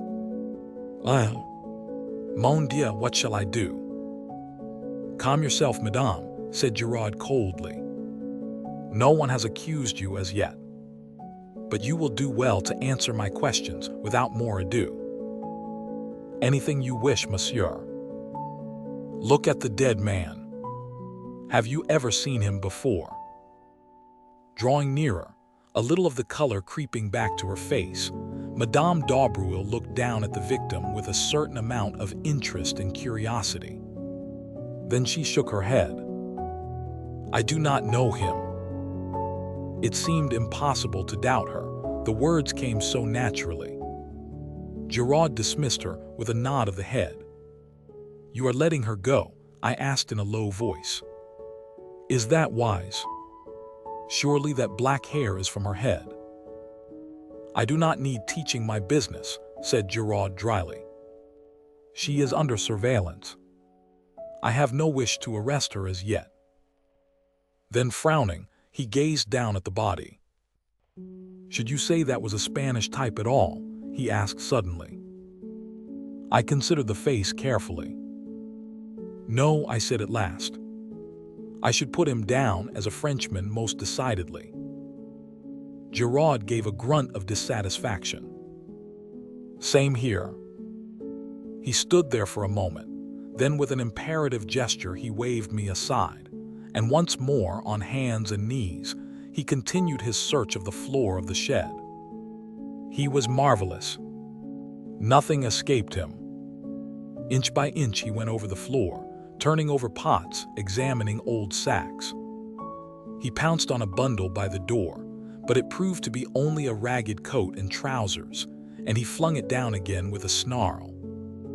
2 pairs of old gloves interested him, but in the end he shook his head and laid them aside. Then he went back to the pots, methodically turning them over one by one. In the end, he rose to his feet and shook his head thoughtfully. He seemed baffled and perplexed. I think he had forgotten my presence. But at that moment, a stir and bustle was heard outside, and our old friend, the examining magistrate, accompanied by his clerk and M. Bex with the doctor behind him, came bustling in. But this is extraordinary, Mr. Giraud, cried M. Odette. Another crime. We have not got to the bottom of this case. There is some deep mystery here. But who is the victim this time? That is just what nobody can tell us, M. Le Juge. He has not been identified. Where is the body? Asked the doctor. Giraud moved aside a little. There in the corner. He has been stabbed to the heart, as you see, and with the dagger that was stolen yesterday morning. I fancy that the murder followed hard upon the theft, but that is for you to say.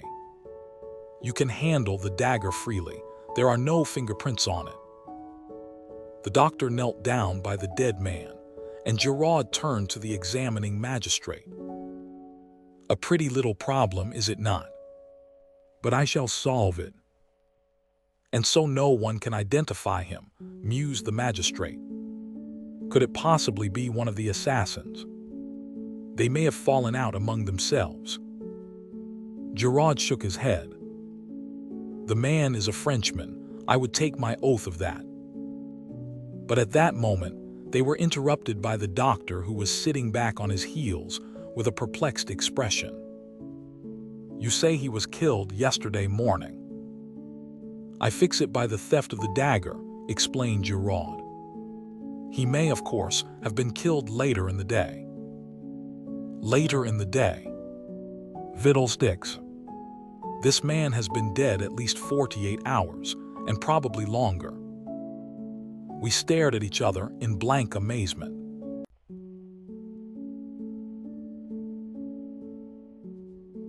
The doctor's words were so surprising that we were all momentarily taken aback. Here was a man stabbed with a dagger which we knew to have been stolen only 24 hours previously, and yet Dr. Durand asserted positively that he had been dead at least 48 hours. The whole thing was fantastic to the last extreme. We were still recovering from the surprise of the doctor's announcement when a telegram was brought to me. It had been sent up from the hotel to the villa. I tore it open. It was from Poirot and announced his return by the train arriving at Merlinville at 12:28. I looked at my watch and saw that I had just time to get comfortably to the station and meet him there. I felt that it was of the utmost importance that he should know at once of the new and startling developments in the case. Evidently, I reflected, Poirot had had no difficulty in finding what he wanted in Paris. The quickness of his return proved that. Very few hours had sufficed. I wondered how he would take the exciting news I had to impart. The train was some minutes late, and I strolled aimlessly up and down the platform, until it occurred to me that I might pass the time by asking a few questions as to who had left Merlinville by the last train on the evening of the tragedy.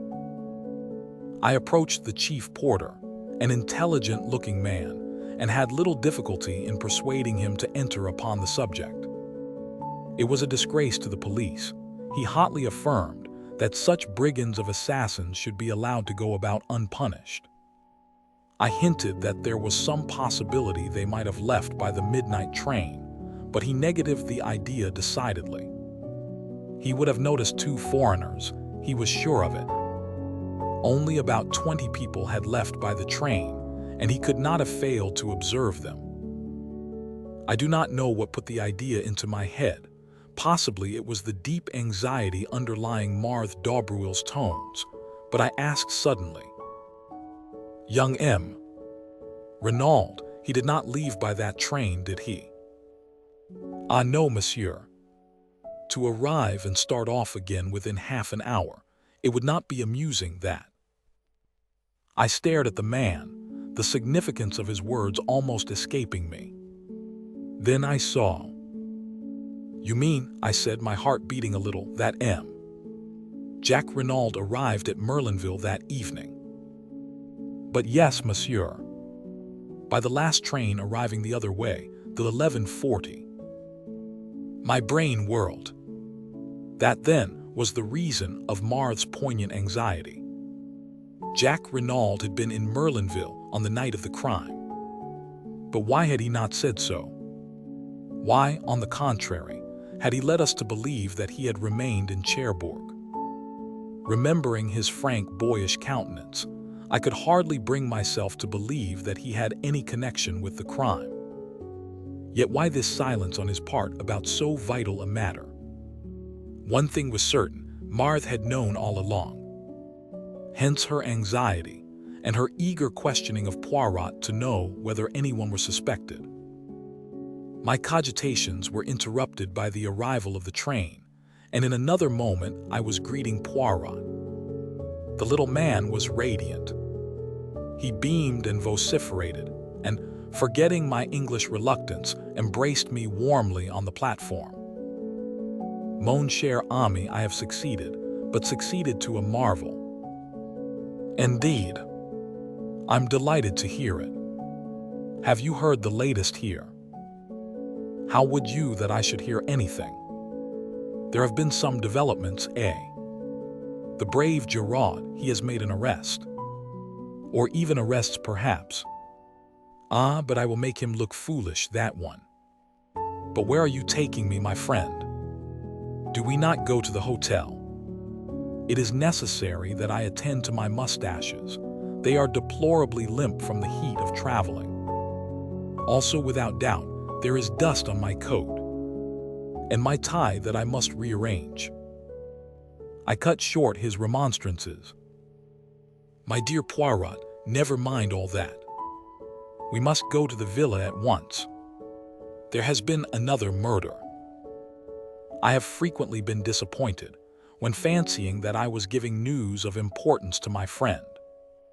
Either he has known it already or he has dismissed it as irrelevant to the main issue, and in the latter case events have usually proved him justified. But this time I could not complain of missing my effect. Never have I seen a man so flabbergasted. His jaw dropped. All the jauntiness went out of his bearing.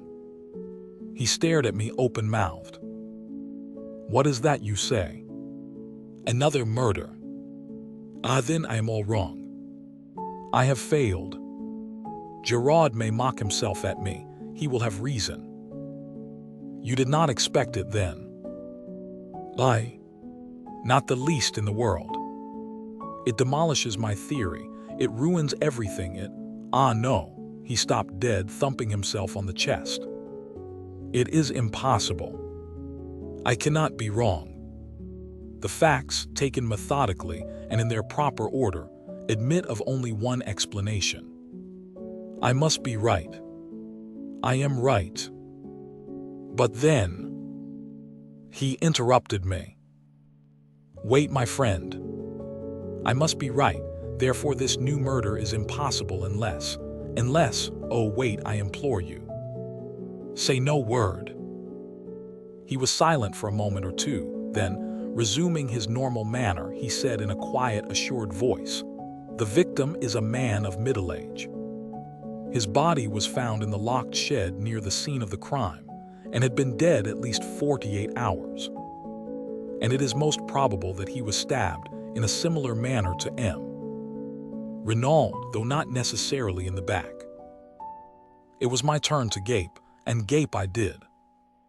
In all my knowledge of Poirot, he had never done anything so amazing as this. And almost inevitably, a doubt crossed my mind. "Poirot," I cried, "you're pulling my leg. You've heard all about it already." He turned his earnest gaze upon me reproachfully. Would I do such a thing? I assure you that I have heard nothing whatsoever. Did you not observe the shock your news was to me?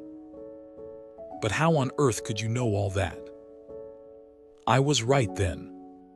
But I knew it. The little gray cells, my friend, the little gray cells. They told me. Thus and in no other way could there have been a second death. Now tell me all. If we go round to the left here, we can take a short cut across the golf links which will bring us to the back of the Villa Genevieve much more quickly. As we walked, taking the way he had indicated, I recounted all I knew. Poirot listened attentively. The dagger was in the wound, you say? That is curious. You are sure it was the same one? Absolutely certain. That's what makes it so impossible. Nothing is impossible. There may have been two daggers. I raised my eyebrows. Surely that is in the highest degree unlikely. It would be a most extraordinary coincidence. You speak as usual, without reflection, Hastings. In some cases, two identical weapons would be highly improbable. But not here. This particular weapon was a war souvenir which was made to Jack Renaud's orders. It is really highly unlikely, when you come to think of it, that he should have had only one made. Very probably, he would have another for his own use. But nobody has mentioned such a thing, I objected. A hint of the lecturer crept into Poirot's tone. My friend, in working upon a case, one does not take into account only the things that are mentioned. There is no reason to mention many things which may be important. Equally, there is often an excellent reason for not mentioning them. You can take your choice of the two motives. I was silent, impressed in spite of myself. Another few minutes brought us to the famous shed. We found all our friends there, and after an interchange of polite amenities, Poirot began his task. Having watched Giraud at work, I was keenly interested. Poirot bestowed but a cursory glance on the surroundings. The only thing he examined was the ragged coat and trousers by the door. A disdainful smile rose to Giraud's lips, and as though noting it, Poirot flung the bundle down again. "Old clothes of the gardener S?" he queried. "Exactly," said Giraud. Poirot knelt down by the body. His fingers were rapid but methodical. He examined the texture of the clothes and satisfied himself that there were no marks on them. The boots he subjected to special care, also the dirty and broken fingernails. Whilst examining the latter, he threw a quick question at Giraud. "You saw these?" "Yes, I saw them," replied the other. His face remained inscrutable. Suddenly Poirot stiffened. "Doctor Durand." "Yes," the doctor came forward. "There is foam on the lips. You observed it." "I didn't notice it, I must admit." "But you observe it now?" "Oh, certainly." Poirot again shot a question at Giraud. "You noticed it without doubt?" The other did not reply. Poirot proceeded. The dagger had been withdrawn from the wound. It reposed in a glass jar by the side of the body. Poirot examined it, then he studied the wound closely. When he looked up, his eyes were excited and shone with the green light I knew so well. "It is a strange wound, this. It has not bled. There is no stain on the clothes. The blade of the dagger is slightly discolored, that is all. What do you think, M. Le Docteur?" "I can only say that it is most abnormal." "It is not abnormal at all. It is most simple. The man was stabbed after he was dead." And stilling the clamor of voices that arose with a wave of his hand, Poirot turned to Giraud and added, "M. Giraud agrees with me, do you not, monsieur?" Whatever Giraud's real belief, he accepted the position without moving a muscle. Calmly and almost scornfully he replied, "Certainly I agree." The murmur of surprise and interest broke out again.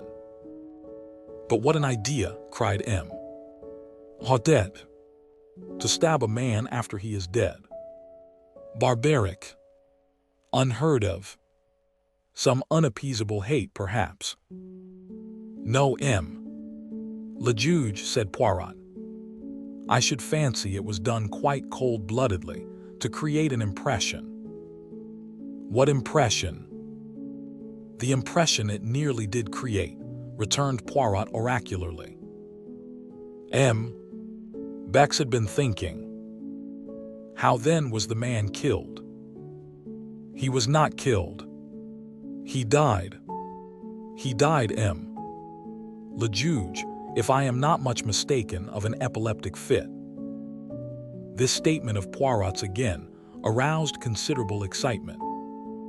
Dr. Durand knelt down again and made a searching examination. At last he rose to his feet. "Well, M. Le Docteur." "M. Poirot, I am inclined to believe that you are correct in your assertion. I was misled to begin with. The incontrovertible fact that the man had been stabbed distracted my attention from any other indications. Poirot was the hero of the hour. The examining magistrate was profuse in compliments. Poirot responded gracefully, and then excused himself on the pretext that neither he nor I had yet lunched, and that he wished to repair the ravages of the journey. As we were about to leave the shed, Giraud approached us. "One more thing, M. Poirot," he said, in his suave, mocking voice. "We found this coiled round the handle of the dagger. A woman's hair." "Ah," said Poirot. "A woman's hair. What woman's, I wonder?" "I wonder also," said Giraud. Then with a bow he left us. "He was insistent, the good Giraud," said Poirot thoughtfully as we walked towards the hotel. "I wonder in what direction he hopes to mislead me. A woman's hair, hm." We lunched heartily, but I found Poirot somewhat distrait and inattentive. Afterwards we went up to our sitting room, and there I begged him to tell me something of his mysterious journey to Paris. "Willingly, my friend. I went to Paris to find this." He took from his pocket a small, faded newspaper cutting. It was the reproduction of a woman's photograph. He handed it to me. I uttered an exclamation. "You recognize it, my friend?" I nodded. Although the photo obviously dated from very many years back, and the hair was dressed in a different style, the likeness was unmistakable. "Madame d'Aubreuil," I exclaimed. Poirot shook his head with a smile. "Not quite correct, my friend. She did not call herself by that name in those days. That is a picture of the notorious Madame Biroldi." Madame Biroldi. In a flash, the whole thing came back to me. The murder trial that had evoked such worldwide interest. The Biroldi case.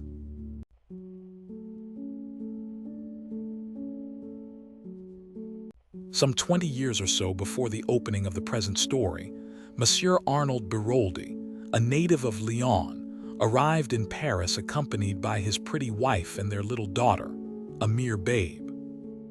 Monsieur Biroldi was a junior partner in a firm of wine merchants, a stout middle-aged man, fond of the good things of life, devoted to his charming wife, and altogether unremarkable in every way. The firm in which Monsieur Biroldi was a partner was a small one, and although doing well, it did not yield a large income to the junior partner. The Biroldis had a small apartment and lived in a very modest fashion to begin with. But unremarkable though Monsieur Biroldi might be, his wife was plentifully gilded with the brush of romance. Young and good-looking, and gifted withal with a singular charm of manner, Madame Biroldi at once created a stir in the quarter, especially when it began to be whispered that some interesting mystery surrounded her birth. It was rumored that she was the illegitimate daughter of a Russian Grand Duke. Others asserted that it was an Austrian Archduke, and that the union was legal, though morganatic. But all stories agreed upon one point, that Jean Biroldi was the center of an interesting mystery. Questioned by the curious, Madame Biroldi did not deny these rumors. On the other hand, she let it be clearly understood that, though her lips were sealed, all these stories had a foundation in fact. To intimate friends, she unburdened herself further, spoke of political intrigues, of papers, of obscure dangers that threatened her. There was also much talk of crown jewels that were to be sold secretly, with herself acting as the go-between. Amongst the friends and acquaintances of the Biroldis was a young lawyer, Georges Queneau. It was soon evident that the fascinating Jean had completely enslaved his heart. Madame Biroldi encouraged the young man in a discreet fashion, but being always careful to affirm her complete devotion to her middle-aged husband. Nevertheless, many spiteful persons did not hesitate to declare that young Queneau was her lover, and not the only one. When the Biroldis had been in Paris about 3 months, another personage came upon the scene. This was Mr. Hiram P. Trapp, a native of the United States and extremely wealthy.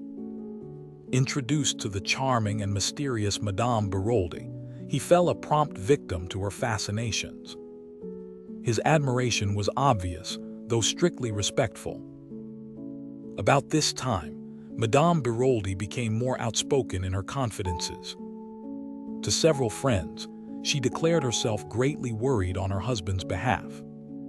She explained that he had been drawn into several schemes of a political nature, and also referred to some important papers that had been entrusted to him for safekeeping, and which concerned a secret of far-reaching European importance. They had been entrusted to his custody to throw pursuers off the track, but Madame Biroldi was nervous, having recognized several important members of the revolutionary circle in Paris. On the 28th day of November, the blow fell. The woman who came daily to clean and cook for the Biroldis was surprised to find the door of the apartment standing wide open.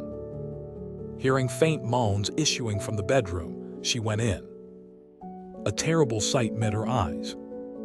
Madame Biroldi lay on the floor, bound hand and foot, uttering feeble moans, having managed to free her mouth from a gag. On the bed was Monsieur Biroldi, lying in a pool of blood, with a knife driven through his heart. Madame Biroldi's story was clear enough. Suddenly awakened from sleep, she had discerned two masked men bending over her.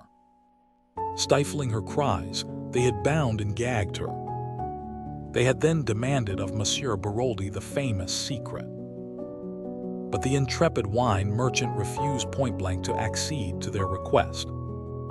Angered by his refusal, one of the men incontinently stabbed him through the heart. With the dead man's keys, they had opened the safe in the corner and had carried away with them a mass of papers. Both men were heavily bearded and had worn masks, but Madame Biroldi declared positively that they were Russians. The affair created an immense sensation. It was referred to variously as the nihilist atrocity, revolutionaries in Paris, and the Russian mystery. Time went on, and the mysterious bearded men were never traced. And then, just as public interest was beginning to die down, a startling development occurred. Madame Biroldi was arrested and charged with the murder of her husband. The trial, when it came on, aroused widespread interest. The youth and beauty of the accused and her mysterious history were sufficient to make of it a cause célèbre. People ranged themselves wildly for or against the prisoner. But her partisans received several severe checks to their enthusiasm. The romantic past of Madame Biroldi, her royal blood, and the mysterious intrigues in which she had her being were shown to be mere fantasies of the imagination. It was proved beyond doubt that Jean Biroldi's parents were a highly respectable and prosaic couple, fruit merchants, who lived on the outskirts of Lyon. The Russian Grand Duke, the court intrigues, and the political schemes, all the stories current were traced back to the lady herself. From her brain had emanated these ingenious myths, and she was proved to have raised a considerable sum of money from various credulous persons by her fiction of the crown jewels, the jewels in question being found to be mere paste imitations. Remorselessly, the whole story of her life was laid bare. The motive for the murder was found in Mr. Hiram P. Trapp. Mr. Trapp did his best, but relentlessly and agilely cross-questioned, he was forced to admit that he loved the lady, and that, had she been free, he would have asked her to be his wife. The fact that the relations between them were admittedly platonic strengthened the case against the accused. Debarred from becoming his mistress by the simple, honorable nature of the man, Jean Biroldi had conceived the monstrous project of ridding herself of her elderly, undistinguished husband and becoming the wife of the rich American. Throughout, Madame Biroldi confronted her accusers with complete sang-froid and self-possession.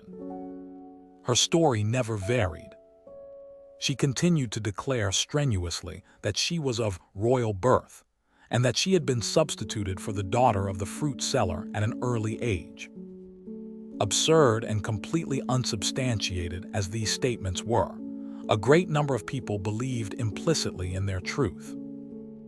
But the prosecution was implacable. It denounced the masked Russians as a myth and asserted that the crime had been committed by Madame Biroldi and her lover, Georges Quinault.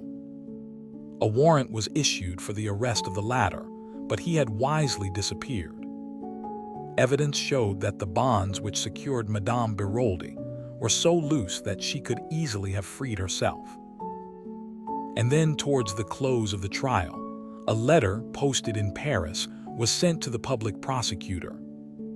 It was from Georges Quinault, and without revealing his whereabouts, it contained a full confession of the crime.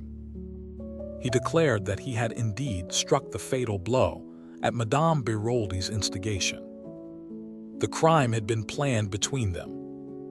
Believing that her husband ill-treated her, and maddened by his own passion for her, a passion which he believed her to return, he had planned the crime and struck the fatal blow that should free the woman he loved from a hateful bondage. Now, for the first time, he learnt of Mr. Hiram P. trap and realized that the woman he loved had betrayed him. Not for his sake did she wish to be free, but in order to marry the wealthy American. She had used him as a catspaw, and now, in his jealous rage, he turned and denounced her, declaring that throughout he had acted at her instigation. And then Madame Biroldi proved herself the remarkable woman she undoubtedly was. Without hesitation, she dropped her previous defense and admitted that the Russians were a pure invention on her part. The real murderer was Georges Quinault. Maddened by passion, he had committed the crime, vowing that if she did not keep silence, he would enact a terrible vengeance from her. Terrified by his threats, she had consented, also fearing it likely that if she told the truth she might be accused of conniving at the crime. But she had steadfastly refused to have anything more to do with her husband's murderer, and it was in revenge for this attitude on her part that he had written this letter accusing her. She swore solemnly that she had had nothing to do with the planning of the crime, that she had awoke on that memorable night to find Georges Quinault standing over her, the blood-stained knife in his hand. It was a touch-and-go affair. Madame Biroldi's story was hardly credible. But this woman, whose fairy tales of royal intrigues had been so easily accepted, had the supreme art of making herself believed. Her address to the jury was a masterpiece. The tears streaming down her face, she spoke of her child, of her woman's honor, of her desire to keep her reputation untarnished for the child's sake. She admitted that, Georges Quinault having been her lover, she might perhaps be held morally responsible for the crime, but before God, nothing more. She knew that she had committed a grave fault in not denouncing Quinault to the law, but she declared in a broken voice that that was a thing no woman could have done. She had loved him. Could she let her hand be the one to send him to the guillotine? She had been guilty of much, but she was innocent of the terrible crime imputed to her. However that may have been, her eloquence and personality won the day. Madame Biroldi, amidst a scene of unparalleled excitement, was acquitted. Despite the utmost endeavors of the police, Georges Quinault was never traced. As for Madame Biroldi, nothing more was heard of her. Taking the child with her, she left Paris to begin a new life.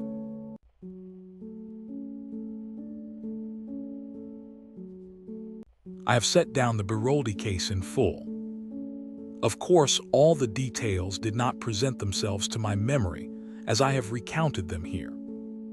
Nevertheless, I recalled the case fairly accurately. It had attracted a great deal of interest at the time and had been fully reported by the English papers, so that it did not need much effort of memory on my part to recollect the salient details. Just for the moment, in my excitement, it seemed to clear up the whole matter. I admit that I am impulsive, and Poirot deplores my custom of jumping to conclusions, but I think I had some excuse in this instance. The remarkable way in which this discovery justified Poirot's point of view struck me at once. "Poirot," I said, "I congratulate you. I see everything now. If that is indeed the truth, I congratulate you, mon ami. For as a rule you are not famous for seeing, is it not so? I felt a little annoyed. Come now, don't rub it in. You've been so confoundedly mysterious all along with your hints and your insignificant details that anyone might fail to see what you were driving at. Poirot lit one of his little cigarettes with his usual precision. Then he looked up. And since you see everything now, mon ami, what exactly is it that you see? Why, that it was Madame Biroldi who murdered Mr. Renaud. The similarity of the two cases proves that beyond a doubt. Then you consider that Madame Biroldi was wrongly acquitted. That in actual fact, she was guilty of connivance in her husband's murder. I opened my eyes wide. But of course, don't you? Poirot walked to the end of the room, absent-mindedly straightened a chair, and then said thoughtfully, "Yes, that is my opinion. But there is no of course about it, my friend. Technically speaking, Madame Biroldi is innocent. Of that crime, perhaps, but not of this." Poirot sat down again and regarded me, his thoughtful air more marked than ever. "So it is definitely your opinion, Hastings, that Madame d'Aubrieux murdered M. Renaud?" "Yes." "Why?" He shot the question at me with such suddenness that I was taken aback. "Why?" I stammered. "Why?" "Oh, because," I came to a stop. Poirot nodded his head at me. "You see, you come to a stumbling block at once. Why should Madame d'Aubrieux, I shall call her that for clearness' sake, murder M. Renaud? We can find no shadow of a motive. She does not benefit by his death. Considered as either mistress or blackmailer, she stands to lose. You cannot have a murder without a motive. The first crime was different. There, we had a rich lover waiting to step into her husband's shoes. Money is not the only motive for murder, I objected. True, agreed Poirot placidly. There are two others. The crime passional is one. And there is the third rare motive, murder for an idea which implies some form of mental derangement on the part of the murderer. Homicidal mania and religious fanaticism belong to that class. We can rule it out here. But what about the crime passional? Can you rule that out? If Madame d'Aubrieux was Renaud's mistress, if she found that his affection was cooling, or if her jealousy was aroused in any way, might she not have struck him down in a moment of anger? Poirot shook his head. If you know, Madame d'Aubrieux was Renaud's mistress, he had not had time to tire of her. And in any case, you mistake her character. She is a woman who can simulate great emotional stress. She is a magnificent actress. But looked at dispassionately, her life disproves her appearance. Throughout, if we examine it, she had been cold-blooded and calculating in her motives and actions. It was not to link her life with that of her young lover that she connived at her husband's murder. The rich American, for whom she probably did not care a button, was her objective. If she committed a crime, she would always do so for gain. Here there was no gain. Besides, how do you account for the digging of the grave? That was a man's work. She might have had an accomplice, I suggested, unwilling to relinquish my belief. I passed to another objection. You have spoken of the similarity between the two crimes. Wherein does that lie, my friend? I stared at him in astonishment. Why, Poirot, it was you who remarked on that. The story of the masked men, the secret, the papers. Poirot smiled a little. Do not be so indignant, I beg of you. I repudiate nothing. The similarity of the two stories links the two cases together inevitably.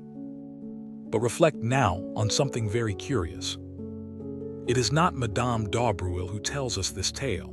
If it were, all would indeed be plain sailing. It is Madame Renaud. Is she then in league with the other? I can't believe that, I said slowly. If it is so, she must be the most consummate actress the world has ever known. Ta, said Poirot impatiently. Again you have the sentiment and not the logic. If it is necessary for a criminal to be a consummate actress, then by all means assume her to be one. But is it necessary?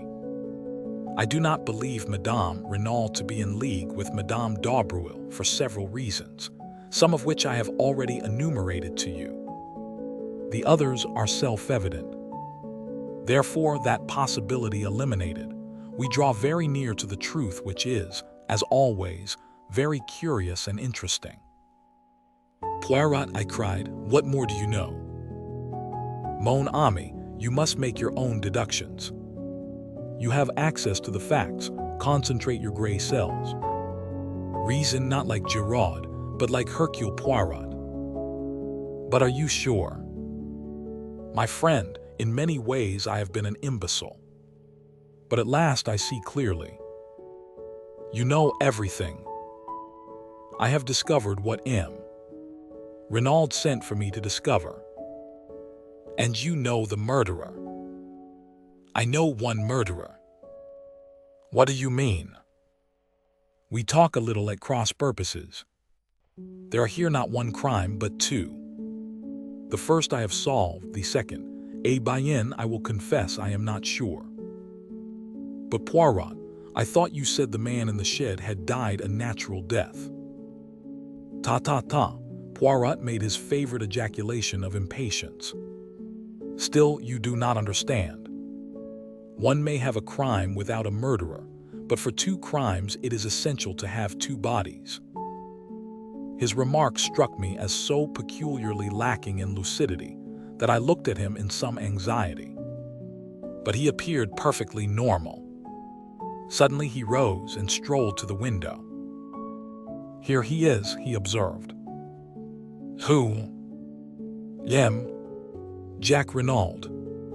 I sent a note up to the villa to ask him to come here. That changed the course of my ideas, and I asked Poirot if he knew that Jack Renaud had been in Merlinville on the night of the crime. I had hoped to catch my astute little friend napping, but as usual, he was omniscient. He, too, had inquired at the station.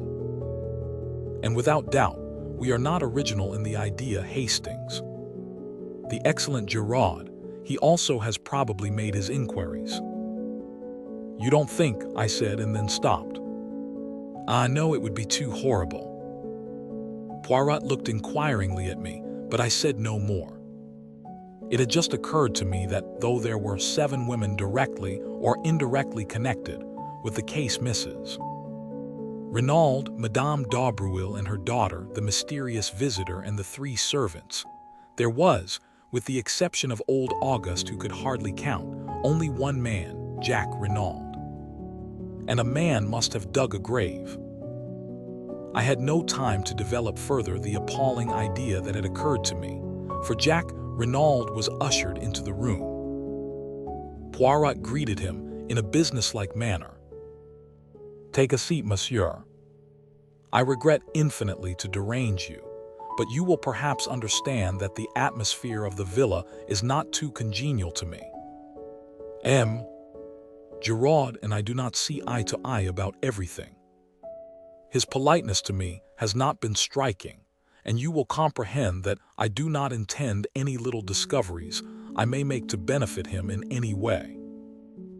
Exactly, Poirot, said the lad. That fellow Giraud is an ill-conditioned brute, and I'd be delighted to see some one score at his expense. Then I may ask a little favor of you. Certainly. I will ask you to go to the railway station and take a train to the next station along the line, Abilac. Ask there at the cloakroom whether 2 foreigners deposited a valise there on the night of the murder. It is a small station, and they are almost certain to remember.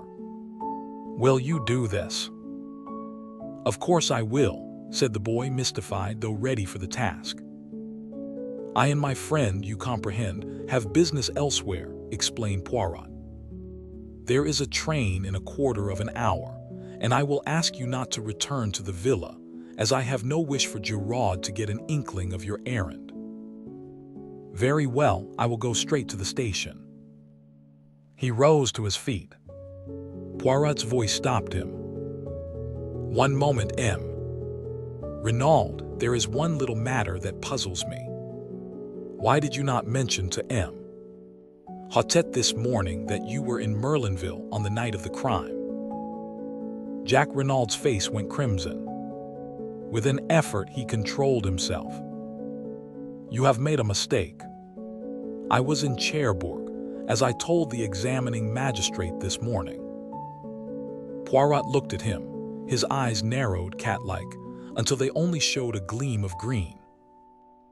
"Then it is a singular mistake that I have made there, for it is shared by the station staff. They say you arrived by the 11:40 train." For a moment Jack Renaud hesitated, then he made up his mind. "And if I did? I suppose you do not mean to accuse me of participating in my father's murder?" He asked the question haughtily, his head thrown back. "I should like an explanation of the reason that brought you here." "That is simple enough. I came to see my fiancée, Mademoiselle d'Aubreuil. I was on the eve of a long voyage, uncertain as to when I should return. I wished to see her before I went, to assure her of my unchanging devotion." "And you did see her?" Poirot's eyes never left the other's face. There was an appreciable pause before Renaud replied. Then he said, "Yes. And afterwards, I found I had missed the last train. I walked to Saint-Beauvais, where I knocked up a garage and got a car to take me back to Cherbourg." "Saint-Beauvais? That is 15 kilometers. A long walk, M. Renaud. I felt like walking." Poirot bowed his head as a sign that he accepted the explanation. Jack Renaud took up his hat and cane and departed. In a trice, Poirot jumped to his feet. "Quick, Hastings. We will go after him." Keeping a discreet distance behind our quarry, we followed him through the streets of Merlinville. But when Poirot saw that he took the turning to the station, he checked himself. All is well. He has taken the bait. He will go to Abilac and will inquire for the mythical valise left by the mythical foreigners. Yes, mon ami, all that was a little invention of my own. "You wanted him out of the way," I exclaimed. "Your penetration is amazing, Hastings. Now, if you please, we will go up to the Villa Genevieve."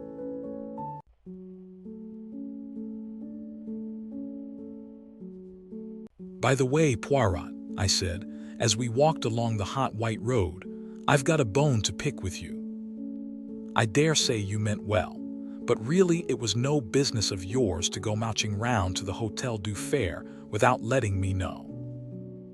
Poirot shot a quick sidelong glance at me. "And how did you know I had been there?" he inquired. Much to my annoyance, I felt the color rising in my cheeks. "I happened to look in passing," I explained with as much dignity as I could muster. I rather feared Poirot's banter, but to my relief, and somewhat to my surprise, he only shook his head with a rather unusual gravity. "If I have offended your susceptibilities in any way, I demand pardon of you. You will understand better soon. But believe me, I have striven to concentrate all my energies on the case." "Oh, it's all right," I said, mollified by the apology. "I know it's only that you have my interests at heart. But I can take care of myself all right." Poirot seemed to be about to say something further, but checked himself.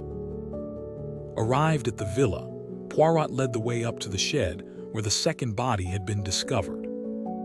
He did not, however, go in, but paused by the bench which I have mentioned before as being set some few yards away from it. After contemplating it for a moment or two, he paced carefully from it to the hedge which marked the boundary between the Villa Genevieve and the Villa Marguerite. Then he paced back again, nodding his head as he did so. Returning again to the hedge, he parted the bushes with his hands. "With good fortune," he remarked to me over his shoulder, "Mademoiselle Marthe may find herself in the garden. I desire to speak to her, and would prefer not to call formally at the Villa Marguerite. Ah, all is well, there she is. PSD, mademoiselle. PSD. Un moment, s'il vous plaît." I joined him at the moment that Marthe d'Aubruil, looking slightly startled, came running up to the hedge at his call. "A little word with you, mademoiselle, if it is permitted." "Certainly, Monsieur Poirot." Despite her acquiescence, her eyes looked troubled and afraid. "Mademoiselle, do you remember running after me on the road the day that I came to your house with the examining magistrate? You asked me if anyone were suspected of the crime. And you told me 2 Chileans." Her voice sounded rather breathless, and her left hand stole to her breast. "Will you ask me the same question again, mademoiselle?" "What do you mean?" "This. If you were to ask me that question again, I should give you a different answer. Someone is suspected, but not a Chilean." "Who?" The word came faintly between her parted lips. Jack Renaud." "What?" It was a cry. "Jack? Impossible. Who dares to suspect him?" "Giraud." "Giraud?" The girl's face was ashy. "I'm afraid of that man. He is cruel. He will," she broke off. There was courage gathering in her face and determination. I realized in that moment that she was a fighter. Poirot, too, watched her intently. "You know, of course, that he was here on the night of the murder?" he asked. "Yes," she replied mechanically. "He told me." "It was unwise to have tried to conceal the fact," ventured Poirot. Yes," she replied impatiently. "But we cannot waste time on regrets. We must find something to save him. He is innocent, of course, but that will not help him with a man like Giraud who has his reputation to think of. He must arrest someone, and that someone will be Jack." "The facts will tell against him," said Poirot. "You realize that?" She faced him squarely and used the words I had heard her say in her mother's drawing room. "I am not a child, monsieur. I can be brave and look facts in the face. He is innocent, and we must save him." She spoke with a kind of desperate energy, then was silent, frowning as she thought. "Mademoiselle," said Poirot, observing her keenly, "is there not something that you are keeping back that you could tell us?" She nodded perplexedly. "Yes, there is something, but I hardly know whether you will believe it. It seems so absurd." "At any rate, tell us, mademoiselle." "It is this. Giraud sent for me as an afterthought to see if I could identify the man in there." She signed with her head towards the shed. "I could not. At least I could not at the moment. But since I have been thinking, well, it seems so queer, and yet I am almost sure. I will tell you. On the morning of the day Renaud was murdered, I was walking in the garden here when I heard a sound of men's voices quarreling. I pushed aside the bushes and looked through.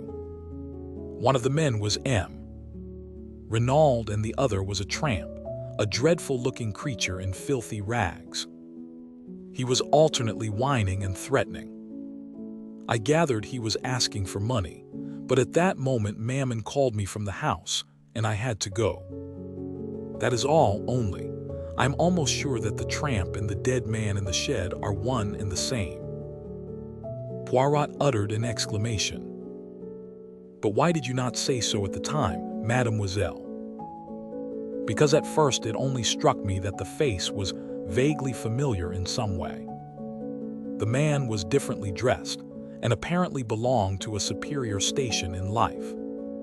But tell me, Monsieur Poirot, is it not possible that this tramp might have attacked and killed M. Renaud and taken his clothes and money?" "It is an idea, mademoiselle," said Poirot slowly. "It leaves a lot unexplained, but it is certainly an idea.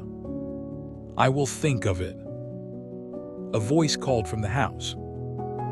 "Mammon," whispered Marthe, "I must go," and she slipped away through the trees. "Come," said Poirot, and taking my arm, turned in the direction of the villa. "What do you really think?" I asked in some curiosity. Was that story true, or did the girl make it up in order to divert suspicion from her lover? "It is a curious tale," said Poirot, "but I believe it to be the absolute truth." Unwittingly, Mademoiselle Marthe told us the truth on another point, and incidentally gave Jack Renaud the lie. Did you notice his hesitation when I asked him if he saw Marthe d'Aubreuil on the night of the crime? He paused and then said yes. I suspected that he was lying. It was necessary for me to see Mademoiselle Marthe before he could put her on her guard. 3 little words gave me the information I wanted. When I asked her if she knew that Jack Renaud was here that night, she answered he told me. Now, Hastings, what was Jack Renaud doing here on that eventful evening? And if he did not see Mademoiselle Marthe, whom did he see? "Surely, Poirot," I cried aghast, "you cannot believe that a boy like that would murder his own father." "Mon ami," said Poirot, "you continue to be of a sentimentality unbelievable. I have seen mothers who murdered their little children for the sake of the insurance money. After that, one can believe anything. And the motive? Money, of course. Remember that Jack Renaud thought that he would come into half his father's fortune at the latter's death. But the tramp, where does he come in?" Poirot shrugged his shoulders. "Giraud would say that he was an accomplice, an Apache who helped young Renaud to commit the crime, and who was conveniently put out of the way afterwards. But the hair round the dagger, the woman's hair." "Ah," said Poirot, smiling broadly. "That is the cream of Giraud's little jest. According to him, it is not a woman's hair at all. Remember that the youths of today wear their hair brushed straight back from the forehead, with pomade or hair wash to make it lie flat. Consequently, some of the hairs are of considerable length." "And you believe that too?" "No," said Poirot with a curious smile. "For I know it to be the hair of a woman, and more which woman." "Madame d'Aubreuil," I announced positively. "Perhaps," said Poirot, regarding me quizzically. But I refused to allow myself to get annoyed. "What are we going to do now?" I asked, as we entered the hall of the Villa Genevieve. "I wish to make a search amongst the effects of M. Jack Renaud. That is why I had to get him out of the way for a few hours." "But will not Giraud have searched already?" I asked doubtfully. "Of course. He builds a case, as a beaver builds a dam with a fatiguing industry. But he will not have looked for the things that I am seeking. In all probability, he would not have seen their importance if they stared him in the face. Let us begin."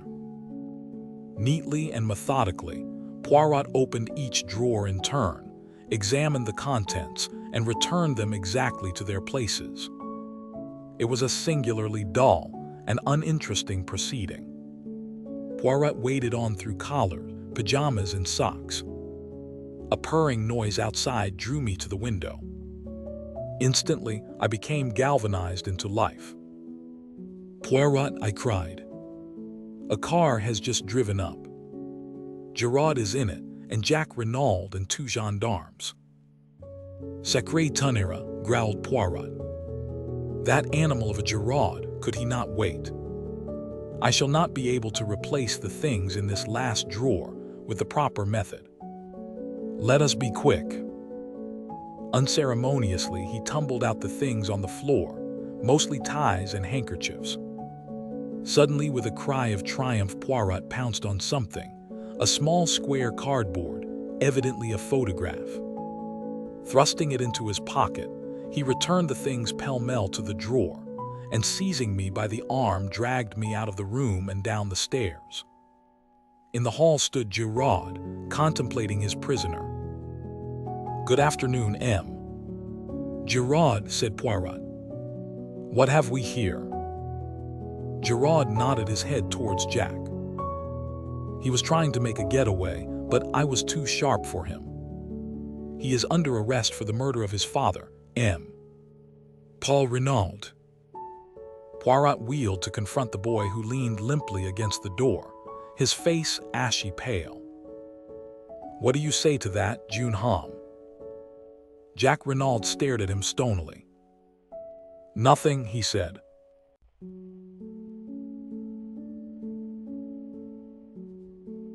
I was dumbfounded. Up to the last, I had not been able to bring myself to believe Jack Renaud guilty. I had expected a ringing proclamation of his innocence when Poirot challenged him. But now, watching him as he stood, white and limp against the wall, and hearing the damning admission fall from his lips, I doubted no longer. But Poirot had turned to Giraud. "What are your grounds for arresting him? Do you expect me to give them to you?" "As a matter of courtesy, yes." Giraud looked at him doubtfully. He was torn between a desire to refuse rudely and the pleasure of triumphing over his adversary. "You think I have made a mistake, I suppose," he sneered. "It would not surprise me," replied Poirot with a soupçon of malice. Giraud's face took on a deeper tinge of red. "Eh bien, come in here. You shall judge for yourself." He flung open the door of the salon, and we passed in, leaving Jack Renaud in the care of the 2 other men. "Now, M. Poirot," said Giraud, laying his hat on the table and speaking with the utmost sarcasm, "I will treat you to a little lecture on detective work.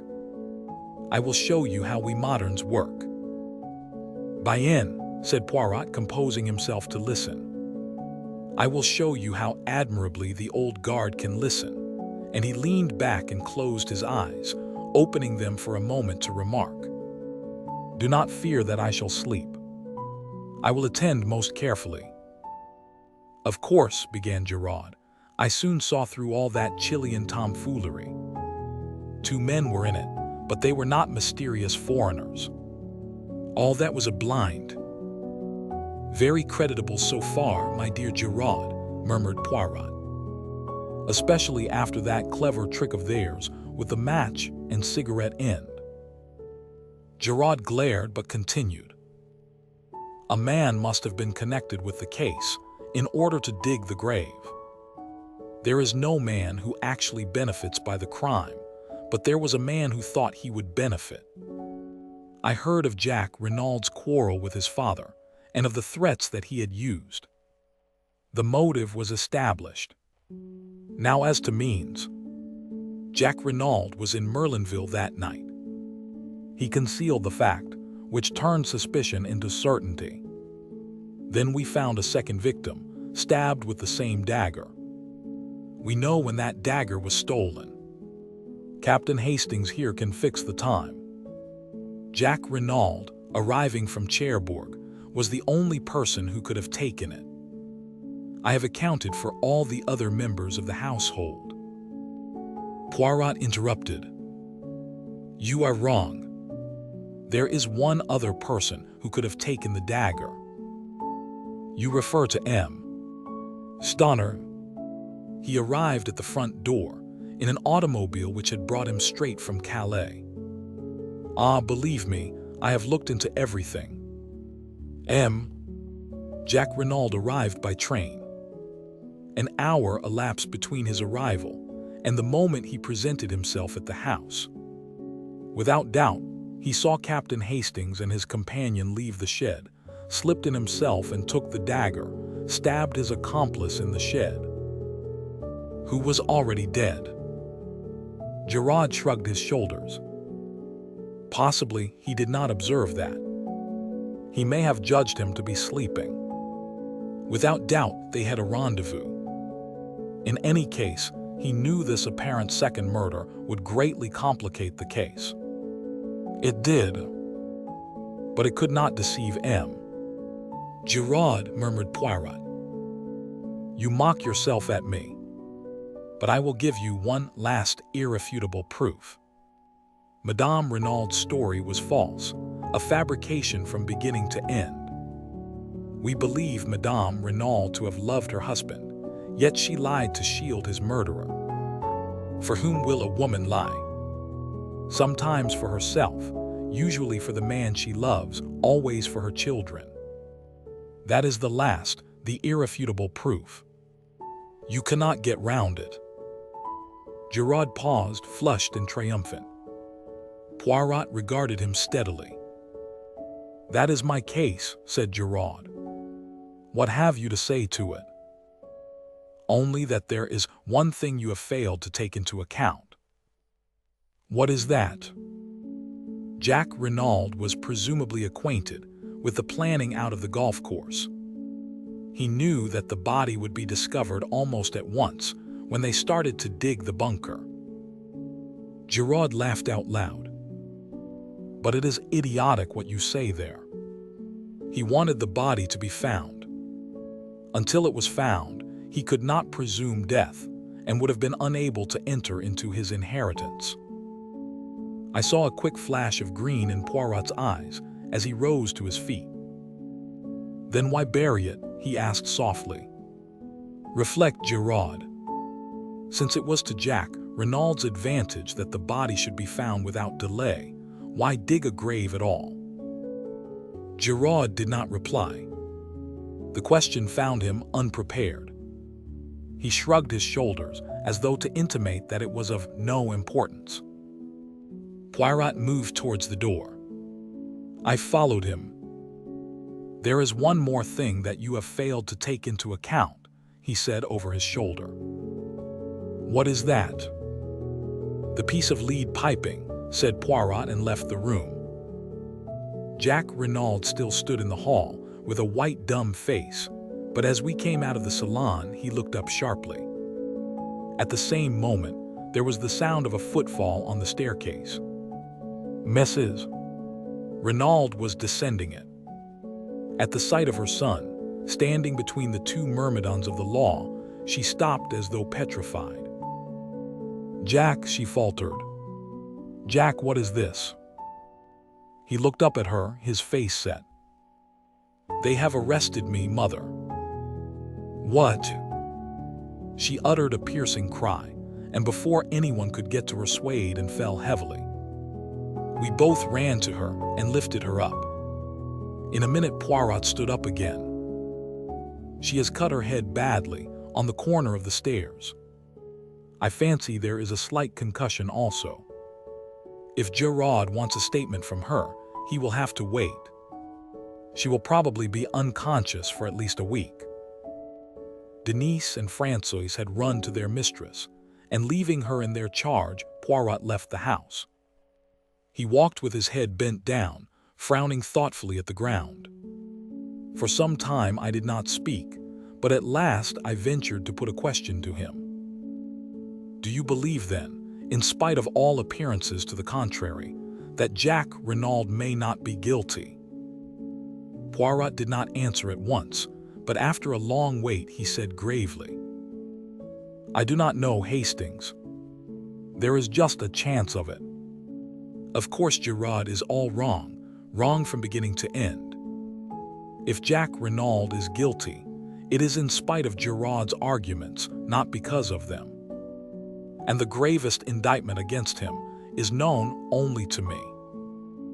What is that? I asked, impressed. If you would use your gray cells and see the whole case clearly as I do, you too would perceive it, my friend. This was what I called one of Poirot's irritating answers. He went on, without waiting for me to speak. Let us walk this way to the sea. We will sit on that little mound there, overlooking the beach, and review the case. You shall know all that I know, but I would prefer that you should come at the truth by your own efforts, not by my leading you by the hand. We established ourselves on the grassy knoll as Poirot had suggested, looking out to sea. From farther along the sand, the cries of the bathers reached us faintly. The sea was of the palest blue, and the halcyon calm reminded me of the day we had arrived at Merlinville, my own good spirits, and Poirot's suggestion that I was fey. What a long time seemed to have elapsed since then. And in reality, it was only 3 days. Think, my friend, said Poirot's voice encouragingly. Arrange your ideas. Be methodical. Be orderly. There is the secret of success. I endeavored to obey him, casting my mind back over all the details of the case. And reluctantly, it seemed to me that the only clear and possible solution was that of Giraud, which Poirot despised. I reflected anew. If there was daylight anywhere, it was in the direction of Madame d'Aubreuil. Giraud was ignorant of her connection with the Baroldi case. Poirot had declared the Baroldi case to be all-important. It was there I must seek. I was on the right track now. And suddenly, I started as an idea of bewildering luminosity shot into my brain. Trembling, I built up my hypothesis. You have a little idea, I see, mon ami, capital. We progress. I sat up and lit a pipe. Poirot, I said, it seems to me we have been strangely remiss. I say we, although I dare say I would be nearer the mark. But you must pay the penalty of your determined secrecy. So I say again, we have been strangely remiss. There is someone we have forgotten. And who is that? Inquired Poirot with twinkling eyes. Georges Queneau.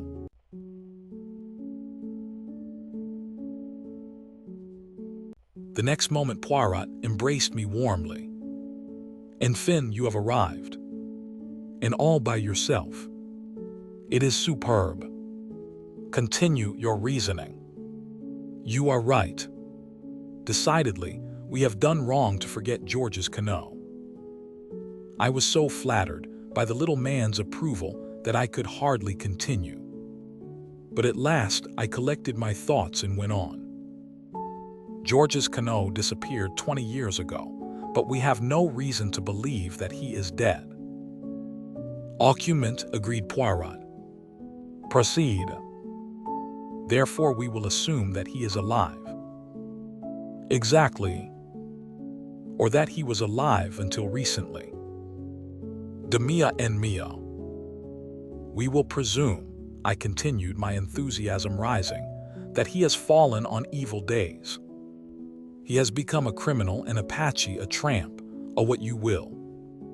He chances to come to Merlinville.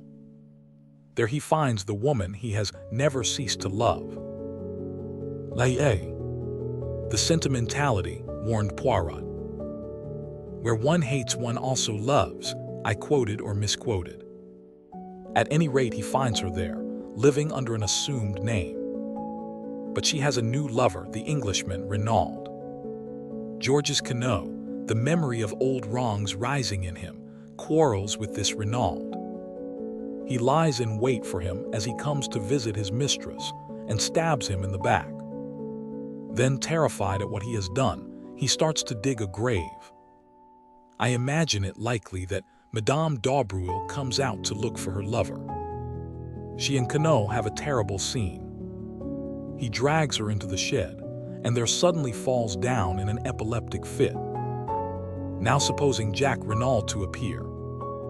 Madame d'Aubreuil tells him all, points out to him the dreadful consequences to her daughter if this scandal of the past is revived. His father's murderer is dead. Let them do their best to hush it up. Jack Renaud consents, goes to the house and has an interview with his mother, winning her over to his point of view. Primed with the story that Madame d'Aubreuil has suggested to him, she permits herself to be gagged and bound. There, Poirot, what do you think of that? I lean back, flushed with the pride of successful reconstruction. Poirot looked at me thoughtfully. I think that you should write for the Kinema Mon Ami, he remarked at last. You mean? It would make a good film, the story that you have recounted to me there, but it bears no sort of resemblance to everyday life. I admit that I haven't gone into all the details, but you have gone further. You have ignored them magnificently. What about the way the two men were dressed? Do you suggest that after stabbing his victim, Queneau removed his suit of clothes, donned it himself, and replaced the dagger? I don't see that matters, I objected rather huffily. He may have obtained clothes and money from Madame d'Aubreuil by threats earlier in the day. By threats, eh? You seriously advance that supposition? Certainly. He could have threatened to reveal her identity to the Renauds, which would probably have put an end to all hopes of her daughter's marriage. You are wrong, Hastings. He could not blackmail her, for she had the whip hand. Georges Queneau, remember, is still wanted for murder. A word from her, and he is in danger of the guillotine. I was forced, rather reluctantly, to admit the truth of this. Your theory, I remarked acidly, is doubtless correct as to all the details. My theory is the truth, said Poirot quietly. And the truth is necessarily correct. In your theory, you made a fundamental error. You permitted your imagination to lead you astray with midnight assignations and passionate love scenes. But in investigating crime, we must take our stand upon the commonplace. Shall I demonstrate my methods to you? Oh, by all means, let us have a demonstration. Poirot sat very upright and began, wagging his forefinger emphatically to emphasize his points. I will start as you started, from the basic fact of Georges Queneau. Now the story told by Madame Biroldi in court as to the Russians was admittedly a fabrication.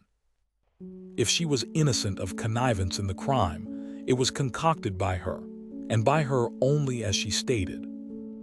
If, on the other hand, she was not innocent, it might have been invented by either her or Georges Queneau. Now in this case we are investigating, we meet the same tale. As I pointed out to you, the facts render it very unlikely that Madame d'Aubreuil inspired it. So we turn to the hypothesis that the story had its origin in the brain of Georges Queneau. Very good. Georges Queneau, therefore, planned the crime with Madame Renaud as his accomplice. She is in the limelight, and behind her is a shadowy figure whose alias is unknown to us.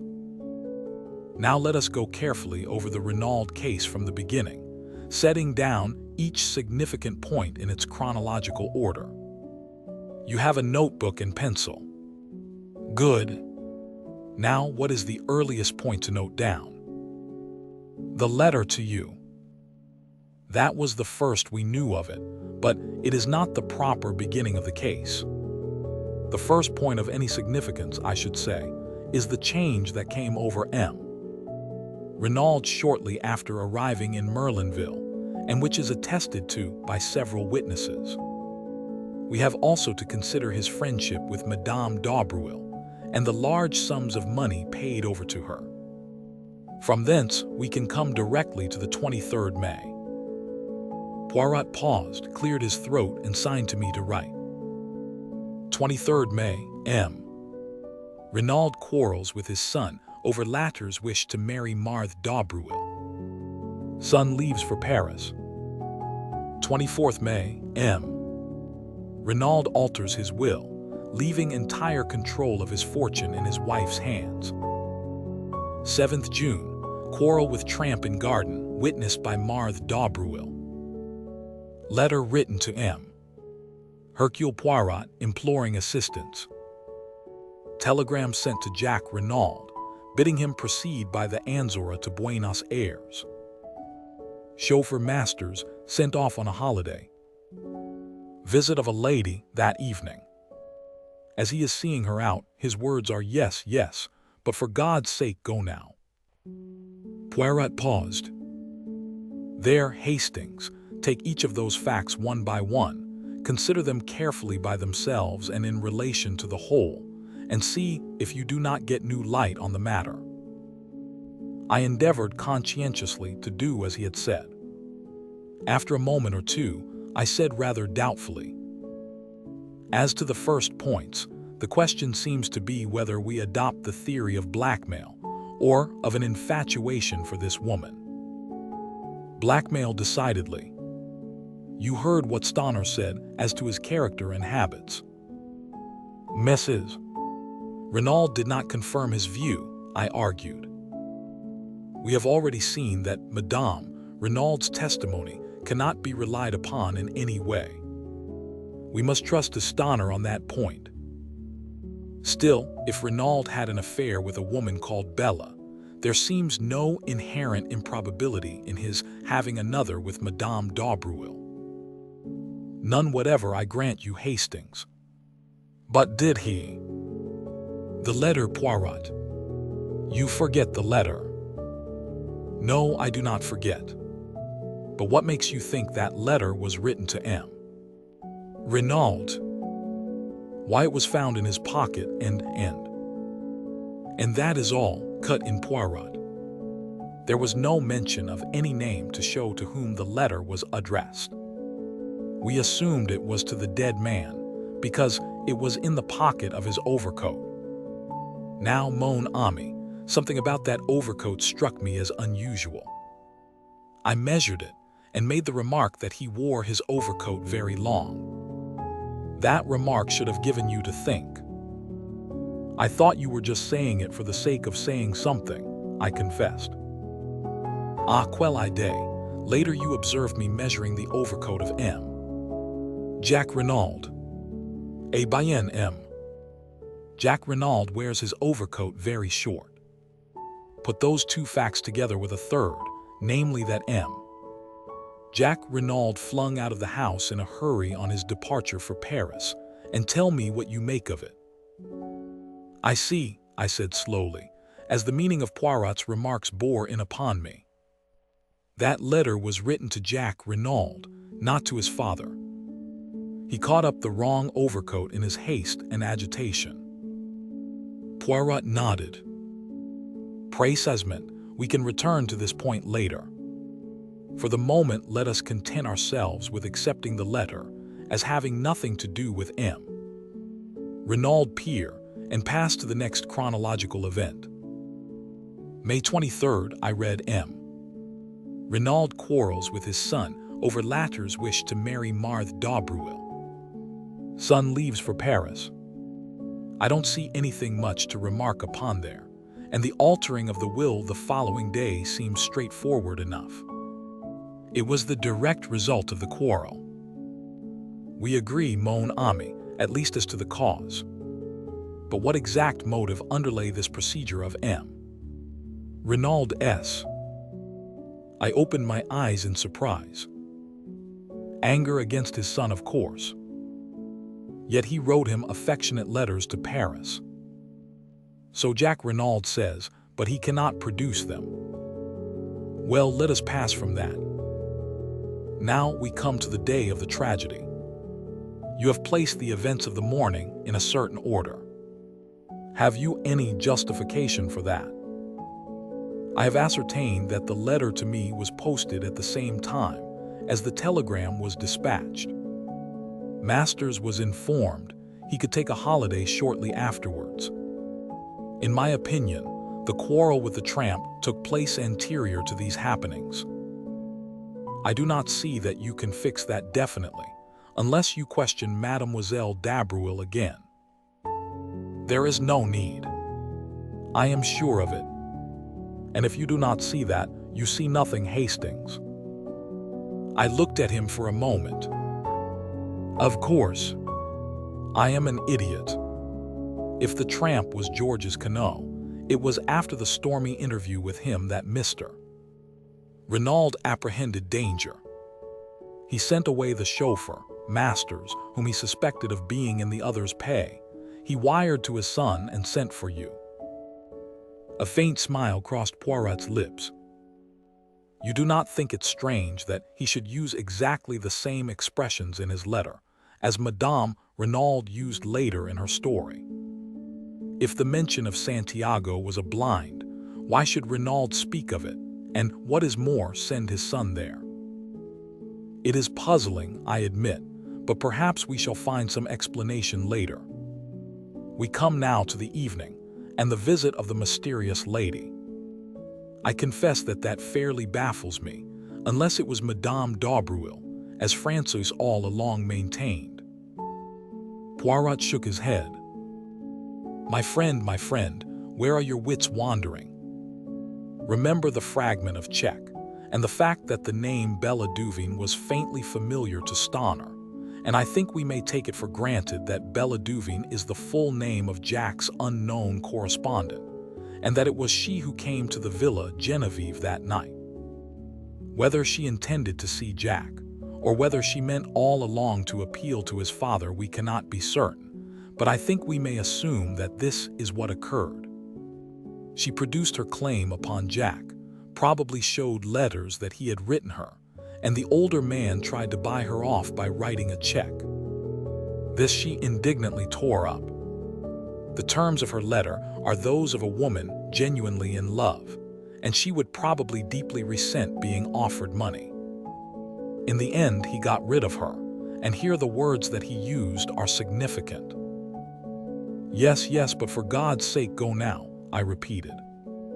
They seem to me a little vehement, perhaps, that is all. That is enough. He was desperately anxious for the girl to go. Why?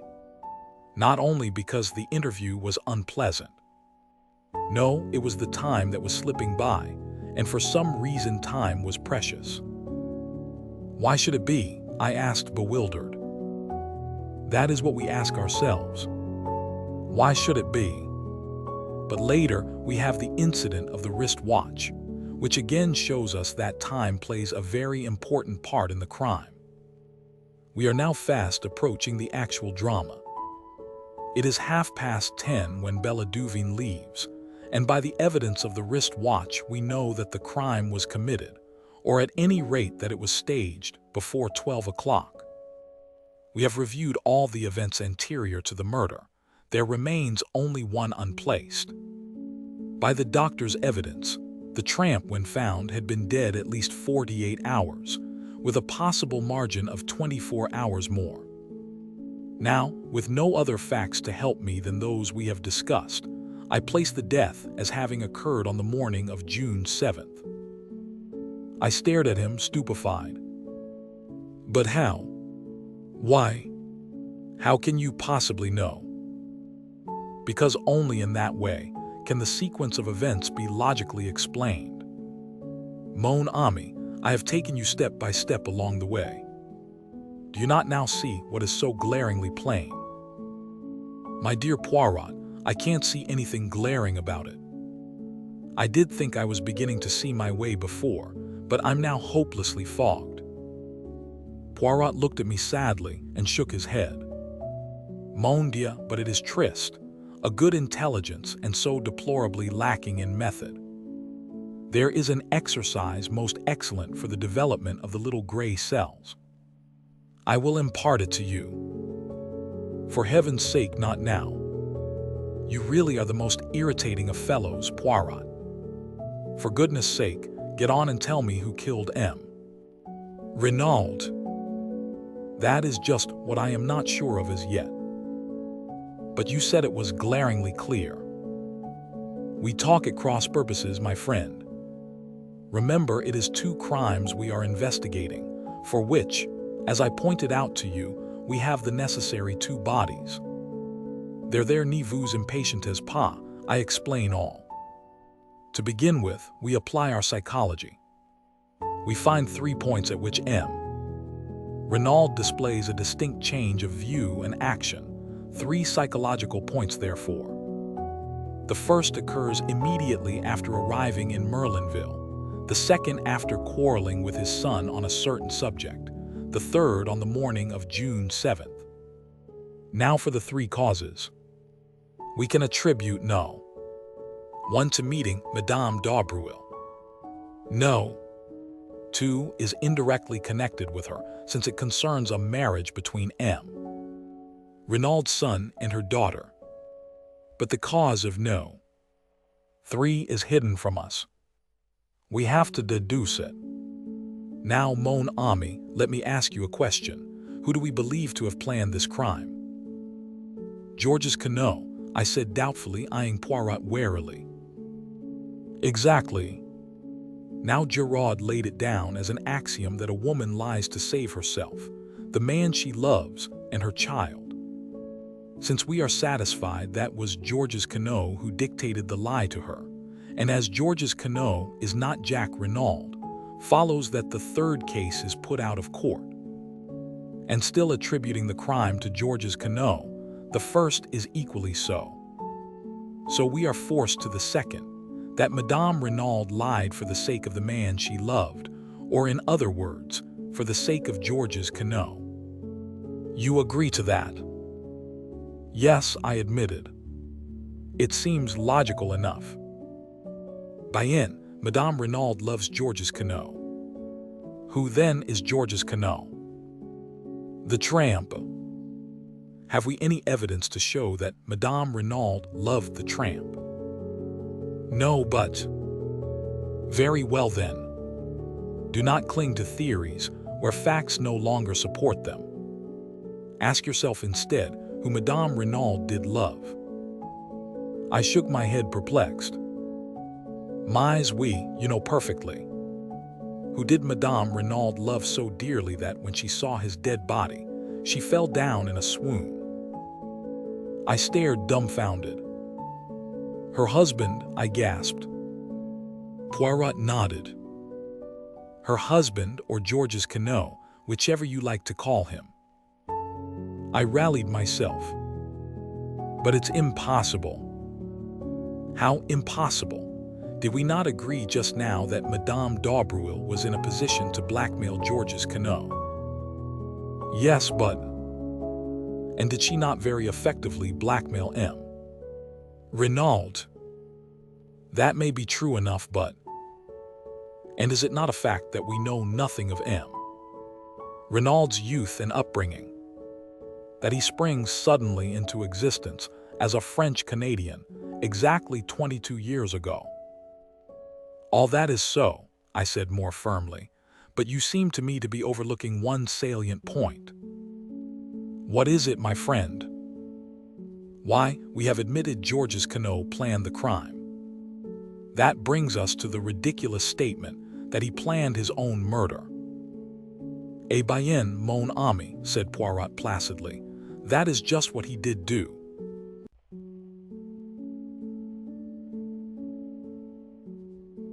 In a measured voice, Poirot began his exposition.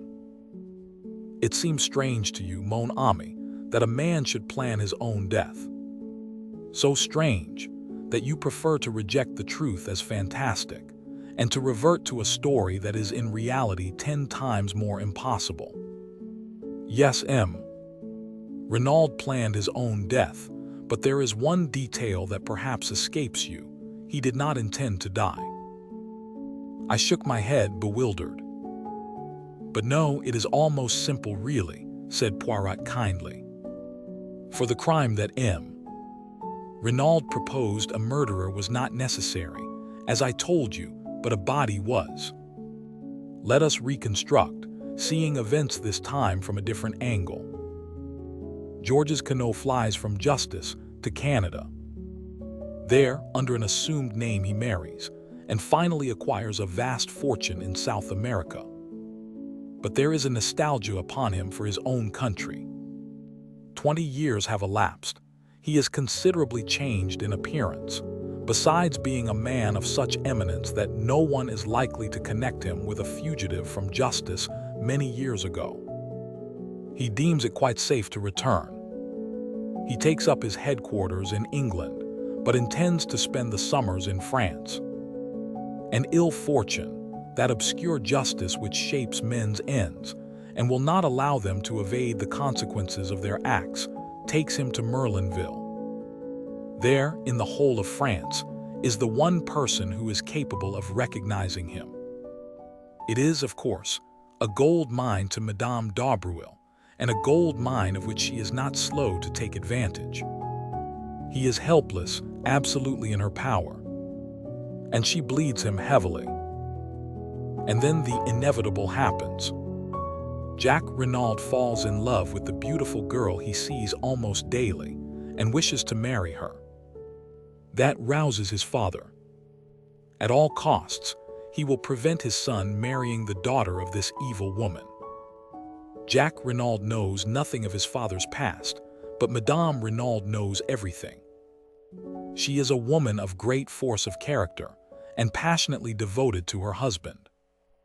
They take counsel together. Renaud sees only one way of escape: death. He must appear to die, in reality escaping to another country where he will start again under an assumed name, and where Madame Renaud, having played the widow's part for a while, can join him. It is essential that she should have control of the money, so he alters his will. How they meant to manage the body business originally, I do not know. Possibly an art student's skeleton, and a fire or something of the kind, but long before their plans have matured an event occurs which plays into their hands. A rough tramp, violent and abusive, finds his way into the garden. There is a struggle. Renaud seeks to eject him, and suddenly the tramp, an epileptic, falls down in a fit.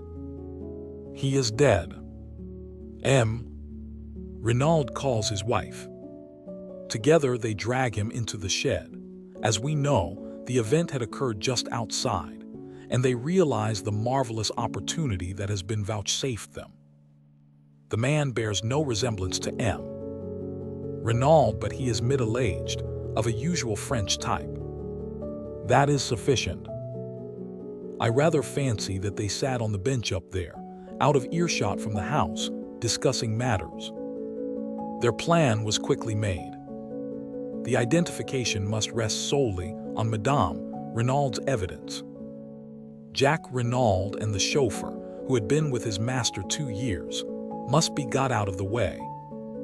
It was unlikely that the French women servants would go near the body, and in any case, Renaud intended to take measures to deceive anyone not likely to appreciate details. Masters was sent off. A telegram dispatched to Jack, Buenos Aires being selected to give credence to the story that Renaud had decided upon. Having heard of me as a rather obscure elderly detective, he wrote his appeal for help, knowing that, when I arrived, the production of the letter would have a profound effect upon the examining magistrate, which, of course, it did. They dressed the body of the tramp in a suit of Renaud's and left his ragged coat and trousers by the door of the shed, not daring to take them into the house. And then, to give credence to the tale Madame Renaud was to tell, they drove the aeroplane dagger through his heart. That night, Renaud will first bind and gag his wife, and then, taking a spade, will dig a grave in that particular spot of ground where he knows how do you call it? Bunker is to be made. It is essential that the body should be found. Madame d'Aubreul must have no suspicions. On the other hand, if a little time elapses, any dangers as to identity will be greatly lessened. Then Renaud will don the tramp's rags and shuffle off to the station, where he will leave unnoticed by the 12:10 train. Since the crime will be supposed to have taken place 2 hours later, no suspicion can possibly attach to him. You see now his annoyance at the inopportune visit of the girl Bella. Every moment of delay is fatal to his plans. He gets rid of her as soon as he can, however. Then to work. He leaves the front door slightly ajar to create the impression that the assassins left that way. He binds and gags Madame Renaud, correcting his mistake of 22 years ago, when the looseness of the bonds caused suspicion to fall upon his accomplice, but leaving her primed with essentially the same story as he had invented before, proving the unconscious recoil of the mind against originality. The night is chilly, and he slips on an overcoat over his underclothing, intending to cast it into the grave with the dead man. He goes out by the window, smoothing over the flower bed carefully, and thereby furnishing the most positive evidence against himself. He goes out onto the lonely golf links, and he digs, and then... "Yes." "And then," said Poirot gravely, "the justice that he has so long eluded overtakes him. An unknown hand stabs him in the back. Now, Hastings, you understand what I mean when I talk of two crimes. The first crime, the crime that M. Renaud, in his arrogance, asked us to investigate, but he made a famous mistake there. He misjudged Hercule Poirot, is solved. But behind it lies a deeper riddle. And to solve that will be difficult, since the criminal in his wisdom has been content to avail himself of the devices prepared by M. Renaud. It has been a particularly perplexing and baffling mystery to solve. A young hand like Giraud, who does not place any reliance on the psychology, is almost certain to fail. "You're marvelous, Poirot," I said with admiration. "Absolutely marvelous. No one on earth but you could have done it." I think my praise pleased him. For once in his life, he looked almost embarrassed. Then you no longer despise poor old Papa Poirot. You shift your allegiance back from the human foxhound. His term for Giraud never failed to make me smile. Rather, you've scored over him handsomely. "That poor Giraud," said Poirot, trying unsuccessfully to look modest. "Without doubt, it is not all stupidity. He has had la mauvaise chance once or twice. That dark hair coiled round the dagger, for instance. To say the least, it was misleading. To tell you the truth, Poirot," I said slowly, "even now I don't quite see whose hair was it." "Madame Renaud's, of course. That is where la mauvaise chance came in. Her hair, dark originally, is almost completely silvered. It might just as easily have been a gray hair, and then, by no conceivable effort could Giraud have persuaded himself it came from the head of Jack Renaud. But it is all of a piece. Always the facts must be twisted to fit the theory. Did not Giraud find the traces of two persons, a man and a woman, in the shed? And how does that fit in with his reconstruction of the case? I will tell you, it does not fit in, and so we shall hear no more of them. I ask you, is that a methodical way of working? The great Giraud. The great Giraud is nothing but a toy balloon, swollen with its own importance. But I, Hercule Poirot, whom he despises, will be the little pin that pricks the big balloon, comme ça," and he made an expressive gesture. Then, calming down, he resumed. "Without doubt, when Madame Renaud recovers, she will speak. The possibility of her son being accused of the murder never occurred to her. How should it when she believed him safely at sea on board the Anzora? Voilà une femme, Hastings. What force, what self-command. She only made one slip. On his unexpected return, it does not matter now, and no one noticed, no one realized the significance of those words. What a terrible part she has had to play, poor woman. Imagine the shock when she goes to identify the body, and instead of what she expects, sees the actual lifeless form of the husband she has believed miles away by now. No wonder she fainted. But since then, despite her grief and her despair, how resolutely she has played her part, and how the anguish of it must wring her. She cannot say a word to set us on the track of the real murderers. For her son's sake, no one must know that Paul Renaud was Georges Quinault, the criminal. Final and most bitter blow, she has admitted publicly that Madame d'Aubreuil was her husband's mistress, for a hint of blackmail might be fatal to her secret. How cleverly she dealt with the examining magistrate when he asked her if there was any mystery in her husband's past life. Nothing so romantic, I am sure, M. Le Juge. It was perfect, the indulgent tone, the soupçon of sad mockery. At once M. Hautet felt himself foolish and melodramatic. Yes, she is a great woman. If she loved a criminal, she loved him royally. Poirot lost himself in contemplation. One thing more, Poirot, what about the piece of lead piping? You do not see. To disfigure the victim's face, so that it would be unrecognizable. It was that which first set me on the right track.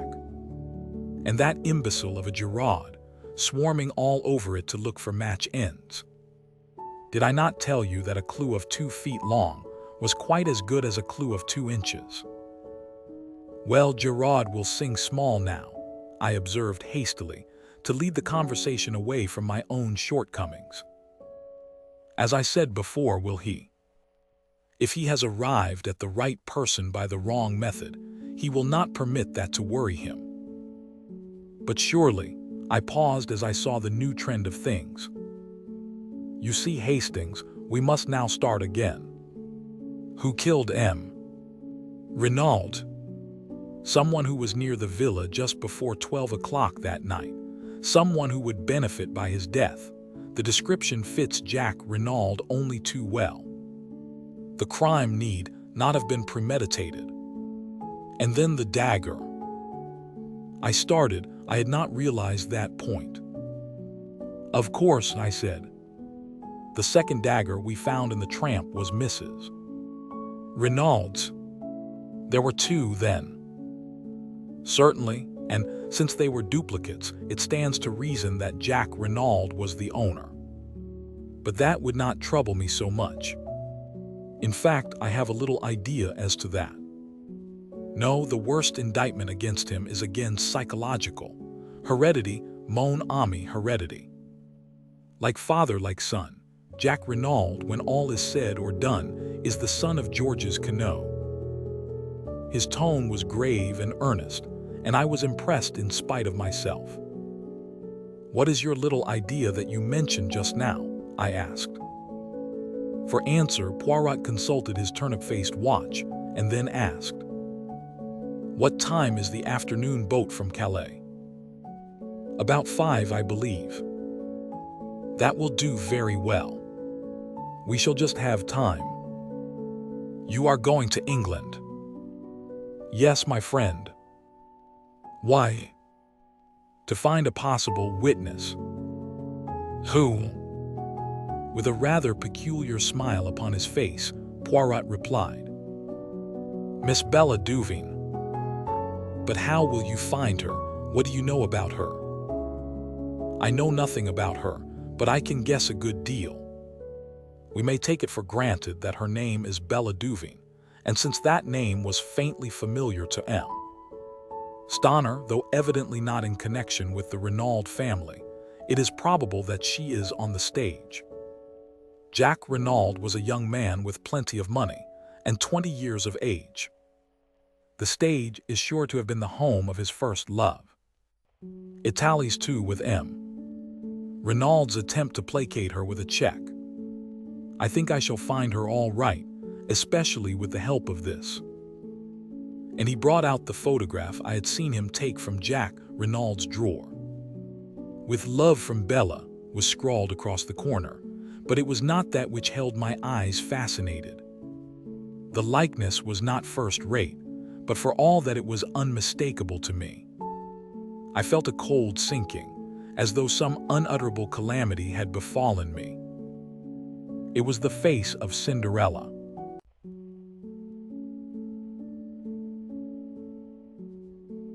For a moment or two I sat as though frozen, the photograph still in my hand. Then, summoning all my courage to appear unmoved, I handed it back. At the same time, I stole a quick glance at Poirot. Had he noticed anything? But to my relief, he did not seem to be observing me. Anything unusual in my manner had certainly escaped him. He rose briskly to his feet. "We have no time to lose. We must make our departure with all dispatch. All is well, the sea it will be calm."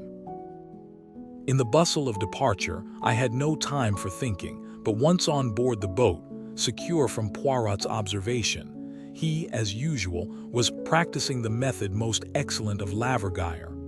I pulled myself together and attacked the facts dispassionately. How much did Poirot know? Was he aware that my acquaintance of the train and Villa Genevieve were one and the same? Why had he gone to the Hotel du Fer? On my behalf, as I had believed? Or had I only fatuously thought so, and was this visit undertaken with a deeper and more sinister purpose? But in any case, why was he bent on finding this girl? Did he suspect her of having seen Jack Renaud commit the crime? Or did he suspect, but that was impossible? The girl had no grudge against the elder Renaud, no possible motive for wishing his death. What had brought her back to the scene of the murder? I went over the facts carefully. She must have left the train at Calais, where I parted from her that day. No wonder I had been unable to find her on the boat. If she had dined in Calais and then taken a train out to Merlinville, she would have arrived at the Villa Genevieve just about the time that François said. What had she done when she left the house just after 10? Presumably either gone to an hotel or returned to Calais. And then, the crime had been committed on Tuesday night. On Thursday morning, she was once more in Merlinville. Had she ever left France at all? I doubted it very much. What kept her there? The hope of seeing Jack Renaud. I had told her, as at the time we believed, that he was on the high seas en route to Buenos Aires. Possibly she was aware that the Anzora had not sailed. But to know that she must have seen Jack. Was that what Poirot was after? Had Jack Renaud, returning to see Marthe d'Aubreuil, come face to face instead with Villa Genevieve, the girl he had heartlessly thrown over? I began to see daylight. If that were indeed the case, it might furnish Jack with the alibi he needed. Yet under those circumstances, his silence seemed difficult to explain. Why could he not have spoken out boldly? Did he fear for this former entanglement of his to come to the ears of Marthe d'Aubreuil? I shook my head, dissatisfied. The thing had been harmless enough, a foolish boy and girl affair, and I reflected cynically that the son of a millionaire was not likely to be thrown over by a penniless French girl, who moreover loved him devotedly, without a much graver cause. Altogether, I found the affair puzzling and unsatisfactory. I disliked intensely being associated with Poirot in hunting this girl down, but I could not see any way of avoiding it without revealing everything to him, and this, for some reason, I was loath to do. Poirot reappeared brisk and smiling at Dover, and our journey to London was uneventful. It was past 9 o'clock when we arrived, and I supposed that we should return straight away to our rooms and do nothing till the morning. But Poirot had other plans. "We must lose no time, mon ami. The news of the arrest will not be in the English papers until the day after tomorrow, but still, we must lose no time." I did not quite follow his reasoning, but I merely asked how he proposed to find the girl. "You remember Joseph Aarons, the theatrical agent?" "No." I assisted him in a little matter of a Japanese wrestler. A pretty little problem. I must recount it to you one day. He, without doubt, will be able to put us in the way of finding out what we want to know. It took us some time to run Mr. Errands to earth, and it was after midnight when we finally managed it. He greeted Poirot with every evidence of warmth and professed himself ready to be of service to us in any way. "There's not much about the profession I don't know," he said, beaming genially. "Eh bien, M. Errands, I desire to find a young girl called Villa Genevieve." Villa Genevieve. I know the name, but for the moment I can't place it. What's her line? That I do not know, but here is her photograph. Mr. Aaron studied it for a moment, then his face lighted. "Got it," he slapped his thigh. "The Dulcibella kids, by the Lord. The Dulcibella kids. That's it. They're sisters. Acrobats, dancers, and singers. Give quite a good little turn. They're in the provinces somewhere, I believe, if they're not resting. They've been on in Paris for the last 2 or 3 weeks. Can you find out for me exactly where they are? Easy as a bird. You go home, and I'll send you round the dope in the morning." With this promise, we took leave of him. He was as good as his word. About 11 o'clock the following day, a scribbled note reached us. "The Dulcibella sisters are on at the palace in Coventry. Good luck to you." Without more ado, we started for Coventry. Poirot made no inquiries at the theater, but contented himself with booking stalls for the variety performance that evening. The show was wearisome beyond words, or perhaps it was only my mood that made it seem so. Japanese families balanced themselves precariously. Would-be fashionable men, in greenish evening dress and exquisitely slicked hair, reeled off society patter and danced marvelously. Stout prima donnas sang at the top of the human register. A comic comedian endeavored to be Mr. George Robey and failed signally. At last, the number went up which announced the Dulcibella kids. My heart beat sickeningly. There she was. There they both were. The pair of them, one flaxen-haired, one dark, matching as to size, with short fluffy skirts and immense buster brown bows. They looked a pair of extremely piquant children. They began to sing. Their voices were fresh and true, rather thin and music-hally but attractive. It was quite a pretty little turn. They danced neatly and did some clever little acrobatic feats. The words of their songs were crisp and catchy. When the curtain fell, there was a full meed of applause. Evidently, the Dulcibella kids were a success. Suddenly, I felt that I could remain no longer. I must get out into the air. I suggested leaving to Poirot. "Go by all means, mon ami. I amuse myself and will stay to the end. I will rejoin you later." It was only a few steps from the theater to the hotel. I went up to the sitting room, ordered a whiskey and soda, and sat drinking it, staring meditatively into the empty grate. I heard the door open and turned my head, thinking it was Poirot. Then I jumped to my feet. It was Cinderella who stood in the doorway. She spoke haltingly, her breath coming in little gasps. "I saw you in front. You and your friend. When you got up to go, I was waiting outside and followed you. Why are you here in Coventry? What were you doing there tonight? Is the man who was with you the detective?" She stood there, the cloak she had wrapped round her stage dress slipping from her shoulders. I saw the whiteness of her cheeks under the rouge and heard the terror in her voice. And in that moment I understood everything. Understood why Poirot was seeking her and what she feared, and understood at last my own heart. "Yes," I said gently. Is he looking for me? She half whispered. Then, as I did not answer for a moment, she slipped down by the big chair and burst into violent, bitter weeping. I knelt down by her, holding her in my arms and smoothing the hair back from her face. Don't cry, child, don't cry, for God's sake. You're safe here. I'll take care of you. Don't cry, darling.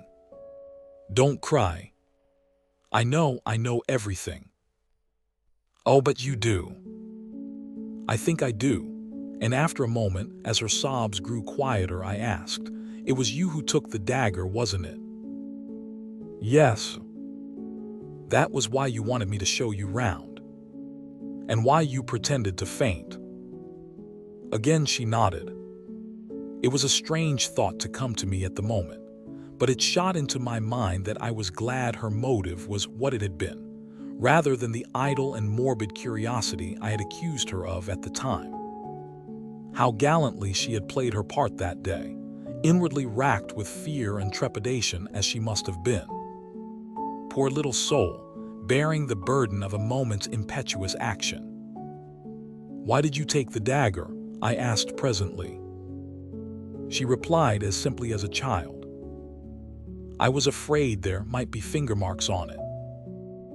But didn't you remember that you had worn gloves?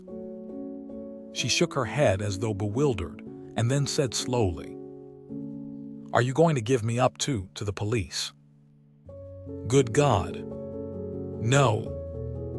Her eyes sought mine long and earnestly, and then she asked in a little quiet voice that sounded afraid of itself. Why not? It seemed a strange place and a strange time for a declaration of love, and God knows, in all my imagining, I had never pictured love coming to me in such a guise. But I answered simply and naturally enough. Because I love you, Cinderella. She bent her head down, as though ashamed, and muttered in a broken voice. You can't, not if you knew. And then, as though rallying herself, she faced me squarely and asked, What do you know then? I know that you came to see Mr. Renaud that night. He offered you a check, and you tore it up indignantly. Then you left the house. I paused. Go on, what next? I don't know whether you knew that Jack Renaud would be coming that night, or whether you just waited about on the chance of seeing him, but you did wait about. Perhaps you were just miserable and walked aimlessly, but at any rate just before 12 you were still near there, and you saw a man on the golf links. Again I paused. I had leapt to the truth in a flash as she entered the room, but now the picture rose before me even more convincingly. I saw vividly the peculiar pattern of the overcoat on the dead body of Mr. Renaud, and I remembered the amazing likeness that had startled me into believing for one instant that the dead man had risen from the dead when his son burst into our conclave in the salon. Go on, repeated the girl steadily. I fancy his back was to you, but you recognized him, or thought you recognized him. The gait and the carriage were familiar to you, and the pattern of his overcoat. I paused. You told me in the train on the way from Paris that you had Italian blood in your veins, and that you had nearly got into trouble once with it. You used a threat in one of your letters to Jack Renaud. When you saw him there, your anger and jealousy drove you mad, and you struck. I don't believe for a minute that you meant to kill him. But you did kill him, Cinderella. She had flung up her hands to cover her face, and in a choked voice she said, You're right, I can see it all as you tell it. Then she turned on me almost savagely. And you love me. Knowing what you do, how can you love me? I don't know, I said a little wearily. I think love is like that, a thing one cannot help. I have tried, I know, ever since the first day I met you. And love has been too strong for me. And then suddenly, when I least expected it, she broke down again, casting herself down on the floor and sobbing wildly. "Oh, I can't," she cried. "I don't know what to do. I don't know which way to turn. Oh, pity me, someone, and tell me what to do." Again I knelt by her, soothing her as best I could. "Don't be afraid of me, Bella. For God's sake, don't be afraid of me. I love you, that's true, but I don't want anything in return. Only let me help you. Love him still if you have to, but let me help you as he can't." It was as though she had been turned to stone by my words. She raised her head from her hands and stared at me. "You think that," she whispered. "You think that I love Jack Renaud." Then, half laughing, half crying, she flung her arms passionately round my neck and pressed her sweet, wet face to mine. "Not as I love you," she whispered. "Never as I love you." Her lips brushed my cheek, and then, seeking my mouth, kissed me again and again with a sweetness and fire beyond belief. The wildness of it, and the wonder I shall not forget, no, not as long as I live.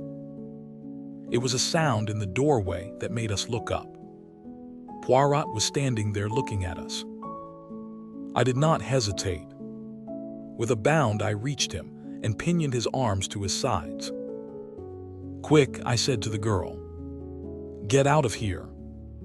As fast as you can. I'll hold him."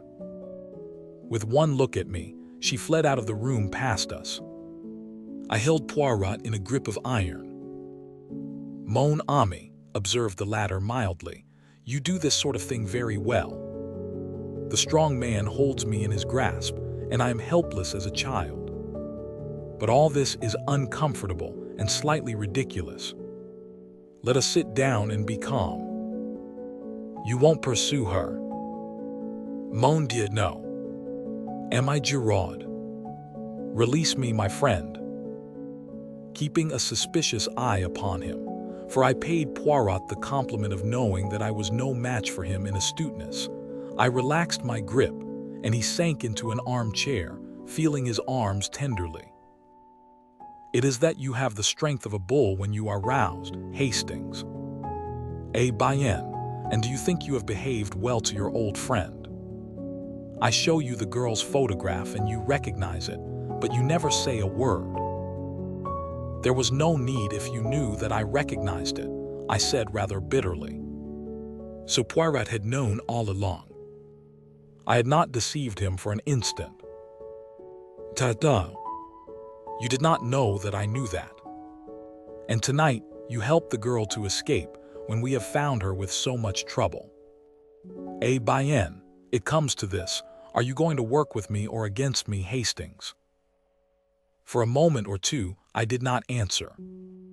To break with my old friend gave me great pain. Yet I must definitely range myself against him. Would he ever forgive me, I wondered. He had been strangely calm so far, but I knew him to possess marvelous self-command. "Poirot," I said, "I'm sorry. I admit I've behaved badly to you over this. But sometimes one has no choice. And in future I must take my own line." Poirot nodded his head several times. "I understand," he said.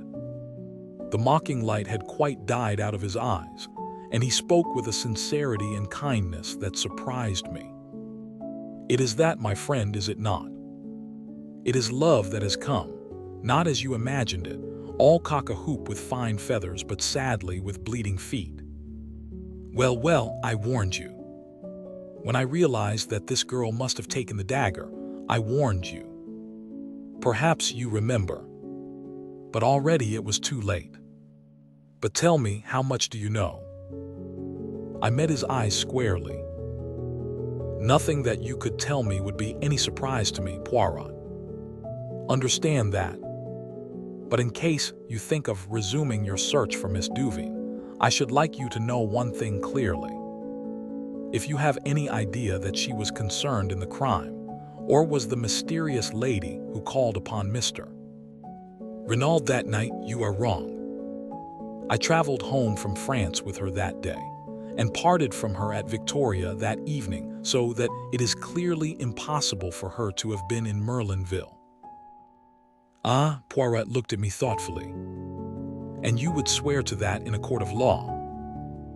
Most certainly I would. Poirot rose and bowed. Mon ami, vive l'amour, it can perform miracles. It is decidedly ingenious what you have thought of there. It defeats even Hercule Poirot.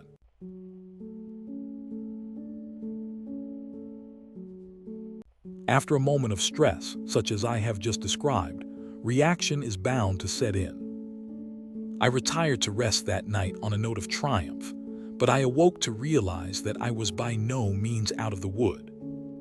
True, I could see no flaw in the alibi I had so suddenly conceived. I had but to stick to my story, and I failed to see how Bella could be convicted in face of it. It was not as though there was any old friendship between us that could be raked up, and which might lead them to suspect that I was committing perjury. It could be proved that in actual fact, I had only seen the girl on 3 occasions. No, I was still satisfied with my idea, had not even Poirot admitted that it defeated him. But there I felt the need of treading warily. All very well for my little friend to admit himself momentarily nonplussed. I had far too much respect for his abilities to conceive of him as being content to remain in that position. I had a very humble opinion of my wits when it came to matching them against his. Poirot would not take defeat lying down. Somehow or other, he would endeavor to turn the tables on me, and that in the way and at the moment when I least expected it. We met at breakfast the following morning, as though nothing had happened. Poirot's good temper was imperturbable, yet I thought I detected a film of reserve in his manner which was new. After breakfast, I announced my intention of going out for a stroll. A malicious gleam shot through Poirot's eyes. If it is information you seek, you need not be at the pains of deranging yourself. I can tell you all you wish to know. The Dulcibella sisters have canceled their contract and have left Coventry for an unknown destination. Is that really so, Poirot? You can take it from me, Hastings. I made inquiries the first thing this morning. After all, what else did you expect? True enough, nothing else could be expected under the circumstances. Cinderella had profited by the slight start I had been able to assure her, and would certainly not lose a moment in removing herself from the reach of the pursuer. It was what I had intended and planned.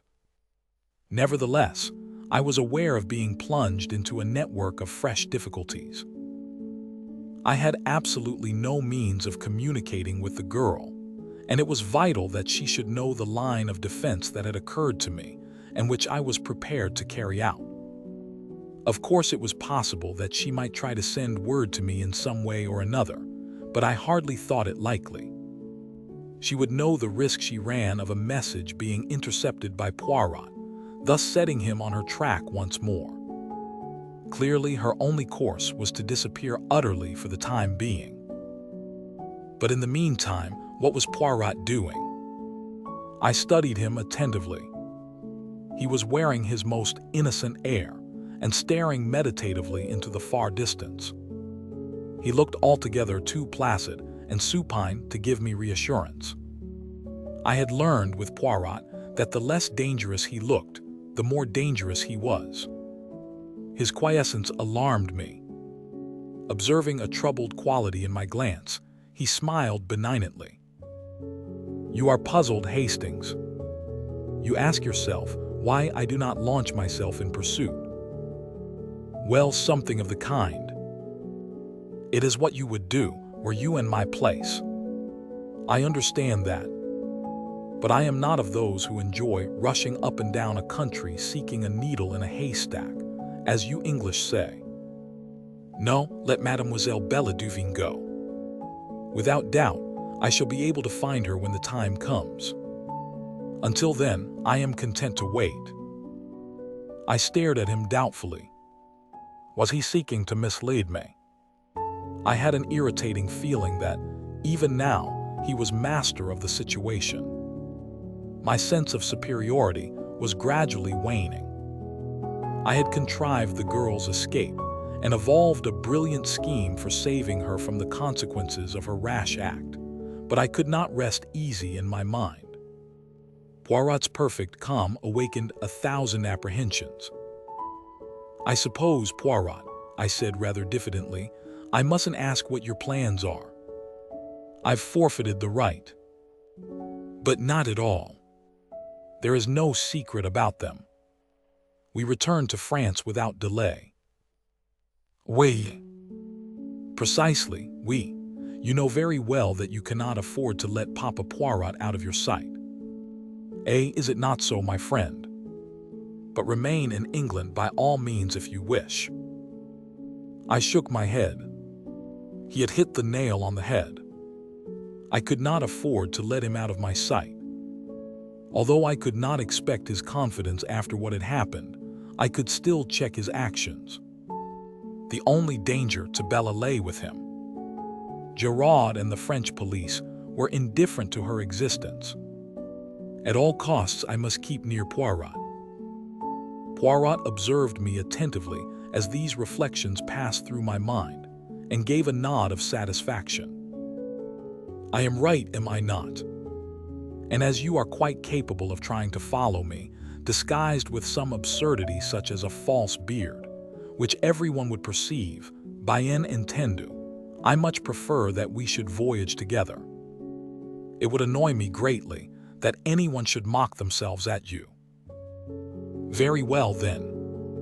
But it's only fair to warn you." I know all. You are my enemy. Be my enemy then. It does not worry me at all. So long as it's all fair and above board, I don't mind. You have to the full the English passion for fair play. Now your scruples are satisfied, let us depart immediately. There is no time to be lost. Our stay in England has been short but sufficient. I know what I wanted to know. The tone was light, but I read a veiled menace into the words. "Still," I began and stopped. "Still, as you say. Without doubt, you are satisfied with the part you are playing. Me, I preoccupy myself with Jack Renaud." Jack Renaud. The words gave me a start. I had completely forgotten that aspect of the case. Jack Renaud in prison, with the shadow of the guillotine looming over him. I saw the part I was playing in a more sinister light. I could save Bella, yes, but in doing so I ran the risk of sending an innocent man to his death. I pushed the thought from me with horror. It could not be. He would be acquitted. Certainly he would be acquitted. But the cold fear came back. Suppose he were not. What then? Could I have it on my conscience? Horrible thought. Would it come to that in the end? A decision. Bella or Jack Renaud? The promptings of my heart were to save the girl I loved at any cost to myself. But if the cost were to another, the problem was altered. What would the girl herself say? I remembered that no word of Jack Renaud's arrest had passed my lips. As yet she was in total ignorance of the fact that her former lover was in prison, charged with a hideous crime which he had not committed. When she knew, how would she act? Would she permit her life to be saved at the expense of his? Certainly she must do nothing rash. Jack Renaud might, and probably would, be acquitted without any intervention on her part. If so, good. But if he was not, that was the terrible, the unanswerable problem. I fancied that she ran no risk of the extreme penalty. The circumstances of the crime were quite different in her case. She could plead jealousy and extreme provocation, and her youth and beauty would go for much. The fact that by a tragic mistake it was old Mr. Renaud and not his son who paid the penalty would not alter the motive of the crime. But in any case, however lenient the sentence of the court, it must mean a long term of imprisonment. No, Bella must be protected. And at the same time, Jack Renaud must be saved. How this was to be accomplished, I did not see clearly. But I pinned my faith to Poirot. He knew. Come what might, he would manage to save an innocent man. He must find some pretext other than the real one. It might be difficult, but he would manage it somehow. And with Bella unsuspected and Jack Renaud acquitted, all would end satisfactorily. So I told myself repeatedly, but at the bottom of my heart there still remained a cold fear.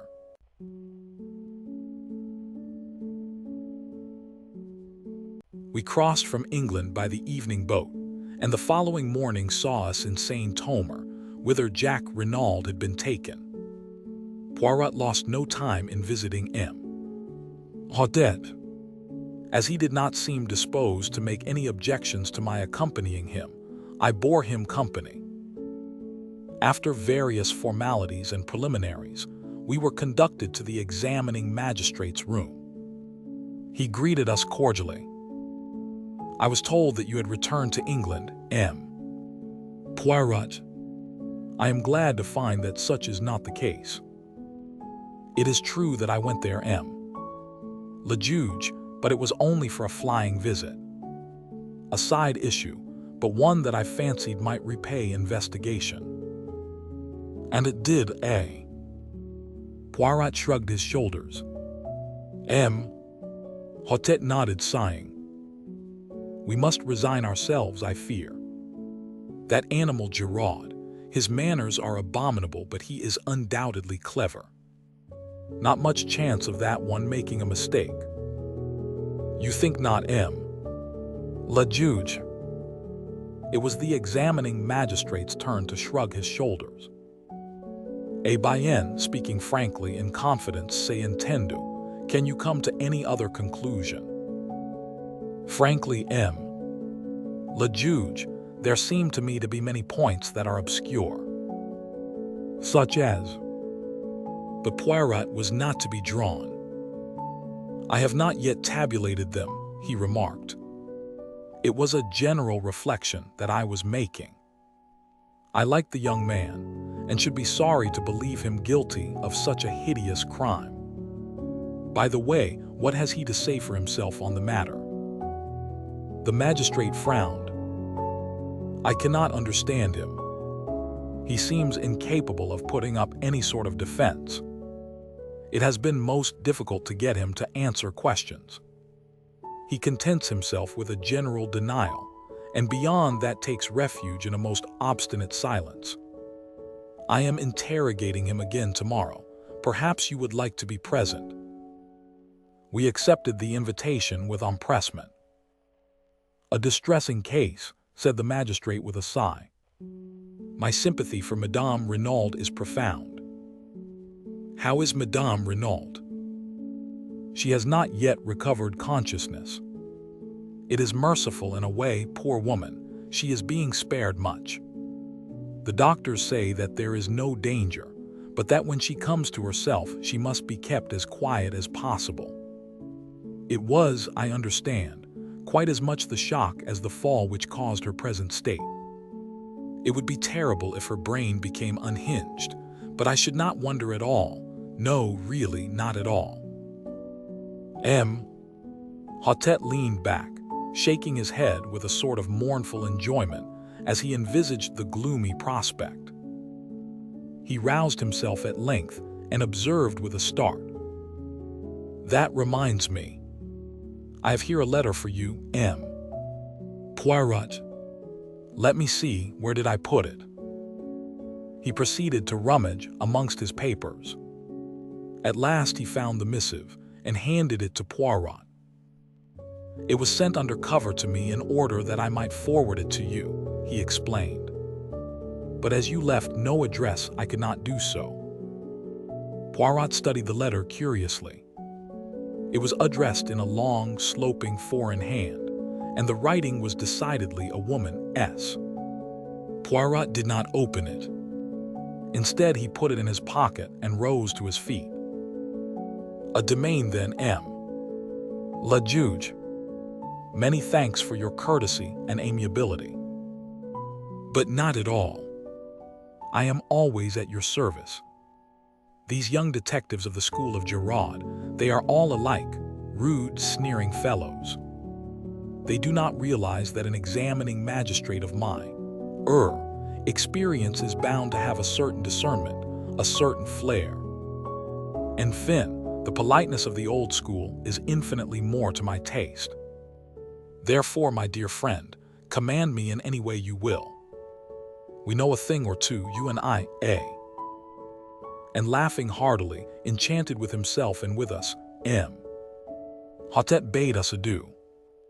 I am sorry to have to record that Poirot's first remark to me, as we traversed the corridor, was, "A famous old imbecile, that one. Of a stupidity to make pity." We were just leaving the building when we came face to face with Giraud, looking more dandified than ever, and thoroughly pleased with himself. M. Poirot, he cried airily. You have returned from England, then? As you see, said Poirot. The end of the case is not far off now, I fancy. I agree with you, M. Giraud. Poirot spoke in a subdued tone. His crestfallen manner seemed to delight the other. Of all the milk and water criminals, not an idea of defending himself. It is extraordinary. So extraordinary that it gives one to think, does it not? Suggested Poirot mildly. But Giraud was not even listening. He twirled his cane amicably. Well, good day, M. Poirot. I am glad you're satisfied of young Renaud's guilt at last. Pardon, but I am not in the least satisfied. Jack Renaud is innocent. Giraud stared for a moment, then burst out laughing, tapping his head significantly with the brief remark, "Takei." Poirot drew himself up. A dangerous light showed in his eyes. M.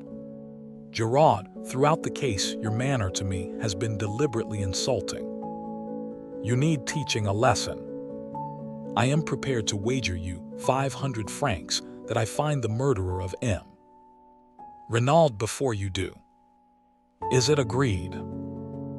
Giraud stared helplessly at him and murmured again. Takei. Come now, urged Poirot, is it agreed? I have no wish to take your money from you. Make your mind easy, you will not. Oh well then, I agree. You speak of my manner to you being insulting. Bien, once or twice, your manner has annoyed me. I am enchanted to hear it, said Poirot. Good morning, M. Giraud. Come, Hastings. I said no word as we walked along the street. My heart was heavy. Poirot had displayed his intentions only too plainly. I doubted more than ever my powers of saving Bella from the consequences of her act. This unlucky encounter with Giraud had roused Poirot and put him on his mettle. Suddenly, I felt a hand laid on my shoulder and turned to face Gabriel Stanner. We stopped and greeted him, and he proposed strolling with us back to our hotel. And what are you doing here, M? Stanner inquired Poirot. One must stand by one's friends, replied the other dryly, especially when they are unjustly accused. Then you do not believe that Jack Renaud committed the crime? I asked eagerly. Certainly I don't. I know the lad. I admit that there have been one or two things in this business that have staggered me completely, but nonetheless, in spite of his fool way of taking it, I'll never believe that Jack Renaud is a murderer. My heart warmed to the secretary. His words seemed to lift a secret weight from my heart. I have no doubt that many people feel as you do, I exclaimed. There is really absurdly little evidence against him. I should say that there was no doubt of his acquittal, no doubt whatever. But Stoner hardly responded as I could have wished. "I'd give a lot to think as you do," he said gravely. He turned to Poirot. "What's your opinion, monsieur?" "I think that things look very black against him," said Poirot quietly. "You believe him guilty?" said Stoner sharply. "No, but I think he will find it hard to prove his innocence." "He's behaving so damned queerly," muttered Stoner. "Of course I realize that there's a lot more in this affair than meets the eye. Giraud's not wise to that because he's an outsider, but the whole thing has been damned odd." "As to that," least said soonest mended. "If Mrs. Renaud wants to hush anything up, I'll take my cue from her. It's her show, and I've too much respect for her judgment to shove my oar in, but I can't get behind this attitude of Jack's. Anyone would think he wanted to be thought guilty." "But it's absurd," I cried, bursting in. "For one thing, the dagger—" I paused, uncertain as to how much Poirot would wish me to reveal. I continued, choosing my words carefully. "We know that the dagger could not have been in Jack Renaud's possession that evening. Mrs. Renaud knows that." "True," said Stoner. "When she recovers, she will doubtless say all this and more. Well, I must be leaving you." One moment, Poirot's hand arrested his departure.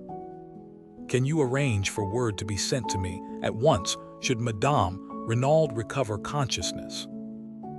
"Certainly. That's easily done." "That point about the dagger is good, Poirot," I urged as we went upstairs. I couldn't speak very plainly before Stoner. "That was quite right of you. We might as well keep the knowledge to ourselves as long as we can. As to the dagger, your point hardly helps Jack Renaud. You remember that I was absent for an hour this morning, before we started from London." "Yes." "Well, I was employed in trying to find the firm Jack Renaud employed to convert his souvenirs. It was not very difficult. Bien, Hastings, they made to his order not 2 paper knives but 3. So that,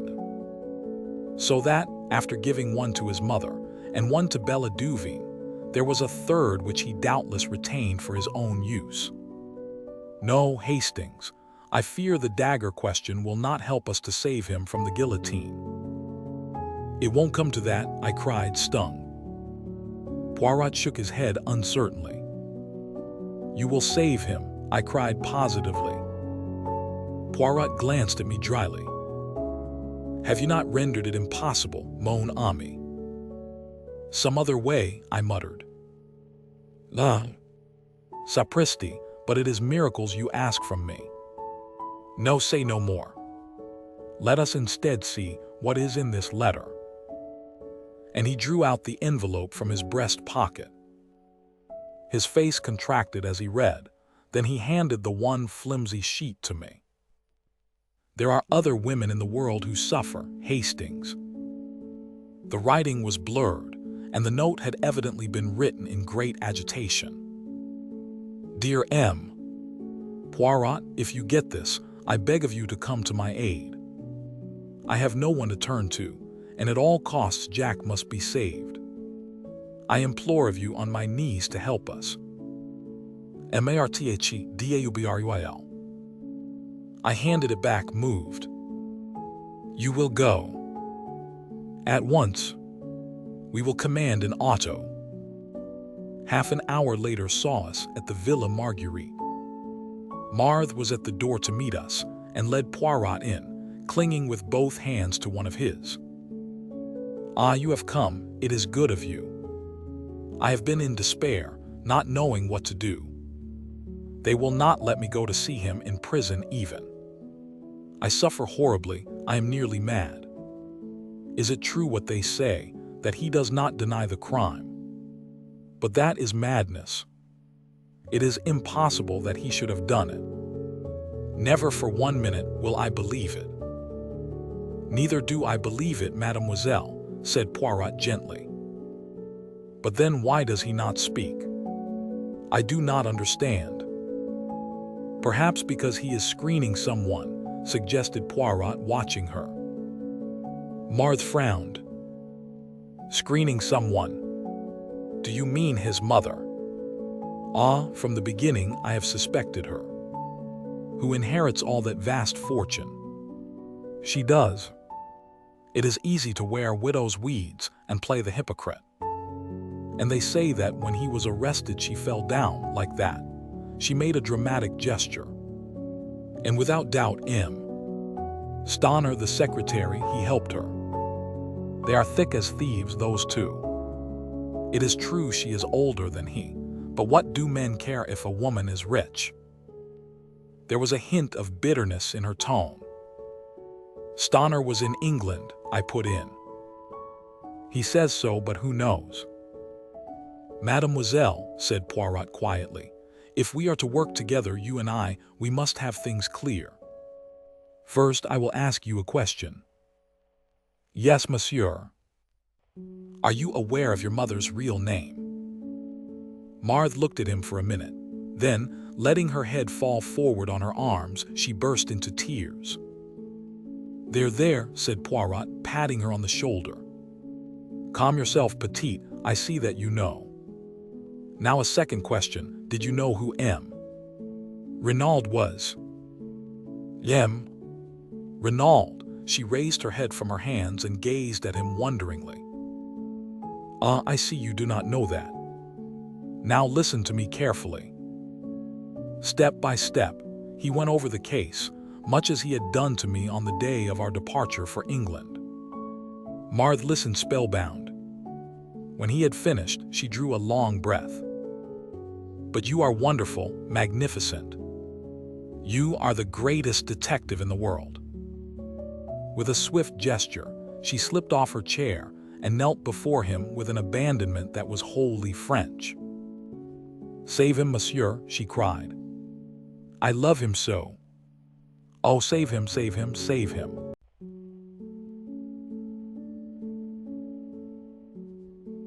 We were present the following morning at the examination of Jacques Renaud. Short as the time had been, I was shocked at the change that had taken place in the young prisoner. His cheeks had fallen in, there were deep black circles round his eyes, and he looked haggard and distraught, as one who had wooed sleep in vain for several nights.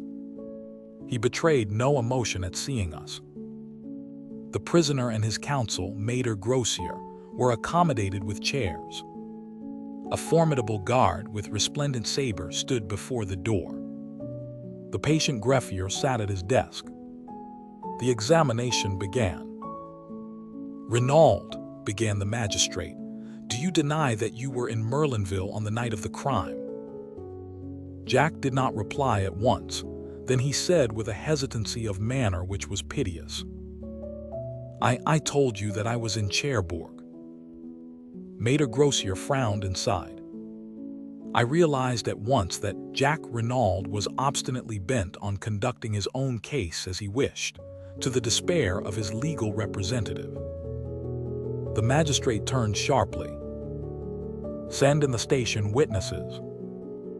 In a moment or two, the door opened to admit a man whom I recognized as being a porter at Merlinville Station. "You were on duty on the night of June 7th. "Yes, monsieur." "You witnessed the arrival of the 11:40 train." "Yes, monsieur." "Look at the prisoner. Do you recognize him as having been one of the passengers to alight?" "Yes, monsieur le juge."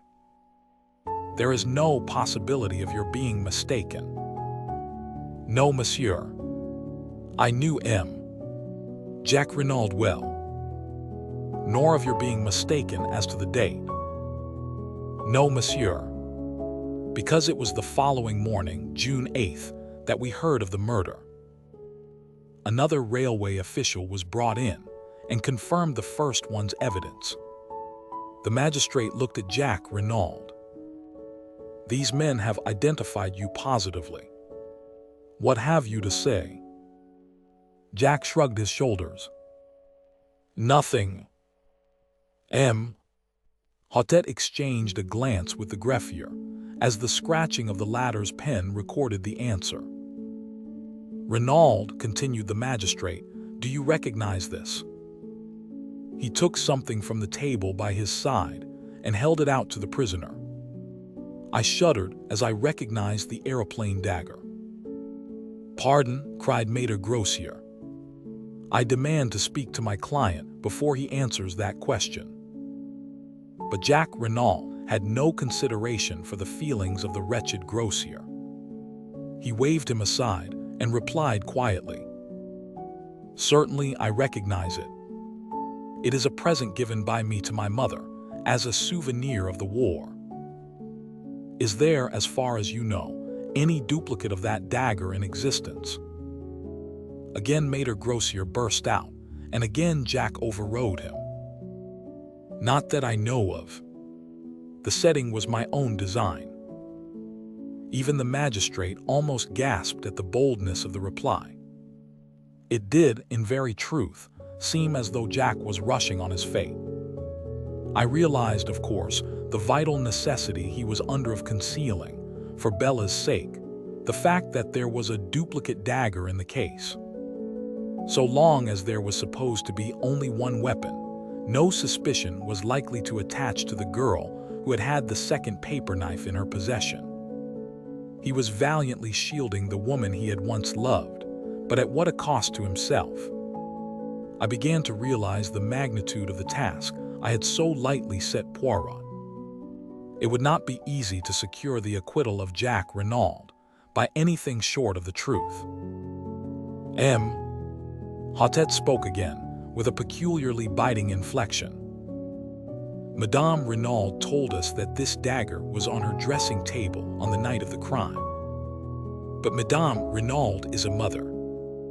It will doubtless astonish you, Renaud, but I consider it highly likely that Madame Renaud was mistaken, and that, by inadvertence perhaps, you had taken it with you to Paris.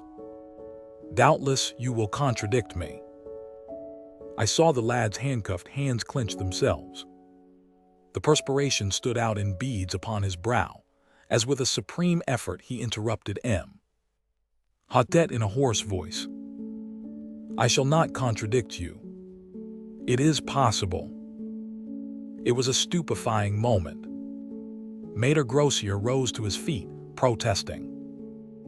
"My client has undergone a considerable nervous strain. I should wish it put on record that I do not consider him answerable for what he says." The magistrate quelled him angrily. For a moment, a doubt seemed to arise in his own mind. Jack Renaud had almost overdone his part. He leaned forward and gazed at the prisoner searchingly.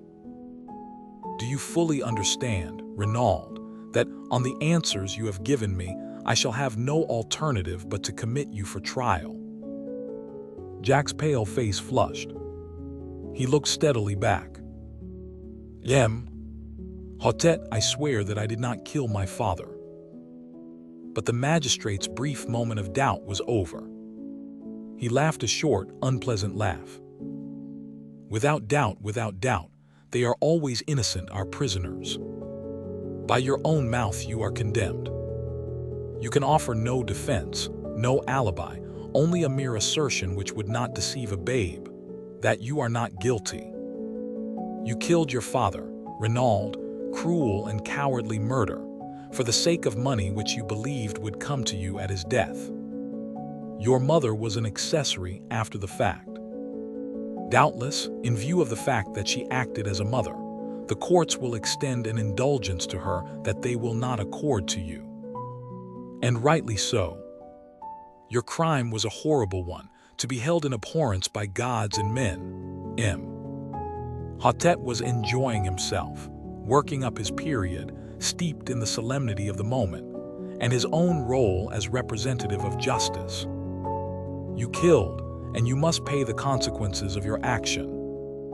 I speak to you, not as a man but as justice, eternal justice, which, Hotet was interrupted, to his intense annoyance. The door was pushed open. Le juge Le juge, stammered the attendant. There is a lady who says. Who says what? Cried the justly incensed magistrate. This is highly irregular. I forbid it. I absolutely forbid it. But a slender figure pushed the stammering gendarme aside. Dressed all in black, with a long veil that hid her face, she advanced into the room. My heart gave a sickening throb. She had come then. All my efforts were in vain. Yet I could not but admire the courage that had led her to take this step so unfalteringly. She raised her veil and I gasped. For though as like her as two peas, this girl was not Cinderella. On the other hand, now that I saw her without the fair wig she had worn on the stage, I recognized her as the girl of the photograph in Jack Renaud's room. You are the juge d'instruction, M. Hotet, she queried. Yes, but I forbid. My name is Bella Duveen. I wish to give myself up for the murder of Mr. Renaud.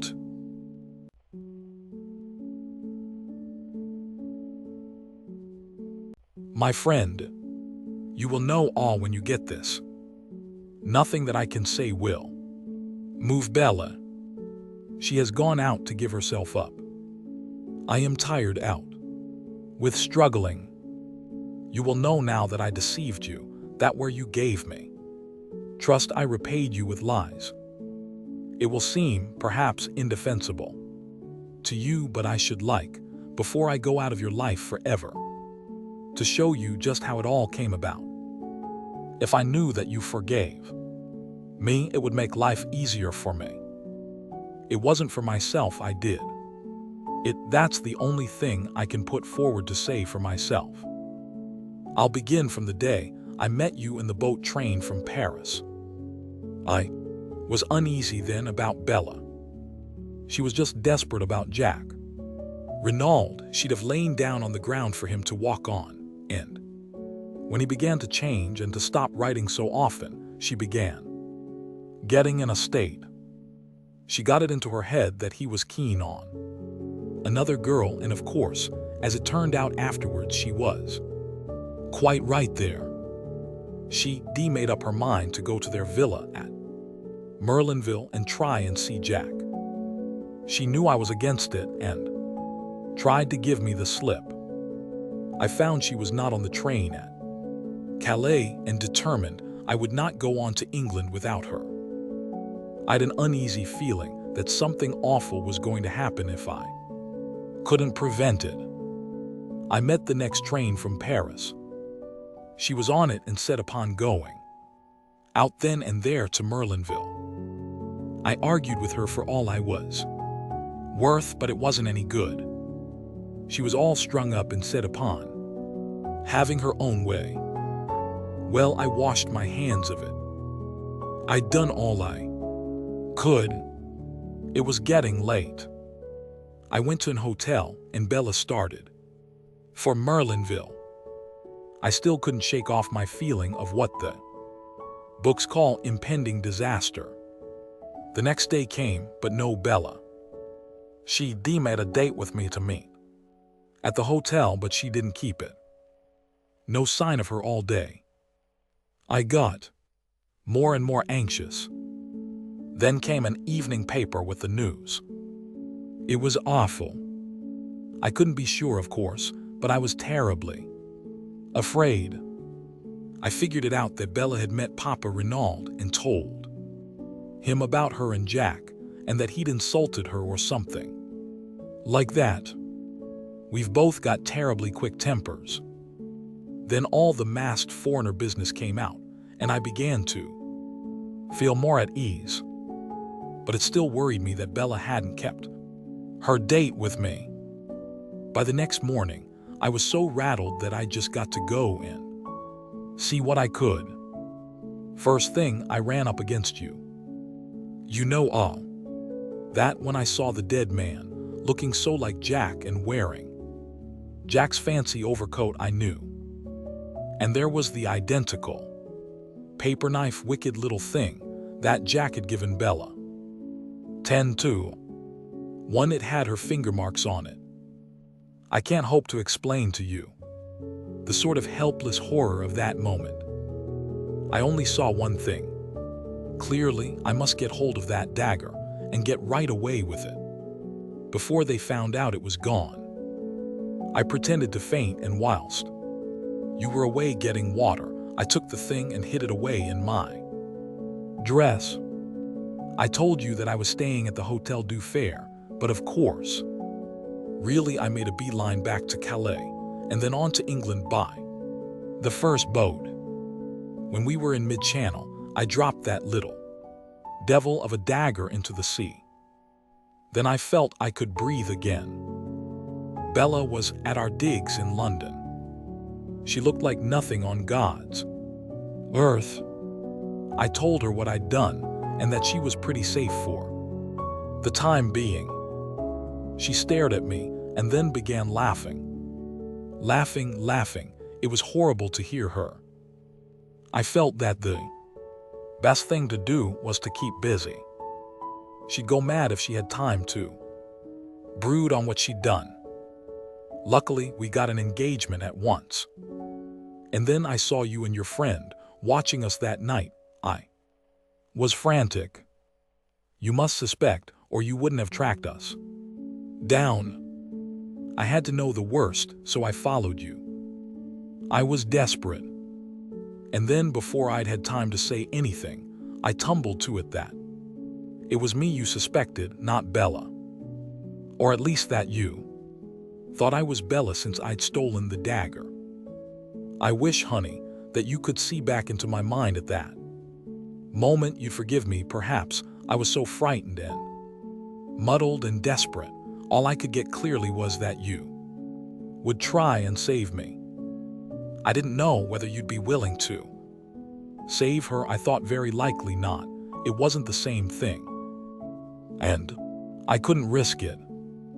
Bella's my twin. I'd got to do the best for her.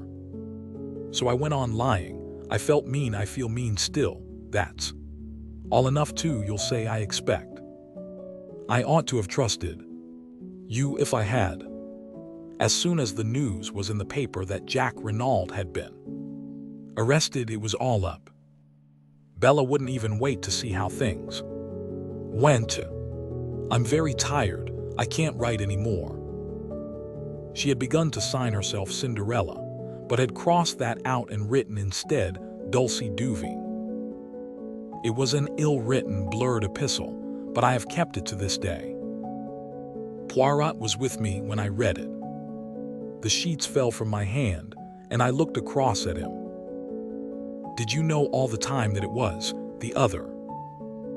Yes, my friend. Why did you not tell me? To begin with, I could hardly believe it conceivable that you could make such a mistake. You had seen the photograph. The sisters are very alike, but by no means incapable of distinguishment. But the fair hair, a wig worn for the sake of a piquant contrast on the stage. Is it conceivable that with twins one should be fair and one dark? Why didn't you tell me that night at the hotel in Coventry? You were rather high-handed in your methods, mon ami, said Poirot dryly. You did not give me a chance. But afterwards... afterwards... Well, to begin with, I was hurt at your want of faith in me. And then I wanted to see whether your feelings would stand the test of time. In fact, whether it was love or a flash in the pan with you. I should not have left you long in your error. I nodded. His tone was too affectionate for me to bear resentment. I looked down on the sheets of the letter. Suddenly, I picked them up from the floor and pushed them across to him. Read that, I said. I'd like you to. He read it through in silence, then he looked up at me. What is it that worries you, Hastings? This was quite a new mood in Poirot. His mocking manner seemed laid quite aside. I was able to say what I wanted without too much difficulty. She doesn't say, well, not whether she cares for me or not. Poirot turned back the pages. I think you are mistaken, Hastings. Where? I cried, leaning forward eagerly. Poirot smiled. She tells you that in every line of the letter, mon ami. But where am I to find her? There's no address on the letter. There's a French stamp, that's all. Excite yourself not. Leave it to Papa Poirot. I can find her for you as soon as I have 5 little minutes.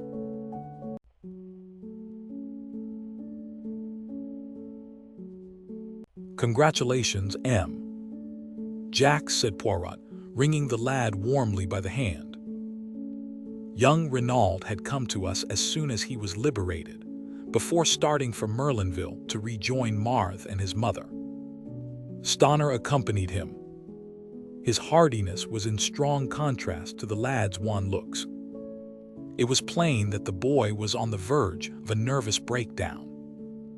Although delivered from the immediate peril that was hanging over him, the circumstances of his release were too painful to let him feel full relief.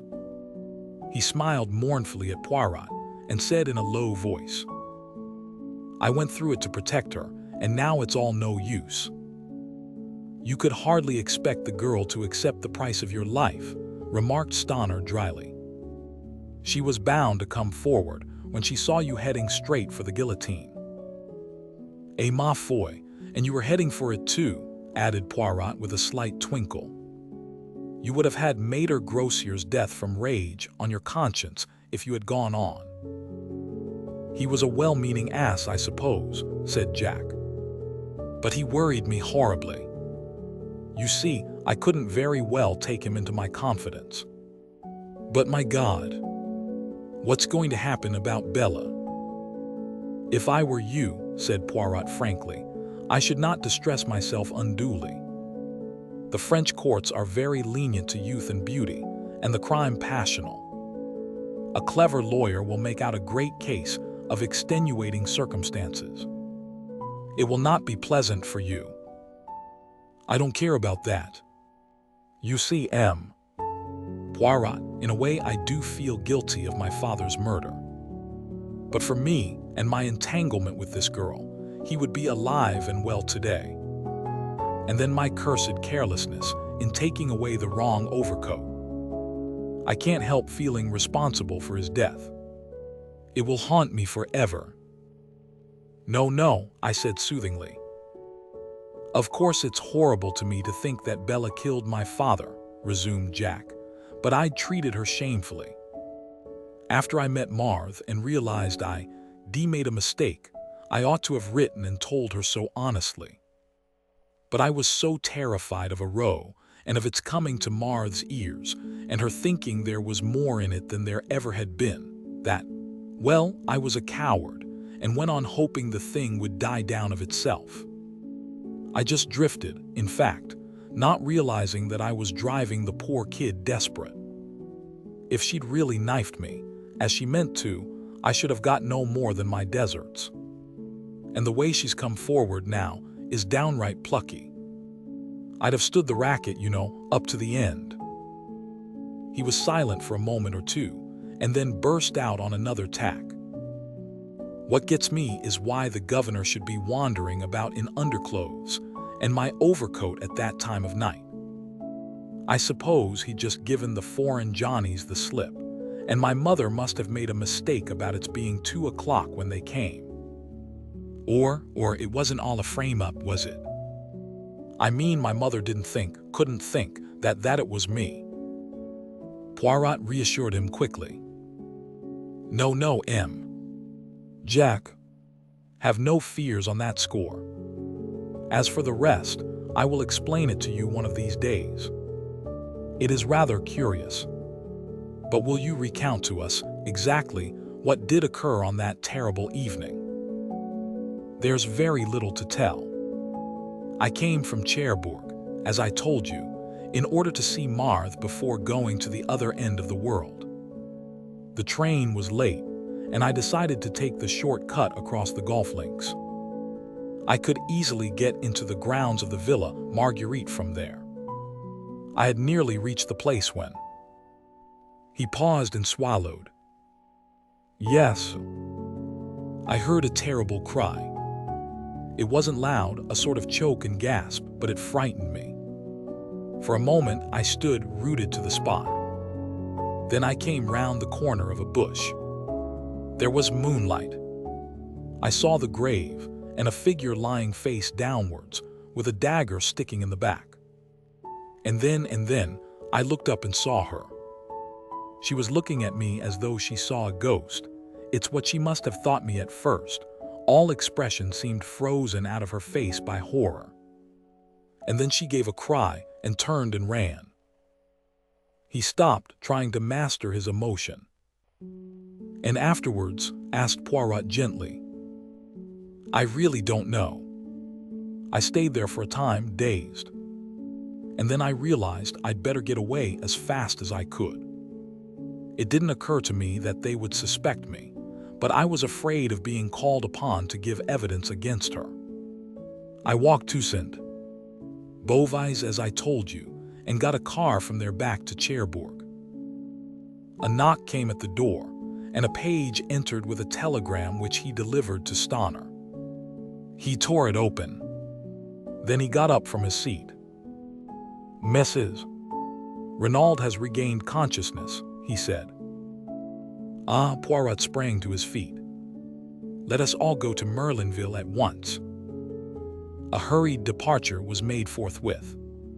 Stoner, at Jack's instance, agreed to stay behind and do all that could be done for Bella Duveen.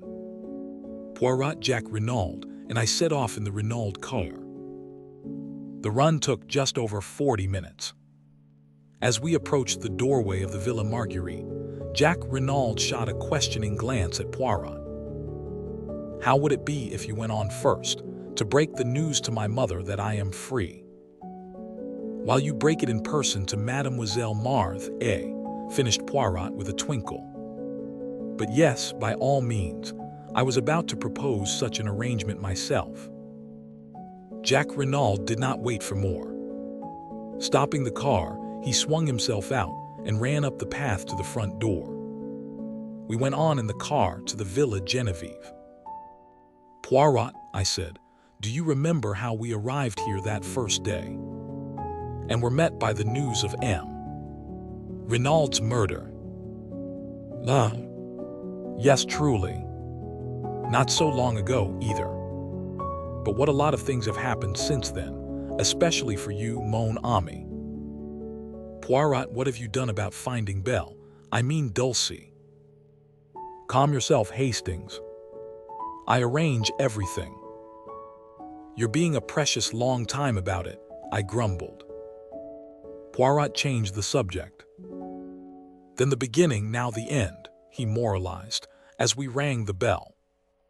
And considered as a case, the end is profoundly unsatisfactory. Yes, indeed, I sighed. You are regarding it from the sentimental standpoint, Hastings. That was not my meaning. We will hope that Mademoiselle Bella will be dealt with leniently, and after all, Jack Renaud cannot marry both the girls. I spoke from a professional standpoint. This is not a crime well ordered and regular, such as a detective delights in. The mise en scene designed by Georges Cano, that indeed is perfect, but the denouement, ah no. A man killed by accident in a girl's fit of anger, ah indeed, what order or method is there in that?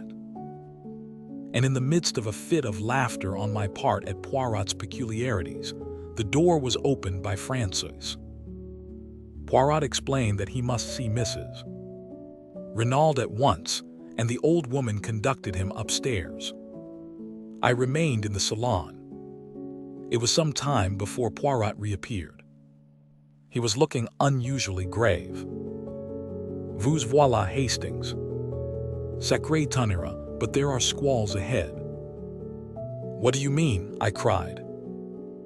I would hardly have credited it, said Poirot thoughtfully, but women are very unexpected. Here are Jack and Marthe d'Aubervilliers, I exclaimed, looking out of the window.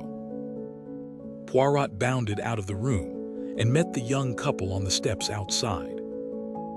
Do not enter. It is better not. Your mother is very upset. I know, said Jack Renaud. I must go up to her at once. But no, I tell you. It is better not. But Marthe and I. In any case, do not take Mademoiselle with you. Mount if you must, but you would be wise to be guided by me. A voice on the stairs behind made us all start. I thank you for your good offices, M. Poirot, but I will make my own wishes clear. We stared in astonishment. Descending the stairs, leaning upon Léonie's arm, was Mrs. Renaud, her head still bandaged. The French girl was weeping and imploring her mistress to return to bed. Madame will kill herself. It is contrary to all the doctor's orders. But Mrs. Renaud came on. Mother, cried Jack, starting forward. But with a gesture she drove him back. I am no mother of yours. You are no son of mine. From this day and hour I renounce you. Mother, cried the lad, stupefied. For a moment she seemed to waver, to falter before the anguish in his voice. Poirot made a mediating gesture, but instantly she regained command of herself. Your father's blood is on your head. You are morally guilty of his death. You thwarted and defied him over this girl, and by your heartless treatment of another girl, you brought about his death. Go out from my house. Tomorrow I intend to take such steps as shall make it certain that you shall never touch a penny of his money. Make your way in the world as best you can with the help of the girl, who is the daughter of your father's bitterest enemy. And slowly, painfully, she retraced her way upstairs. We were all dumbfounded, totally unprepared for such a demonstration. Jack Renaud, worn out with all he had already gone through, swayed and nearly fell. Poirot and I went quickly to his assistance. He is overdone, murmured Poirot to Marthe. Where can we take him? But home. To the Villa Marguerite. We will nurse him, my mother and I. My poor Jack. We got the lad to the villa, where he dropped limply onto a chair in a semi-dazed condition. Poirot felt his head and hands. He has fever. The long strain begins to tell. And now this shock on top of it. Get him to bed, and Hastings and I will summon a doctor. A doctor was soon procured. After examining the patient, he gave it as his opinion that it was simply a case of nerve strain. With perfect rest and quiet, the lad might be almost restored by the next day, but if excited, there was a chance of brain fever. It would be advisable for someone to sit up all night with him. Finally, having done all we could, we left him in the charge of Marthe and her mother and set out for the town.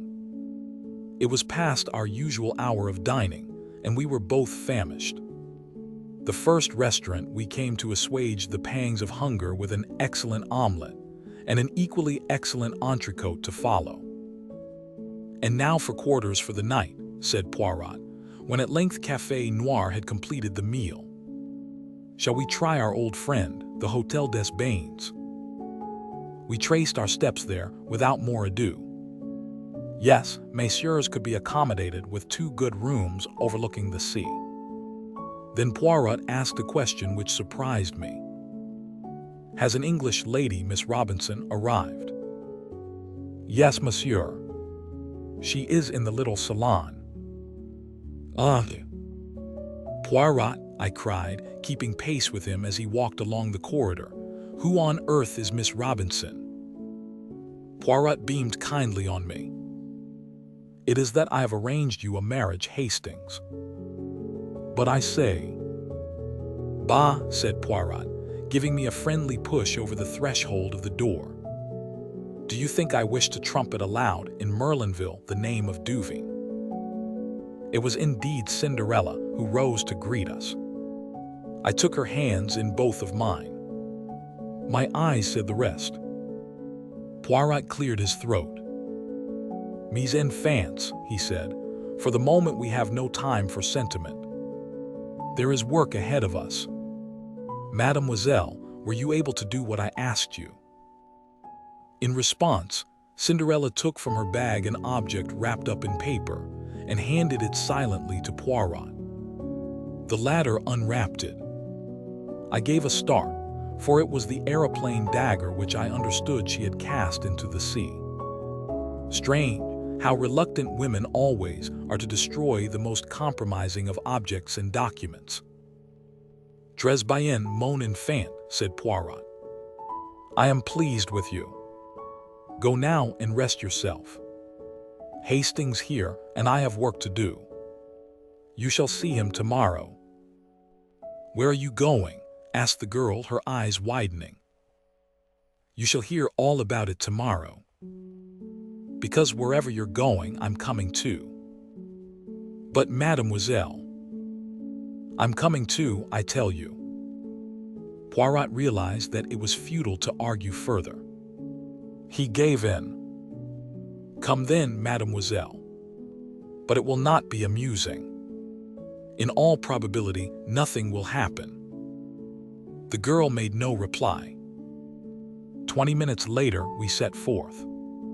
It was quite dark now, a close, oppressive evening. Poirot led the way out of the town, in the direction of the Villa Genevieve. But when he reached the Villa Marguerite, he paused. "I should like to assure myself that all goes well with Jack Renaud. Come with me, Hastings. Mademoiselle will perhaps remain outside. Madame d'Aubreuil might say something which would wound her." We unlatched the gate and walked up the path. As we went round to the side of the house, I drew Poirot's attention to a window on the first floor. Thrown sharply on the blind was the profile of Marthe d'Aubreuil. "Ah," said Poirot. "I figure to myself that is the room where we shall find Jack Renaud." Madame d'Aubreuil opened the door to us. She explained that Jack was much the same, but perhaps we would like to see for ourselves. She led us upstairs and into the bedroom. Marthe d'Aubreuil was embroidering by a table with a lamp on it. She put her finger to her lips as we entered. Jack Renaud was sleeping an uneasy, fitful sleep, his head turning from side to side, and his face still unduly flushed. "Is the doctor coming again?" asked Poirot in a whisper. "Not unless we send. He is sleeping, that is the great thing. Maman made him a tisane." She sat down again with her embroidery as we left the room. Madame d'Aubreuil accompanied us down the stairs. Since I had learned of her past history, I viewed this woman with increased interest. She stood there with her eyes cast down, the same very faint, enigmatical smile that I remembered on her lips. And suddenly I felt afraid of her, as one might feel afraid of a beautiful poisonous snake. "I hope we have not deranged you, madame," said Poirot politely, as she opened the door for us to pass out. "Not at all, monsieur." "By the way," said Poirot, as though struck by an afterthought, "M. Stonner has not been in Merlinville today, has he?" I could not at all fathom the point of this question, which I well knew to be meaningless as far as Poirot was concerned. Madame d'Aubreuil replied quite composedly, "Not that I know of. He has not had an interview with Mrs. Renaud." "How should I know that, monsieur?" "True," said Poirot. "I thought you might have seen him coming or going, that is all. Good night, madame." "Why," I began. "No wise, Hastings. There will be time for that later." We rejoined Cinderella, and made our way rapidly in the direction of the Villa Genevieve. Poirot looked over his shoulder once at the lighted window and the profile of Marthe as she bent over her work. "He is being guarded at all events," he muttered. Arrived at the Villa Genevieve, Poirot took up his stand behind some bushes to the left of the drive, where, whilst enjoying a good view ourselves, we were completely hidden from sight. The villa itself was in total darkness. Everybody was without doubt in bed and asleep. We were almost immediately under the window of Mrs. Renaud's bedroom, which window I noticed was open.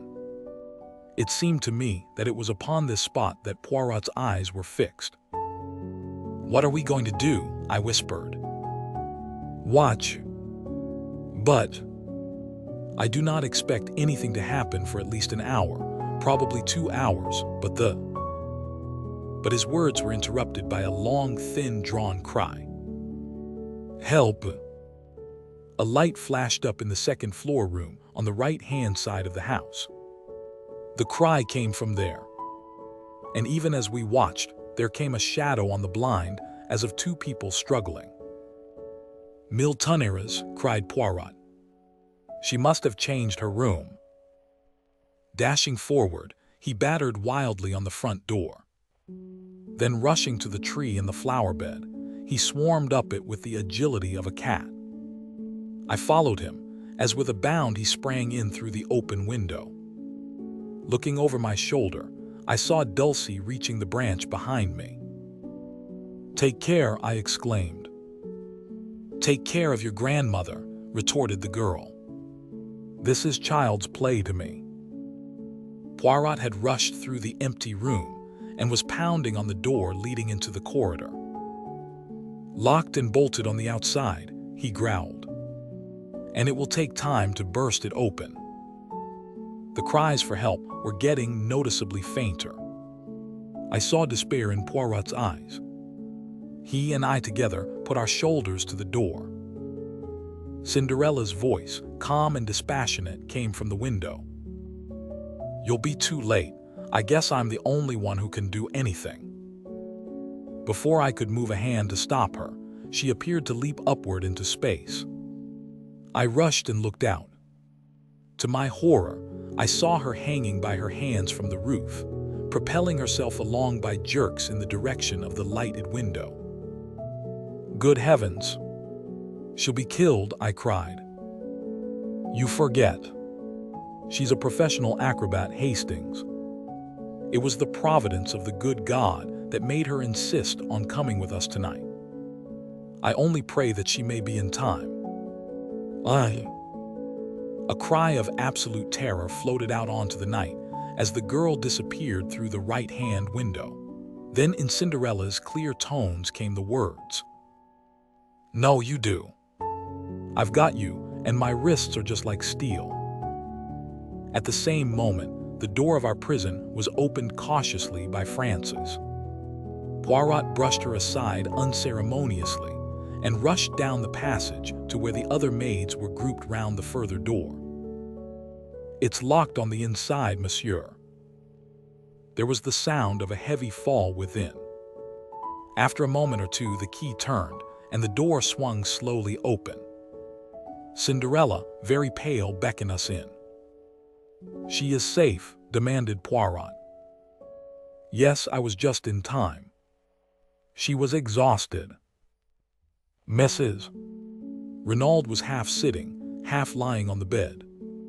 She was gasping for breath. "Nearly strangled me," she murmured painfully. The girl picked up something from the floor and handed it to Poirot. It was a rolled-up ladder of silk rope, very fine but quite strong. "A getaway," said Poirot. "By the window, whilst we were battering at the door." "Where is the other?" The girl stood aside a little and pointed. On the ground lay a figure wrapped in some dark material, a fold of which hid the face. "Dead." She nodded. "I think so. Head must have struck the marble fender." "But who is it?" I cried. the murderer of M. Renaud Hastings, and the would-be murderer of Madame Renaud. Puzzled and uncomprehending, I knelt down, and lifting the fold of cloth, looked into the dead, beautiful face of Marthe d'Aubervilliers.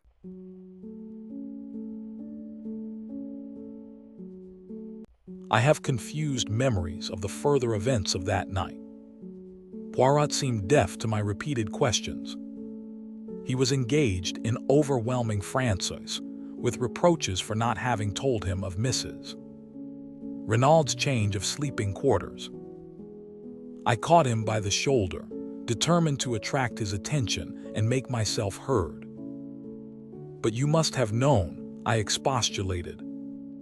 "You were taken up to see her this afternoon." Poirot deigned to attend to me for a brief moment. "She had been wheeled on a sofa into the middle room, her boudoir," he explained. "But monsieur," cried Frances, "Madame changed her room almost immediately after the crime." The associations, they were too distressing. "Then why was I not told?" vociferated Poirot, striking the table and working himself into a first-class passion. "I demand you, why was I not told? You are an old woman completely imbecile. And Léonie and Denise are no better. All of you are triple idiots. Your stupidity has nearly caused the death of your mistress. But for this courageous child..." He broke off, and, darting across the room to where the girl was bending over ministering to Mrs. Renaud, he embraced her with Gallic fervor, slightly to my annoyance. I was aroused from my condition of mental fog by a sharp command from Poirot to fetch the doctor immediately on Mrs. Renaud's behalf. After that, I might summon the police. And he added, to complete my dudgeon, "It will hardly be worth your while to return here. I shall be too busy to attend to you, and of Mademoiselle here I make a garde malade." I retired with what dignity I could command. Having done my errands, I returned to the hotel. I understood next to nothing of what had occurred. The events of the night seemed fantastic and impossible. Nobody would answer my questions. Nobody had seemed to hear them. Angrily, I flung myself into bed and slept the sleep of the bewildered and utterly exhausted. I awoke to find the sun pouring in through the open windows and Poirot, neat and smiling, sitting beside the bed. "Enfin, you wake. But it is that you are a famous sleeper, Hastings. Do you know that it is nearly 11 o'clock? I groaned and put a hand to my head. "I must have been dreaming," I said. "Do you know, I actually dreamt that we found Marthe d'Aubervilliers's body in Mrs. Renaud's room, and that you declared her to have murdered Mr. Renaud. You were not dreaming. All that is quite true. But Villa Genevieve killed Mr. Renaud." "Oh no, Hastings, she did not." "She said she did, yes, but that was to save the man she loved from the guillotine." "What?" "Remember Jack Renaud's story. They both arrived on the scene at the same instant, and each took the other to be the perpetrator of the crime. The girl stares at him in horror, and then with a cry rushes away. But when she hears that the crime has been brought home to him, she cannot bear it, and comes forward to accuse herself and save him from certain death." Poirot leaned back in his chair and brought the tips of his fingers together in familiar style. "The case was not quite satisfactory to me," he observed judicially. "All along I was strongly under the impression that we were dealing with a cold-blooded and premeditated crime committed by someone who had been contented, very cleverly, with using M. Renaud's own plans for throwing the police off the track. The great criminal, as you may remember my remarking to you once, is always supremely simple." I nodded. Now, to support this theory, the criminal must have been fully cognizant of Mr. Renaud's plans. That leads us to Madame Renaud. But facts fail to support any theory of her guilt. Is there anyone else who might have known of them? Yes. From Marthe d'Aubreuil's own lips, we have the admission that she overheard M. Renaud's quarrel with the tramp. If she could overhear that, there is no reason why she should not have heard everything else, especially if M. and Madame Renaud were imprudent enough to discuss their plans sitting on the bench. Remember how easily you overheard Marthe's conversation with Jack Renaud from that spot. But what possible motive could Marthe have for murdering Mr. Renaud, I argued. What motive? Money. M. Renaud was a millionaire several times over, and at his death, or so she and Jack believed, half that vast fortune would pass to his son. Let us reconstruct the scene from the standpoint of Marthe d'Aubreuil. Marthe d'Aubreuil overhears what passes between Renaud and his wife. So far, he has been a nice little source of income to the d'Aubreuil mother and daughter, but now he proposes to escape from their toils. At first, possibly, her idea is to prevent that escape. But a bolder idea takes its place, and one that fails to horrify the daughter of Jean Biroldi. At present, M. Renaud stands inexorably in the way of her marriage with Jack. If the latter defies his father, he will be a pauper, which is not at all to the mind of Mademoiselle Marthe. In fact, I doubt if she has ever cared a straw for Jack Renaud. She can simulate emotion, but in reality she is of the same cold, calculating type as her mother. I doubt, too, whether she was really very sure of her hold over the boy's affections. She had dazzled and captivated him but separated from her. As his father could so easily manage to separate him, she might lose him. But with M.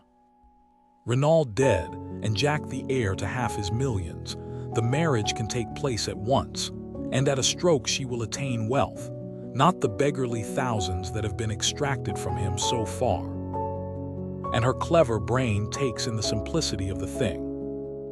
It is all so easy. M. Renaud is planning all the circumstances of his death. She has only to step in at the right moment and turn the farce into a grim reality. And here comes in the second point which led me infallibly to Marthe d'Aubreuil, the dagger. Jack Renaud had 3 souvenirs made. One he gave to his mother, one to Bella Duveen. Was it not highly probable that he had given the third one to Marthe d'Aubreuil? So then, to sum up, there were 4 points of note against Marthe d'Aubreuil. 1. Marthe d'Aubreuil could have overheard M. Renaud's plans. 2. Marthe d'Aubreuil had a direct interest in causing M. Renaud's death.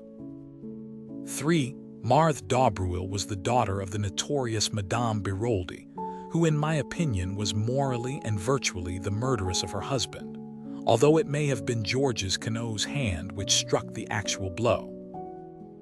4. Marthe d'Aubreuil was the only person, besides Jack Renaud, likely to have the third dagger in her possession. Poirot paused and cleared his throat. Of course, when I learned of the existence of the other girl, Bella Duveen, I realized that it was quite possible that she might have killed M. Renaud. The solution did not commend itself to me, because, as I pointed out to you, Hastings, an expert such as I am, likes to meet a foeman worthy of his steel. Still, one must take crimes as one finds them, not as one would like them to be. It did not seem very likely that Bella Duveen would be wandering about carrying a souvenir paper knife in her hand. But of course, she might have had some idea all the time of revenging herself on Jack Renaud. When she actually came forward and confessed to the murder, it seemed that all was over. And yet I was not satisfied, mon ami. I was not satisfied. I went over the case again minutely, and I came to the same conclusion as before.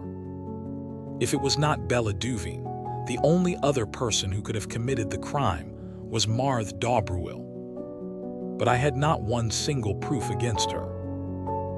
And then you showed me that letter from Mademoiselle Dulcie, and I saw a chance of settling the matter once for all. The original dagger was stolen by Dulcie Duveen and thrown into the sea, since, as she thought, it belonged to her sister. But if, by any chance, it was not her sister's, but the one given by Jack to Marthe d'Aubreuil, why then Bella Duveen's dagger would be still intact. I said no word to you, Hastings. It was no time for romance. But I sought out Mademoiselle Dulcie, told her as much as I deemed needful, and set her to search amongst the effects of her sister. Imagine my elation when she sought me out, according to my instructions, as Miss Robinson with the precious souvenir in her possession. In the meantime, I had taken steps to force Mademoiselle Marthe into the open. By my orders, Mrs. Renaud repulsed her son, and declared her intention of making a will on the morrow which should cut him off from ever enjoying even a portion of his father's fortune. It was a desperate step, but a necessary one, and Madame Renaud was fully prepared to take the risk, though unfortunately she also never thought of mentioning her change of room. I suppose she took it for granted that I knew. All happened as I thought. Marthe d'Aubreuil made a last bold bid for the Renaud millions, and failed. What absolutely bewilders me, I said, is how she ever got into the house without our seeing her.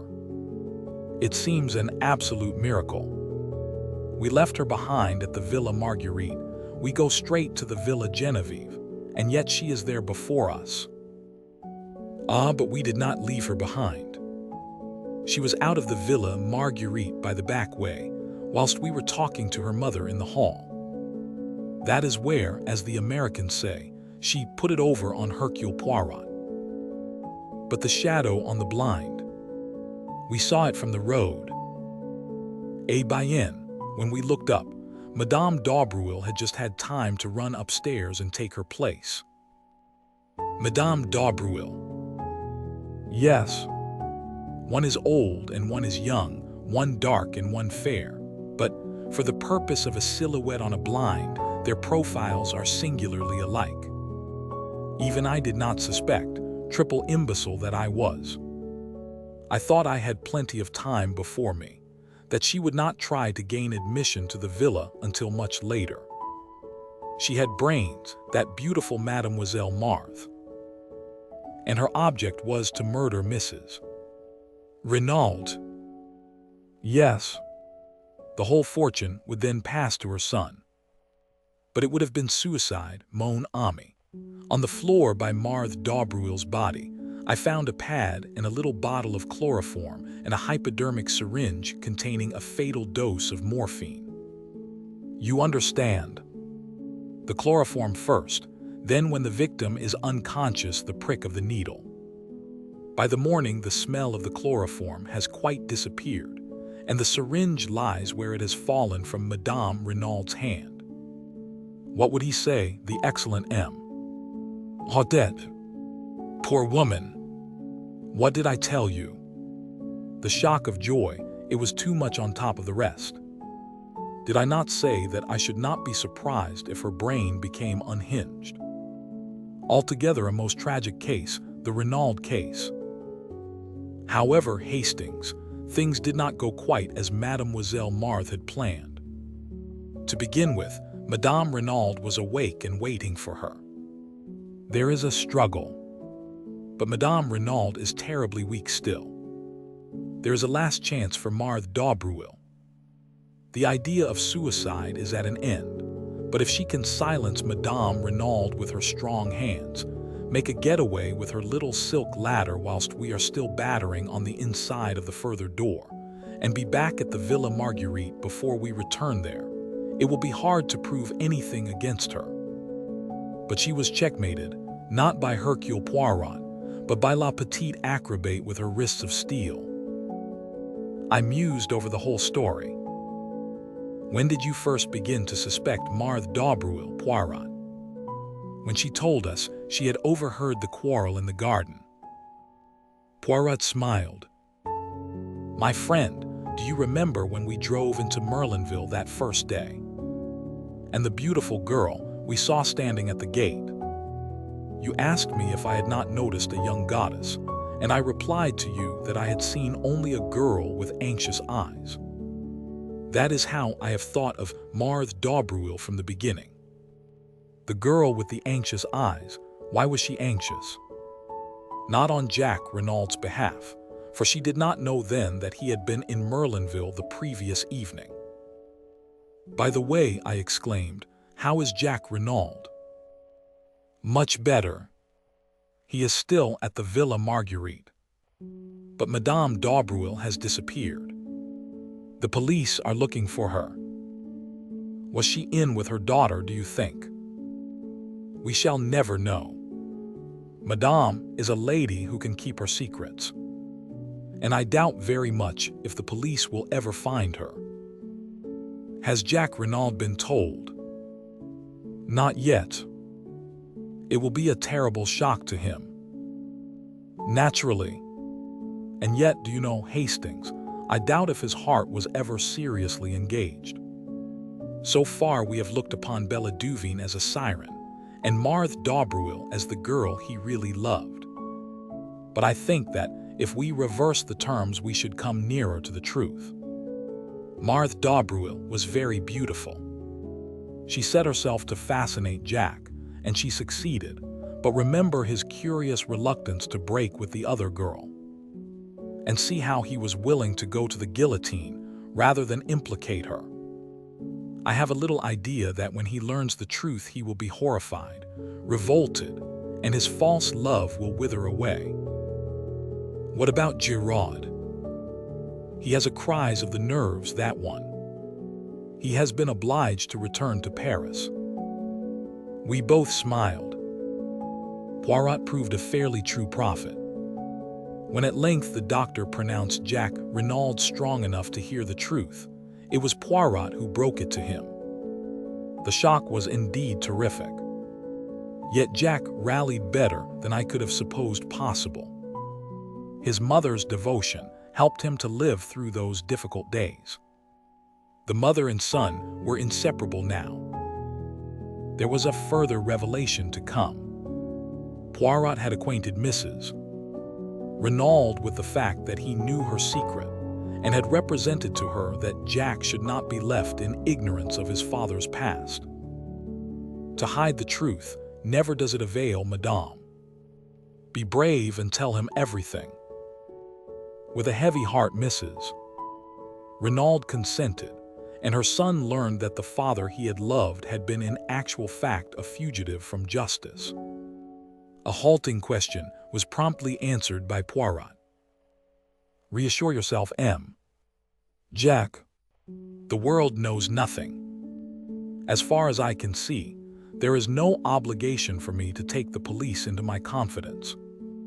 Throughout the case I have acted, not for them, but for your father. Justice overtook him at last, but no one need ever know that he and Georges Queneau were one and the same.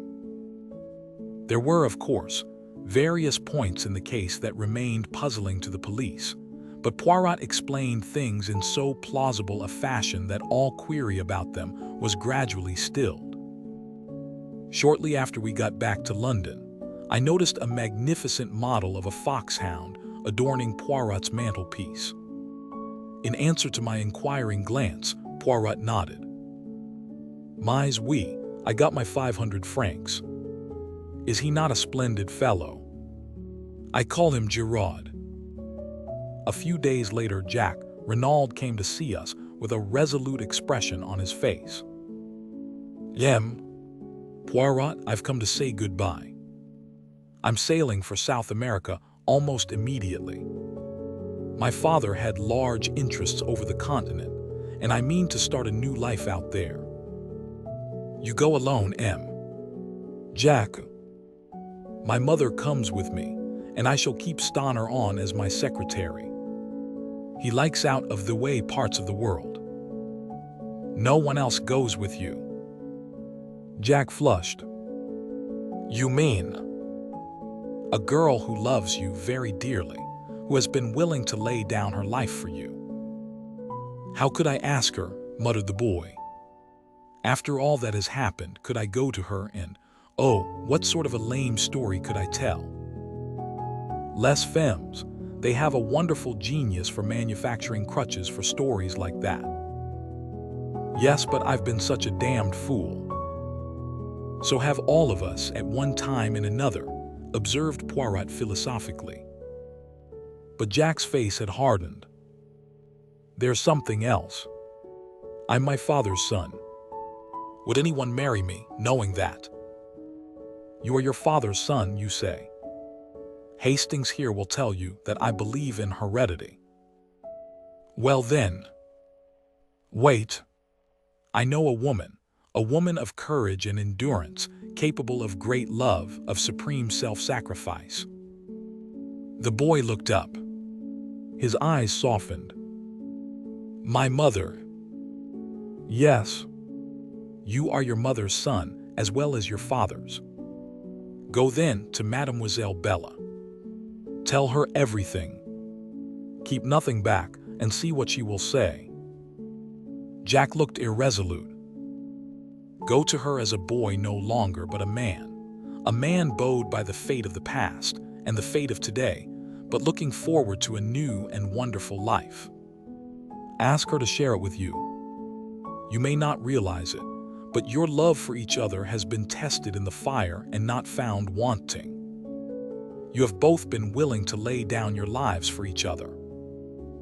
And what of Captain Arthur Hastings, humble chronicler of these pages? There is some talk of his joining the Reynolds on a ranch across the seas, but for the end of this story, I prefer to go back to a morning in the garden of the Villa Genevieve. I can't call you Bella, I said, since it isn't your name. And Dulcie seems so unfamiliar. So it's got to be Cinderella. Cinderella married the prince, you remember. I'm not a prince, but... She interrupted me. Cinderella warned him, I'm sure. You see, she couldn't promise to turn into a princess. She was only a little scullion after all. It's the prince's turn to interrupt, I interpolated. Do you know what he said? No. Hell, said the prince and kissed her. And I suited the action to the word.